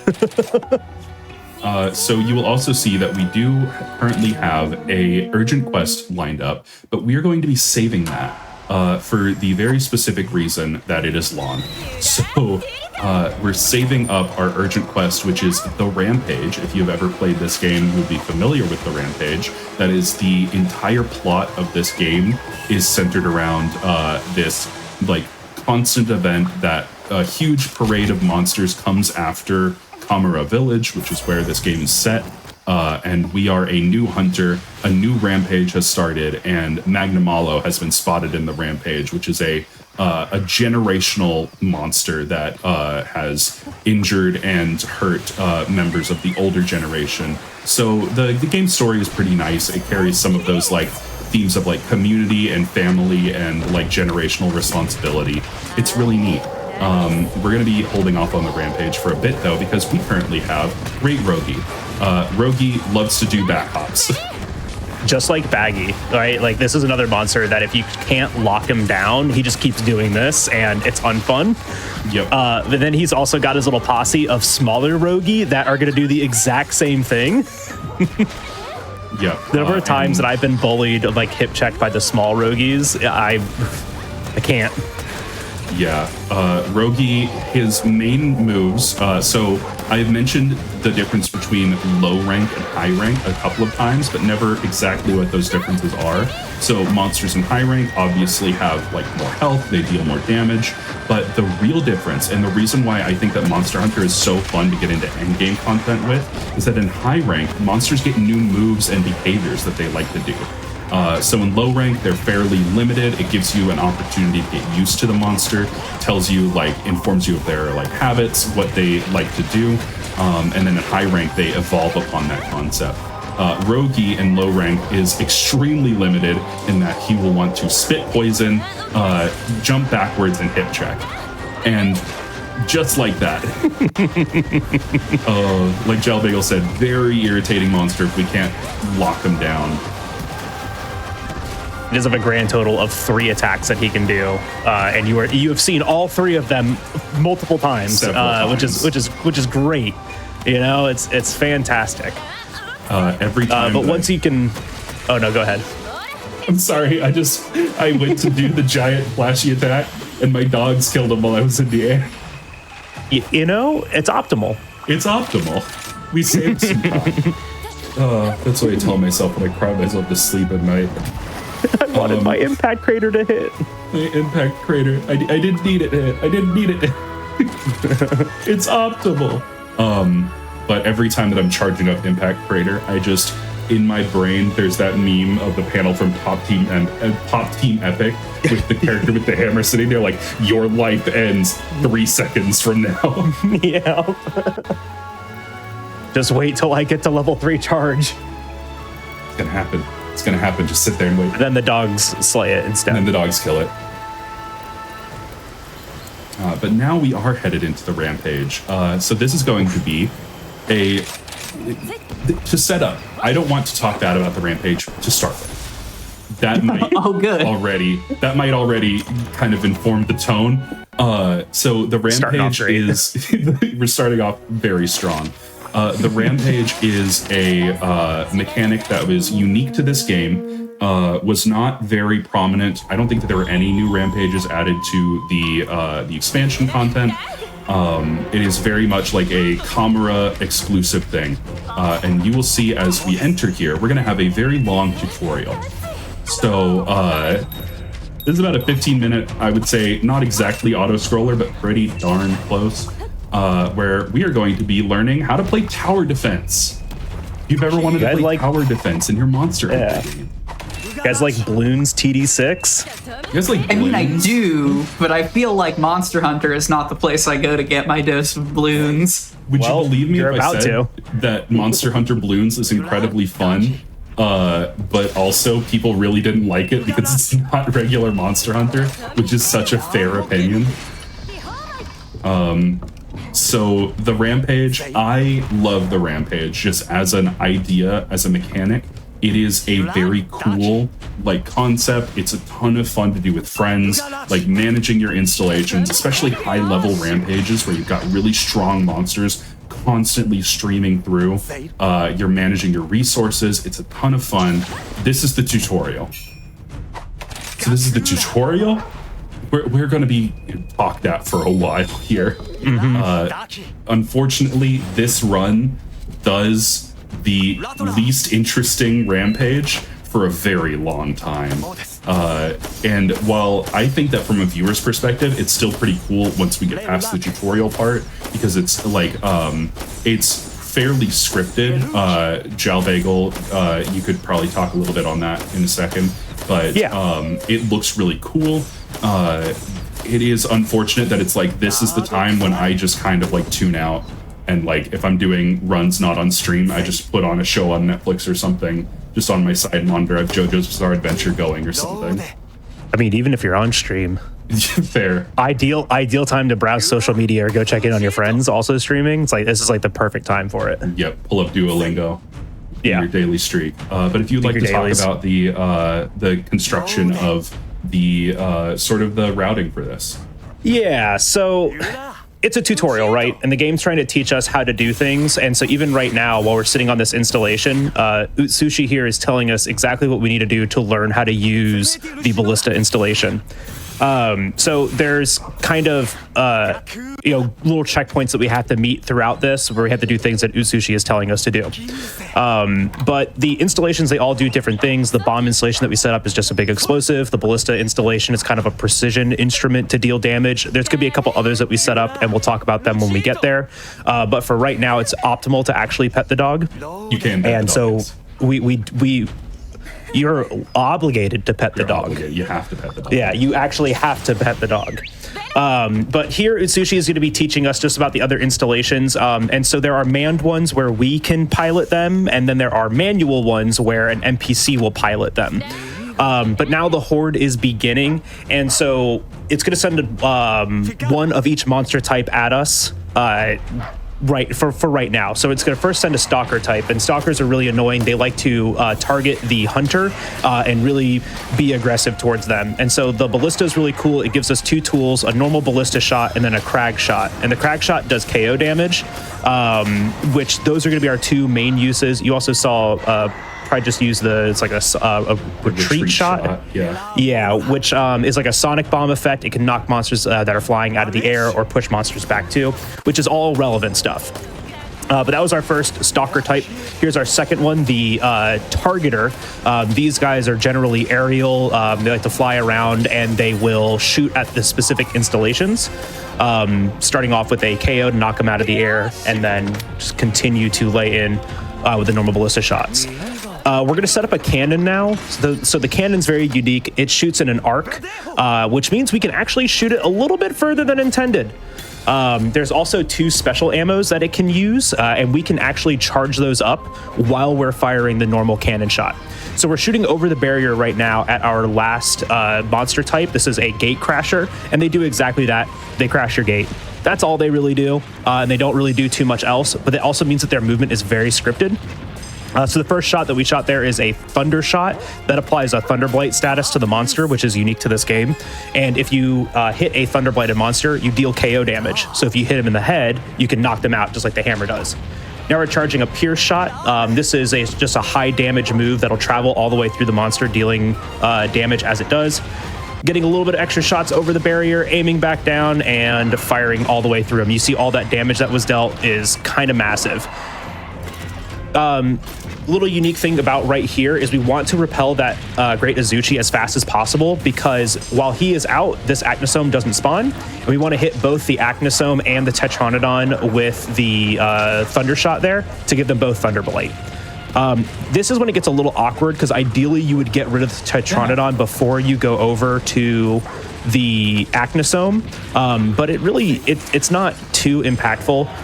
Just getting this KO is always really, really awkward, especially with the cannon. But you can see if they're Thunder Blighted, it gets rid of them pretty quick.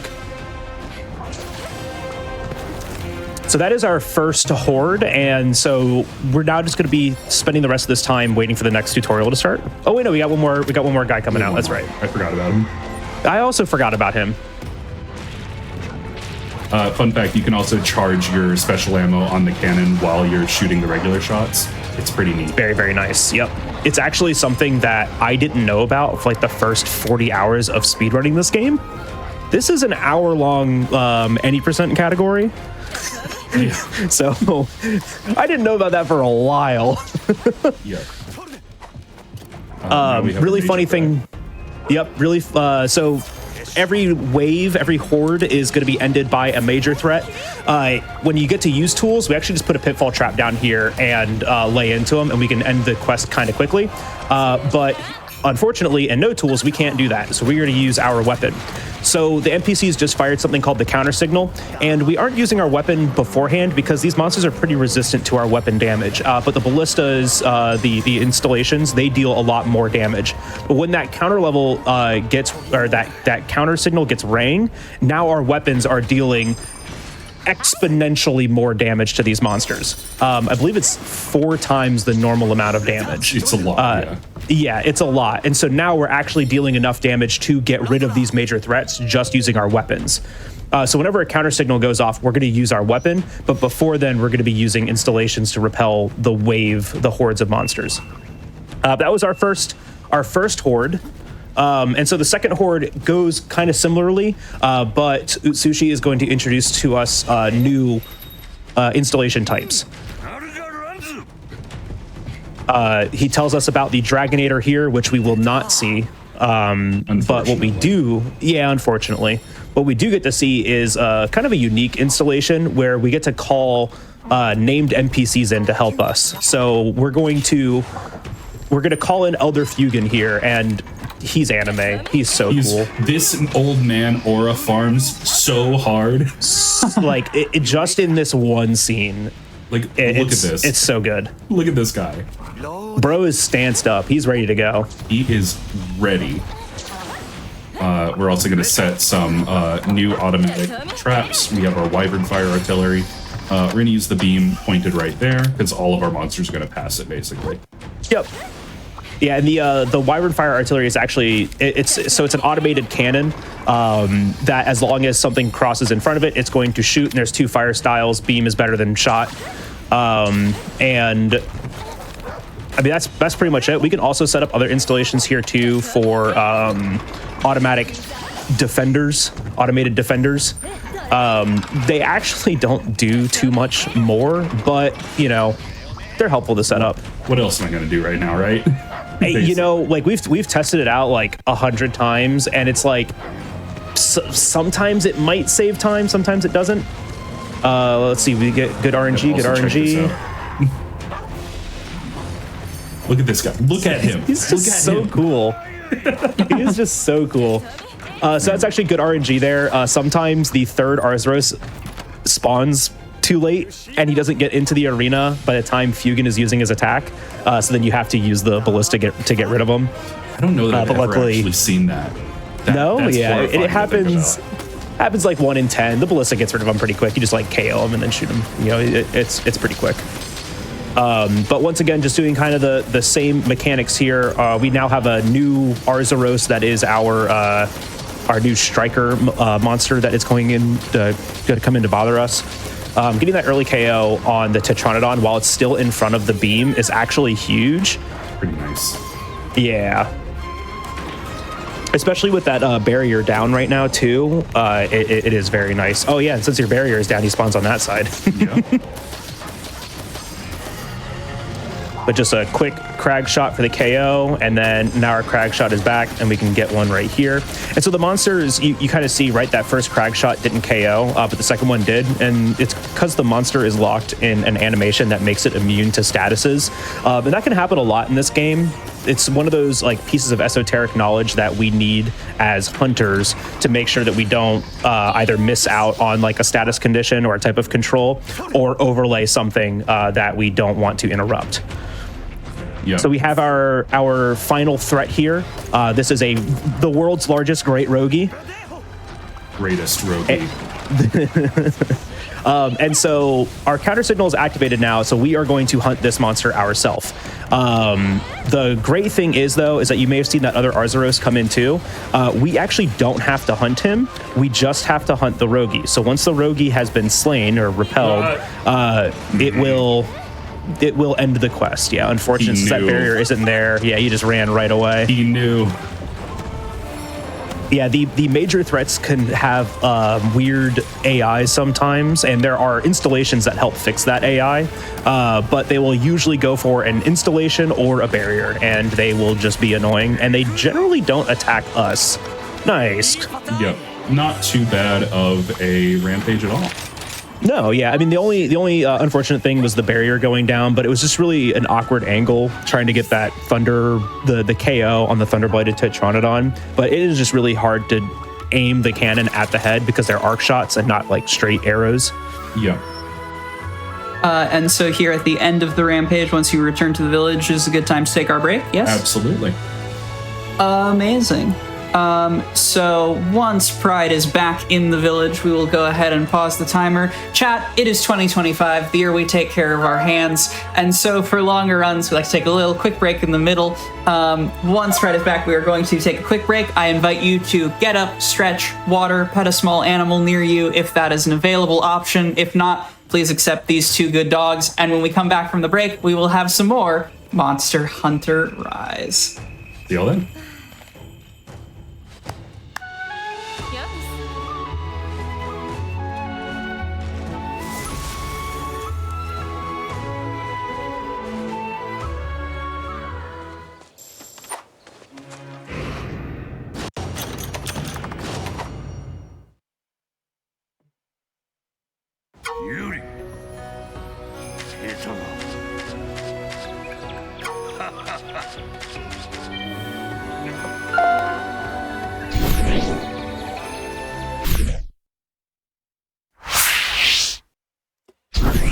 Hello, everyone, and welcome back to our final run of the day for Make Your Own Victories SGDQ 2025 submissions episode. Here on the other side of the rampage to close out Magnamalo % No Tools. Back to you, King's Pride. Thank you so much, Quack. And yes, we're going to be kicking into high gear. Starting with, we're going to see if I get the gamer angle. No. Okay. So you can get a perfect angle right there to just land right in front of Hamon. But this is like the second big difficulty jump in this this whole category. So first, we're going to talk to Hamon, get a ton of armor spheres for some reason. And he has given us a new mechanic now that we have gotten through the rampage called ramping up our weapons. It just gives like pretty like minor bonuses, I would say, but it does still save us a little bit of time. And now we are into 4-star quests, which is really where like things start taking off, including one of my favorite Rise original monsters, Bishaten. This guy is a funny little monkey with a, that's a pretty good spawn. Funny little monkey. He loves to throw fruits at us. He loves to jump around. He is technically a winged wyvern, I think, a flying wyvern. Like his categorization's really weird, but his main point to him is his big old tail that has a prehensile hand on the end of it, and he's going to use that to do a bunch of flips, basically waste our time a ton. But I still love this funny little man. He is also based on a yokai, like all of the Monster Hunter Rise originals. I don't remember specifically which one, but it is a like a corrupted priest, I believe, like a monk. Yeah, he's a Tengu, isn't he? Oh, he is a Tengu. He's a Tengu combined with a couple of different things. Like all of them are not just one thing. Like he's like largely Tengu based. Yes, it's great. I love this funny little man. So also watch this animation. Oh, a Stinky also hit me there because I was watching his animation. No. Honestly, worth. So worth. So we've been poisoned. So fun fact, if you would all maybe have noticed, I did remove all of my antidotes from my equipment earlier in the name of having as minimalistic an item bar as possible. So we're going to be coping with that. And just kind of taking the damage from the poison and hoping that we don't get low enough that we have to either drink a potion or risk parting. It won't be too big of a deal. Oh, beautiful double knockdown. Nice. Won't be too big of a deal for Bishaten here. His poison's pretty minor and he doesn't deal that much damage. But later when we get to Rathian, hopefully it will not bother us. But I do want to point out, though, that antidotes are allowed for the category. This is literally just a decision that Pride is making for item bar management, which is actually a really good point because, where you position your item bar, like what you're hovering over, can change how you make decisions throughout the run, too. Yeah. It's been a great fight so far. It looks like you did pretty nice at the beginning. Yeah. Bishaten has one unique animation here. In all the areas that he's in, he can like jump onto the wall and attack you from the wall. But this area, he just does not like doing it, even though he can. And it doesn't look like you're going to be able to get it here, just based on his like health and like where we are at in the fight. Unfortunately. Because if you just hit him once, he just falls off the wall, and it's a huge like knockdown opening. That triple slap attack is always really scary. Yeah. Hammer does a great job taking advantage. Yeah, Hammer always takes advantage of the stand up on the tail animations, because as long as you do enough damage to the tail, which is usually just a single charged attack, he will fall down again. Yeah. And drop all this fruit. All this fruit that we can't use. Yeah, A, it's slow, and B, no tools.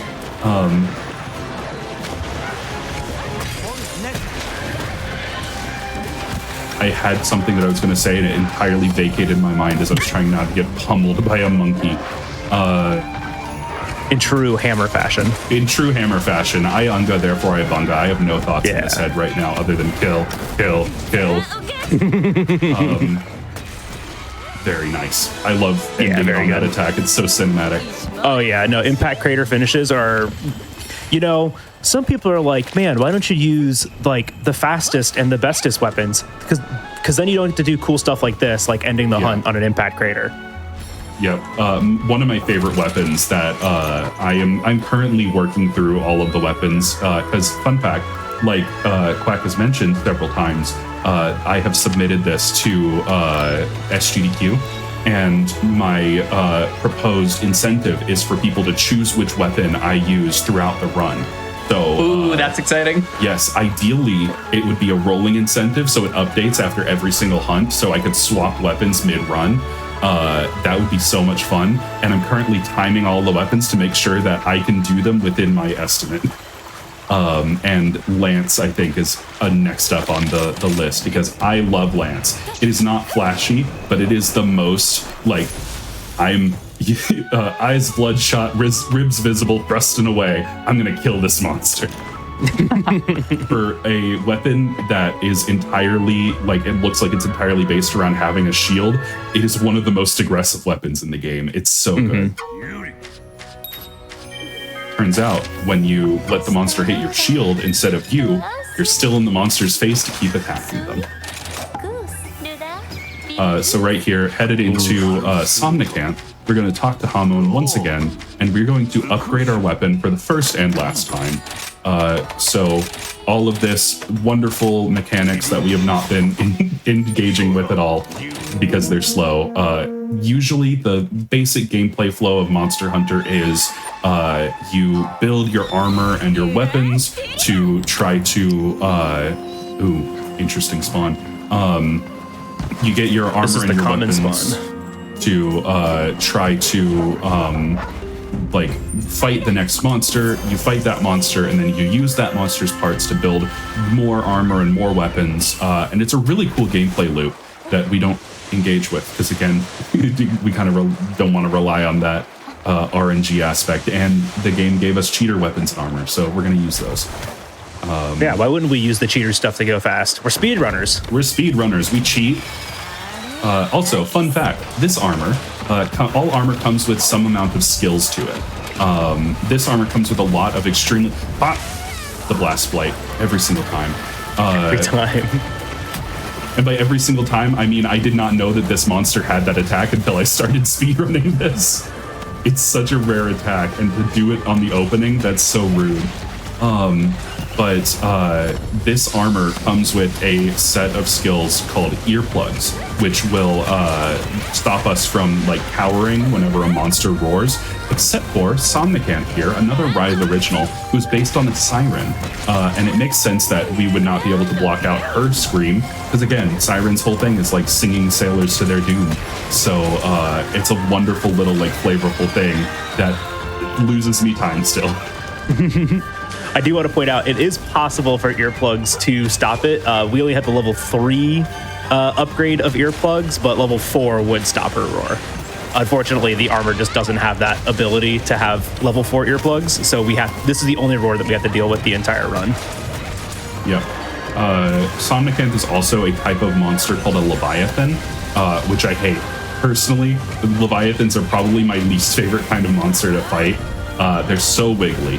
They just like to move all over the darn place. Thankfully, only Leviathan that we have to deal with in this run is Somnicant. Also, as the name might imply, all of that white gas that she's outputting is sleep gas. Terrible time to break the tail there. If you break the tail while she is... she's doing the attack. I'm actually going to show off here. Remember how I said we're not going to put our weapon away and avoid attacks? We are now, because that is, I think, in base Rise, the only attack that forces you to use Wirebug evasion or you get hit by it. Yup. Very interesting that that's like the one where they were like, Somnicant gets it. Nobody else. Nobody else. There are a couple other ways to do that. Oh, yeah. No, there are a couple other ways to like avoid that too. The Impact Crater and also the other Wirebug move that I do not know the name of for Hammer. They can get bludgeon ? Yeah, something like that. They both can get over it too. And then there's plenty of other weapons that have verticality. And so if you want to really gamer it, you can use the Wirebug attacks to get over it. But the safe thing here, and albeit probably the faster thing for us. Ooh, sleep time. Rude. Everyone take a nap. Resident sleepers in chat. Please. So your dogs can knock you out of sleep if one of them isn't stunned. And the one already tried. He gave up, and he was like, you know what? Oh, and she transitioned. We are getting so trolled with Somnicant right now. Oh, this is incredible. I also don't drink my drugs. This is one of the strategies that they're one of the things that we try to avoid in Monster Hunter. This is where like fast speed runs come in, is when we can stop the monsters from moving from one area to another. And as we, Pride mentioned it earlier on Acnosome, as we deal damage to the monster and as they spend time in an area, they want to go to a different area, especially when they're weakened or they're exhausted, or they are capture ready, right? They like to leave. So it's obviously faster to not let the monster move, especially in this situation where we are trying, we're using less resources. So letting the monster move is unfortunate, but beautiful. Yeah, big boy. I tried to go for a wire bug attack there, and it consumed my wire bugs, and then she screamed. Yeah, this game can be very punishing. When you use the wire bug move is when you consume the wire bug, not, after it happens, right? So you can get trolled every now and then when you get roared out of an attack or stunned out of an attack, but she's down. She's down for the count. Also, I want to call out really quick. This is my favorite quest name in all of Rise. Yes. And it's called Infernal Lacrimosa, and I had to Google what the word lacrimosa meant. Yeah, so lacrimosa is absolutely love a it. movement in classical music. It's very good. It's an incredible name. Fantastic. Fantastic quest name for a arguably one of my least monster. One of my least favorite monsters in the entire game. I always said that I love all of the Monster Hunter Rise originals. So Somnicant exists, and Aurora Somnicant irritates me by its existence. So if I want to get pick your brain on this. You've seen Somnicant now, yes? If I were to tell you that there is a variant of it called Aurora Somnicant, what do you think, would it be implied in that? What changes would it make? I mean, okay, so my Pokemon brain is jumping towards more freeze effects. I also could see some sort of, light show, like almost an Elden Beast sort of stars thing. Yeah, something really cool. I suspect, based on the vitriol, it's not that, though. It just gets ice attacks. That's the whole thing. It's so frustrating. And it keeps sleep attacks, doesn't it? It still has sleep. It changes almost nothing. It just gives it ice element. It just makes it worse. It's so frustrating that it's you had an option to fix this monster or to make a subspecies of a better monster. I don't know. His name's escaping me right now, but the Abominable Snowman. My favorite monster from Rise that I can't... Goss Harag. Goss Harag, thank you. You could make a Goss variant, and that would be so cool. What if a Goss Harag used, I don't know, glass or something instead of ice? We could do so much cool stuff, and you went with... I'm getting too heated. Shout out to the squids, that's RNG. We love the squids. Yep. Speaking of getting heated, this is Barioth. So I have personal beef with Barioth in a different way from my bird boy earlier. Because Barioth I had to hunt a ton of for a longsword set in base Rise on the Switch. And Barioth loves to jump around. We're going to hope that he does it the least amount of time possible, but this is one of the wiggliest monsters in the game. But if we break his arms, he stops jumping so much. It also knocks him over. So we're going to be trying to break this man's arms and then break his face, like he owes us money. Perfect. So now if he tries to jump around, he's going to fall over a lot. That is very good, actually. It makes it so that it's a lot more manageable. And then he just shoots ice blasts at point blank. And then he falters, but in the middle of the ice... Ooh, this guy's trying to make me mad.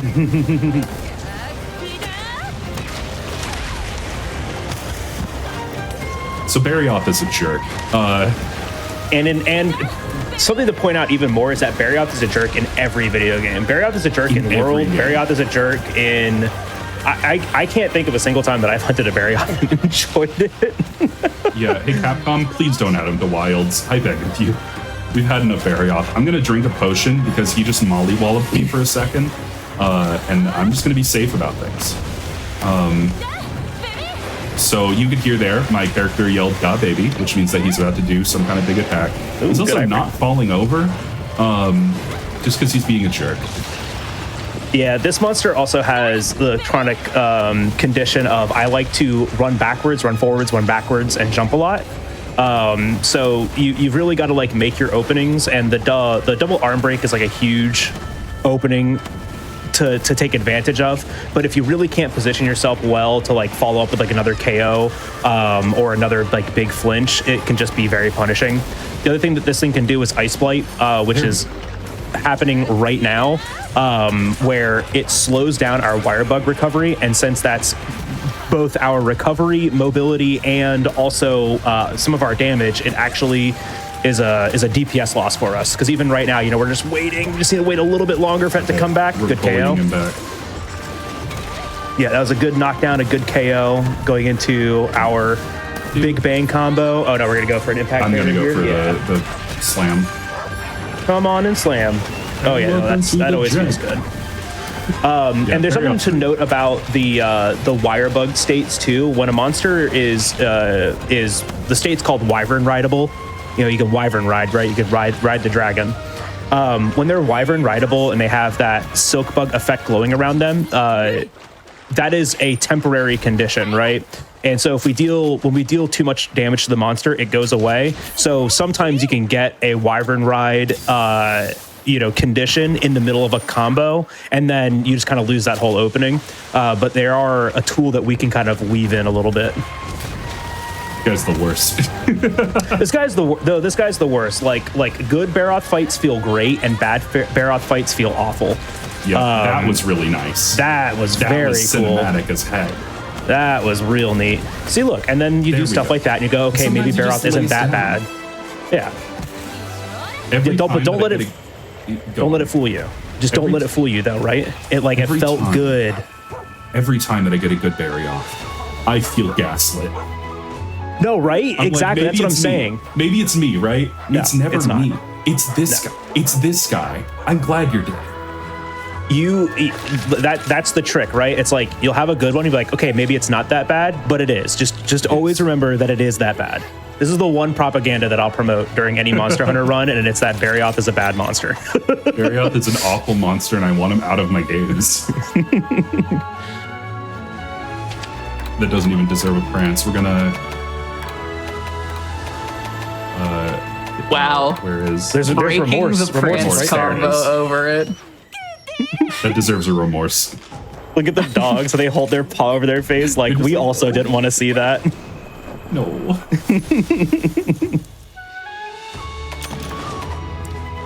It's like we are coming down. Shaggy had a skill issue. Oh yeah. It's definitely Scoob issue. We are coming down to like the last big rush of the game. The great thing about after the Rampage, I almost forgot what it was called. Yeah. I was almost free of that knowledge. No, but the great thing about after the Rampage is you're just kind of stuck in this last little bit of boss rush, and all these fights are very, very cool. And they all have like really cool mechanics that we get to take advantage of. And so this fight is Rathian, and Rathian, classic Monster Hunter monster, right? And she is probably one of the most bullyable monsters in the game. I always tell people that if you want to learn a weapon, go and fight Rathian. Yeah. She has the best tells. She has the best mechanics. She has some of the best attacks that leave her open for just great openings to learn with every weapon, right? Go and fight a Rathian. You will learn how to use your weapon against this dragon. Yep. Where I said that, the Barioth is a terrible monster that bullies me. Rathian's a fantastic monster that bullies me.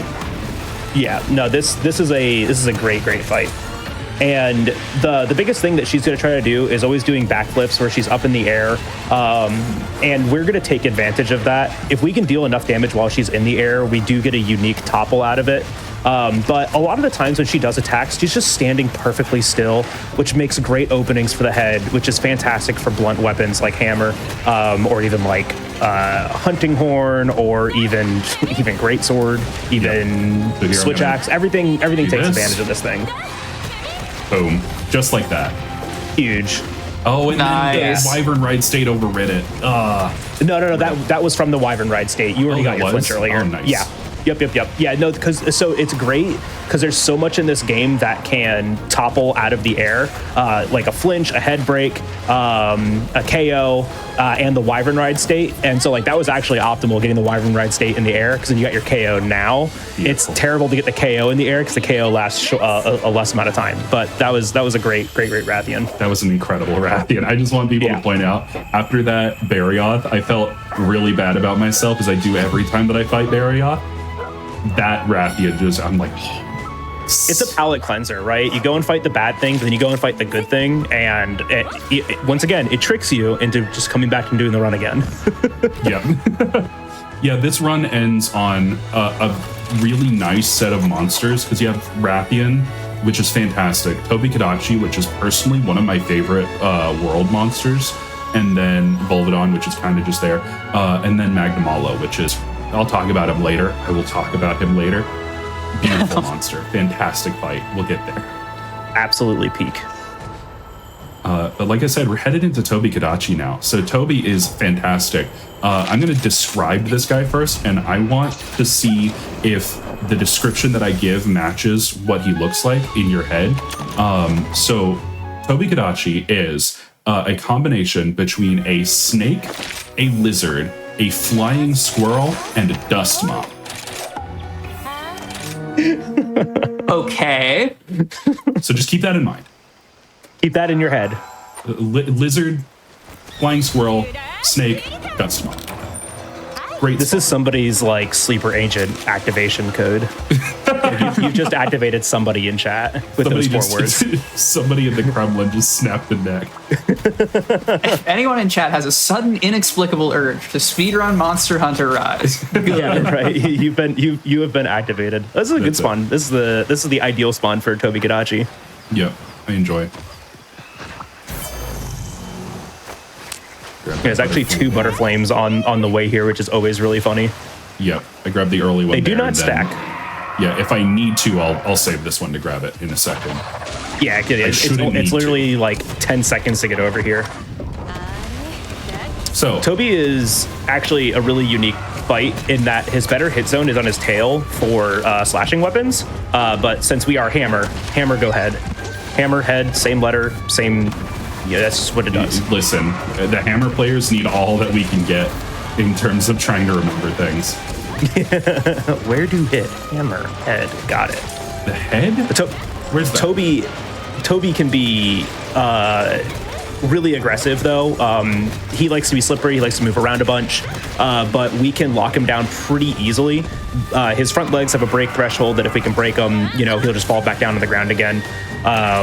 He's also pretty susceptible to KO. Great Wyvern Ride state. You could probably hit a second KO here, to be honest. Yeah. Fortunate hit stun from that rogie behind you, but didn't change anything. We're gonna hope that he continues to be nice here. He is being very nice. Stagger. Uncategorically nice Tobi Kadachi, and he's such a cool monster. Like, I was just about to bring up the fact that he can do ranged attacks like this too, which I think is so cool. He just shoots, his scales out of his tail. He does that really cool backflip, which is incredibly punishing, does a ton of stagger. He's also an electric monster. He uses electricity, so you can get thunder bladed from him. It's just one of my favorite monsters. It's also one of the few monsters that can give you a knockdown in this game that you can't wire fall out of. Him, Magnamalo, and like a couple of others can do it. We didn't get to see the flying squirrel or dust mop parts of him. I killed him too efficiently. You did get him pretty good. But he is hands down just one of like, I don't know, the most Monster Hunter monsters out there. Without being like traditionally like Monster Hunter, and I love that about him. Yeah, it's like you've got Tobi Kadachi, and then like one step above that is like Rakdos. That's a great list, right? Yeah. Though, like, I always equate Rathalos to Monster Hunter Pikachu. Yeah, he's in every game. That's very true. He's on all of the merch. And Rathian, for those who are not aware, just kind of look like dragons, and they are contractually obligated to be in every single Monster Hunter. They have something against the development team, some kind of dirt on them, and they have to be in every single game. Rappalos was in Smash, It was in right? Smash Rappalos is the one that was boss. A boss in Smash. Yeah, it was a assist trophy in Smash, and I hate that for it. Yeah. So fun fact with this monster, the name of this mission is A Song of Red and Fire. So you can tell exactly when this game was developed. But also, the mission right below it is called Off Your Rocker, which if you're in my brain and you go, oh, Volvidon rocks around a lot, because Volvidon is like the combination of like a demented lizard and like an anteater and a armadillo. You can see him right there. But He's so cool. I love this guy. Yeah, he rocks around a lot. Off Your Rocker, right? Off Your Rocker is Basarios. We don't want to touch that. Because Basarios, no, we don't want to do that one. It's actually really funny too. So we were talking about it earlier about like our decision making, which monsters we're gonna fight. Basarios is optimal when using LBG. Kind of funny. Oh, because I used to be your weapons can't like bounce. Yeah. Yeah. No, it was one of the more optimal choices. I don't know if it still is, but it was definitely one of the more optimal choices. Fascinating. So Volvidon here is a really difficult monster to deal with because he is armadillo-like. He likes to roll around a lot. He is a Sonic wannabe, and we don't like it when monsters get to move. You know, we are Hammer. We want them to sit still. He does have a couple attacks where he will sit perfectly still. This is one of the few monsters that has a status condition called Stench, where he literally just farts on you. He will try to poop on us. And we want to see that attack, actually. We do not want to see rolling. If we are really good at the game, though, we can hit him out of the roll and he will fall over, but that is very difficult to do with a weapon like Hammer. It's really rough with Hammer.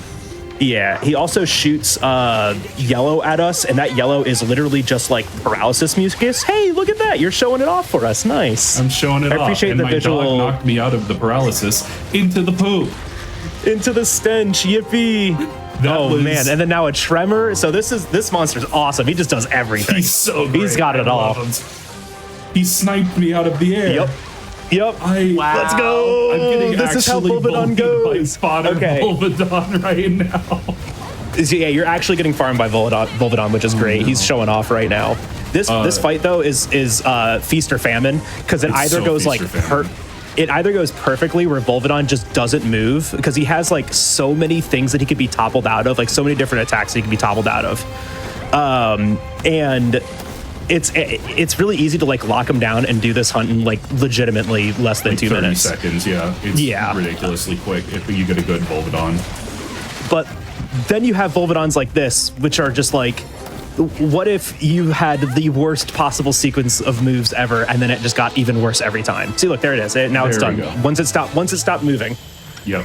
I was saying to my fellows in the hall during the break that I'm glad that I got to show off my personal brand, which for anybody who knows me or knows my stream or has maybe played Minecraft with me in the past knows that I am the male version, whatever the male version of a girl failure is called.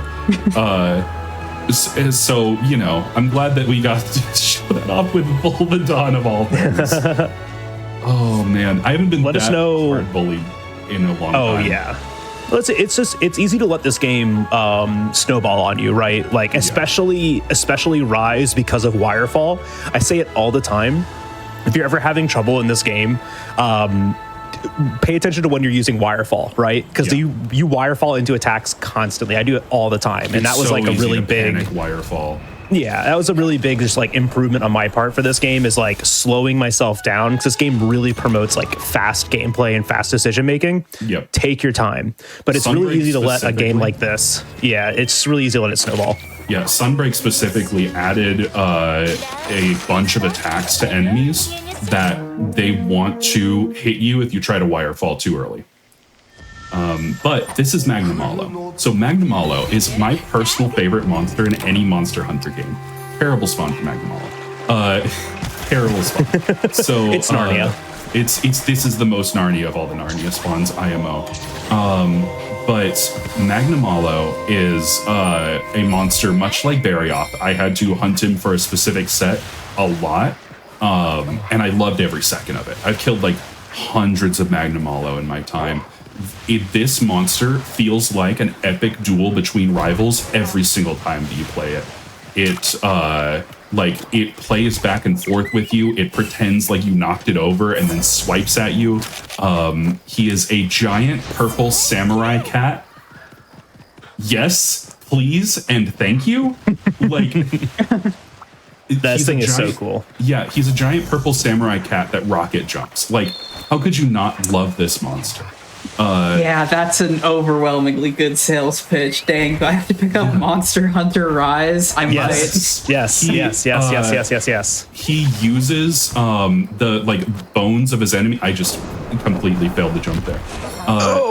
He uses the dead bones of his slain enemies as fuel for his flames of ghostly vengeance. That's literally diegetically what he does. It's amazing. It's so cool. And then Scorned Magnamalo, which is the counterpart to this one. The butterfly's over here, right? There's a cutterfly here. It's up on the ledge. Oh, it's up here. There it is. It was just sitting. But Scorned Magnamalo, which is the variant that was introduced in Sunbreak, maybe one of the greatest Monster Hunter monsters of all time. Just very cool, very tough fight, and it is insanely good. And now I'm probably going to go focus mode while I fight, because this is actually a tough fight still. So Gelbagel, do you have anything you'd like to say about fighting Magnamalo? Gosh, do I ever. All right, so I do want to point out this is the last hunt of the category. So the moment that Magnamalo is slain, that will be time. Magnamalo is a very unique monster. He has, like Pride was mentioning, this cool purple haze. It's called Hellfire, which is the coolest name for anything ever. And he will cover his body in it. And so Magnamalo has a unique topple where when we deal damage to body parts that have Hellfire and break them, he will fall over. So the first one that we want to break are the arms, and we'll get a small little knockback. And then next part that glows, when we break that one, we will get a Hellfire topple. And so now that is on his back. It's kind of an awkward position to hit, but because of the wire bugs, we can usually hit it pretty consistently. And also the chain attacks from the dogs can actually reach it too. Since we are also hammer and we can deal KO, we've already gotten one, but getting 2 KOs is not unheard of, just like that. And look, it opens up his back perfectly for this. So once again, talking about chaining things together, we want to make sure that we hit that after the topple ends. Nice that Dog Chain Whip got the Hellfire topple, and so we are getting dangerously close to this thing being slain. We're at our 30% blue icon, so get ready on time. Hopefully we can do it before a transition here. It is really difficult to zero transition this monster just because of how oppressive he can be. Definitely want to keep an eye on our health too. Yeah, health is a resource. Dangerously low, but I am going to greed for it. Yeah, we agreed for it, right? Health is a resource, and the armor set that we're using, you can see we don't take that much. We do take a ton of chip damage occasionally. There we go. Pull! I got him as he was running away. Nice. It's time.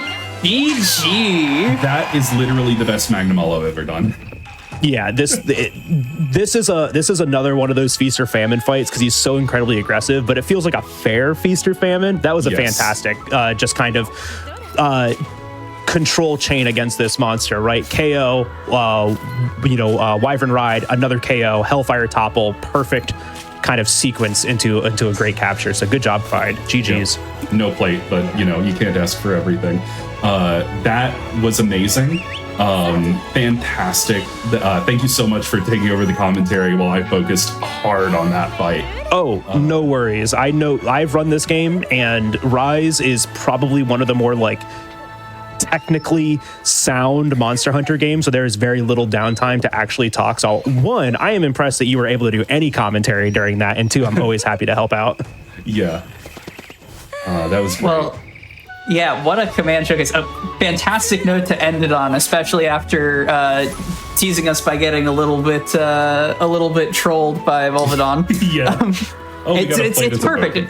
Look at that. It's perfect marathon vibes. Well, thank you so much for that incredibly command showcase of Monster Hunter. And I've said this before today, but just seeing the energy that you have for this game makes me super excited. Wishing you luck with the submission. And both Pride and Jalbagel, tell the people where you are on the internet, what you're up to, and any shout outs you have to give. Absolutely. Again, thank you so much for having me. I am the King's Pride, but you can just call me Pride. I stream on Twitch, hopefully a little bit more now that I've gotten some things figured out. But like I said, I'm kind of a variety speedrunner. Right now, I'm focused on Monster Hunter, but I have done Okami in the past. I have a community thing where people in my good friend Pippi's stream can choose what I stream as a reward. So I have a lot of those to catch up on, so be sure to catch that. Blue Sky, same place, the King's Pride. I do not post on there frequently at all, though. And huge shout outs to, I'd like to thank the Academy. I would like to thank all of my friends who pushed me to this point. And Glubbers, I hope that I did not let you down in all of the hype that you gave me. Jalbagel, where can they find you? Yeah, once again, my name is Jalbagel. You can find me on Twitch, YouTube, Blue Sky, Twitter, all of those things at Jalbagel. You can also find me in the Monster Hunter Speedrunning Discord. We do have a community for this. It's actually how I got to meet Pride, and that's how, we got to engage for this. So if you are ever interested in speedrunning a Monster Hunter game, you can find us on speedrun.com/MH. For all the Monster Hunter series games, you can find the Monster Hunter Speedrunning or MHSR Discord on there as well. We'd love to have you guys. Wilds just came out, and there's a lot of hype around that, but also the older Monster Hunter games are a ton of fun to speedrun. Rise is probably the nicest entry to get into, and is also probably the more fun speedrun out of all of them right now. Though my personal favorite is still Monster Hunter World as a speedrun. But yeah, thank you for having me on for Comms Pride. I'm super happy I got to do this with you. Right, it's a ton of fun. Great job. Hey, if this makes it into GDQ, you're on the couch, buddy. Hey. Well, yeah, and I guess on that note too, yeah, I am planning on being there, so I hope to see Monster Hunter in the roster, and then if not too, you guys can, I'll see everyone at Games Done Quick in July. Yep. Thank you all so very much. And Quack, over to you. Amazing. Well, that's a perfect note to end it out on. Thank you so much again, Pride and Jalbagel, and thank you to everyone who not only participated in today's episode of Make Your Own Victory, but to everyone who submitted to SGDQ 2025. There were like hours and hours and hours and thousands of hours of submissions total. And if you want to see the final marathon, once our lovely games committee has sorted through all of those submissions, that's going to be live in Minneapolis from July 6th through the 13th. Registration is open until May 26th. You can use !SGDQ in Twitch chat or visit gamesdonequick.com. That is going to be it for us here today on Make Your Own Victory. Our next episode is going to be mid-May, May 17th for the next Make Your Own Victory episode. If you missed the beginning of our show, you can stick around shortly after this. We'll be launching back into a replay starting from Grapple Dogs, so you can check out all of the fantastic runs today. And be sure to check out Hotfix tomorrow when we start in on Speedruns today, a special showcasing runs that released on April 6th. But this is some of the most fun I have on the internet, and I've been glad to share it with you. Speedrunning is a beach. Thank you so much for playing with me in the sand. See you next time. See y'all later.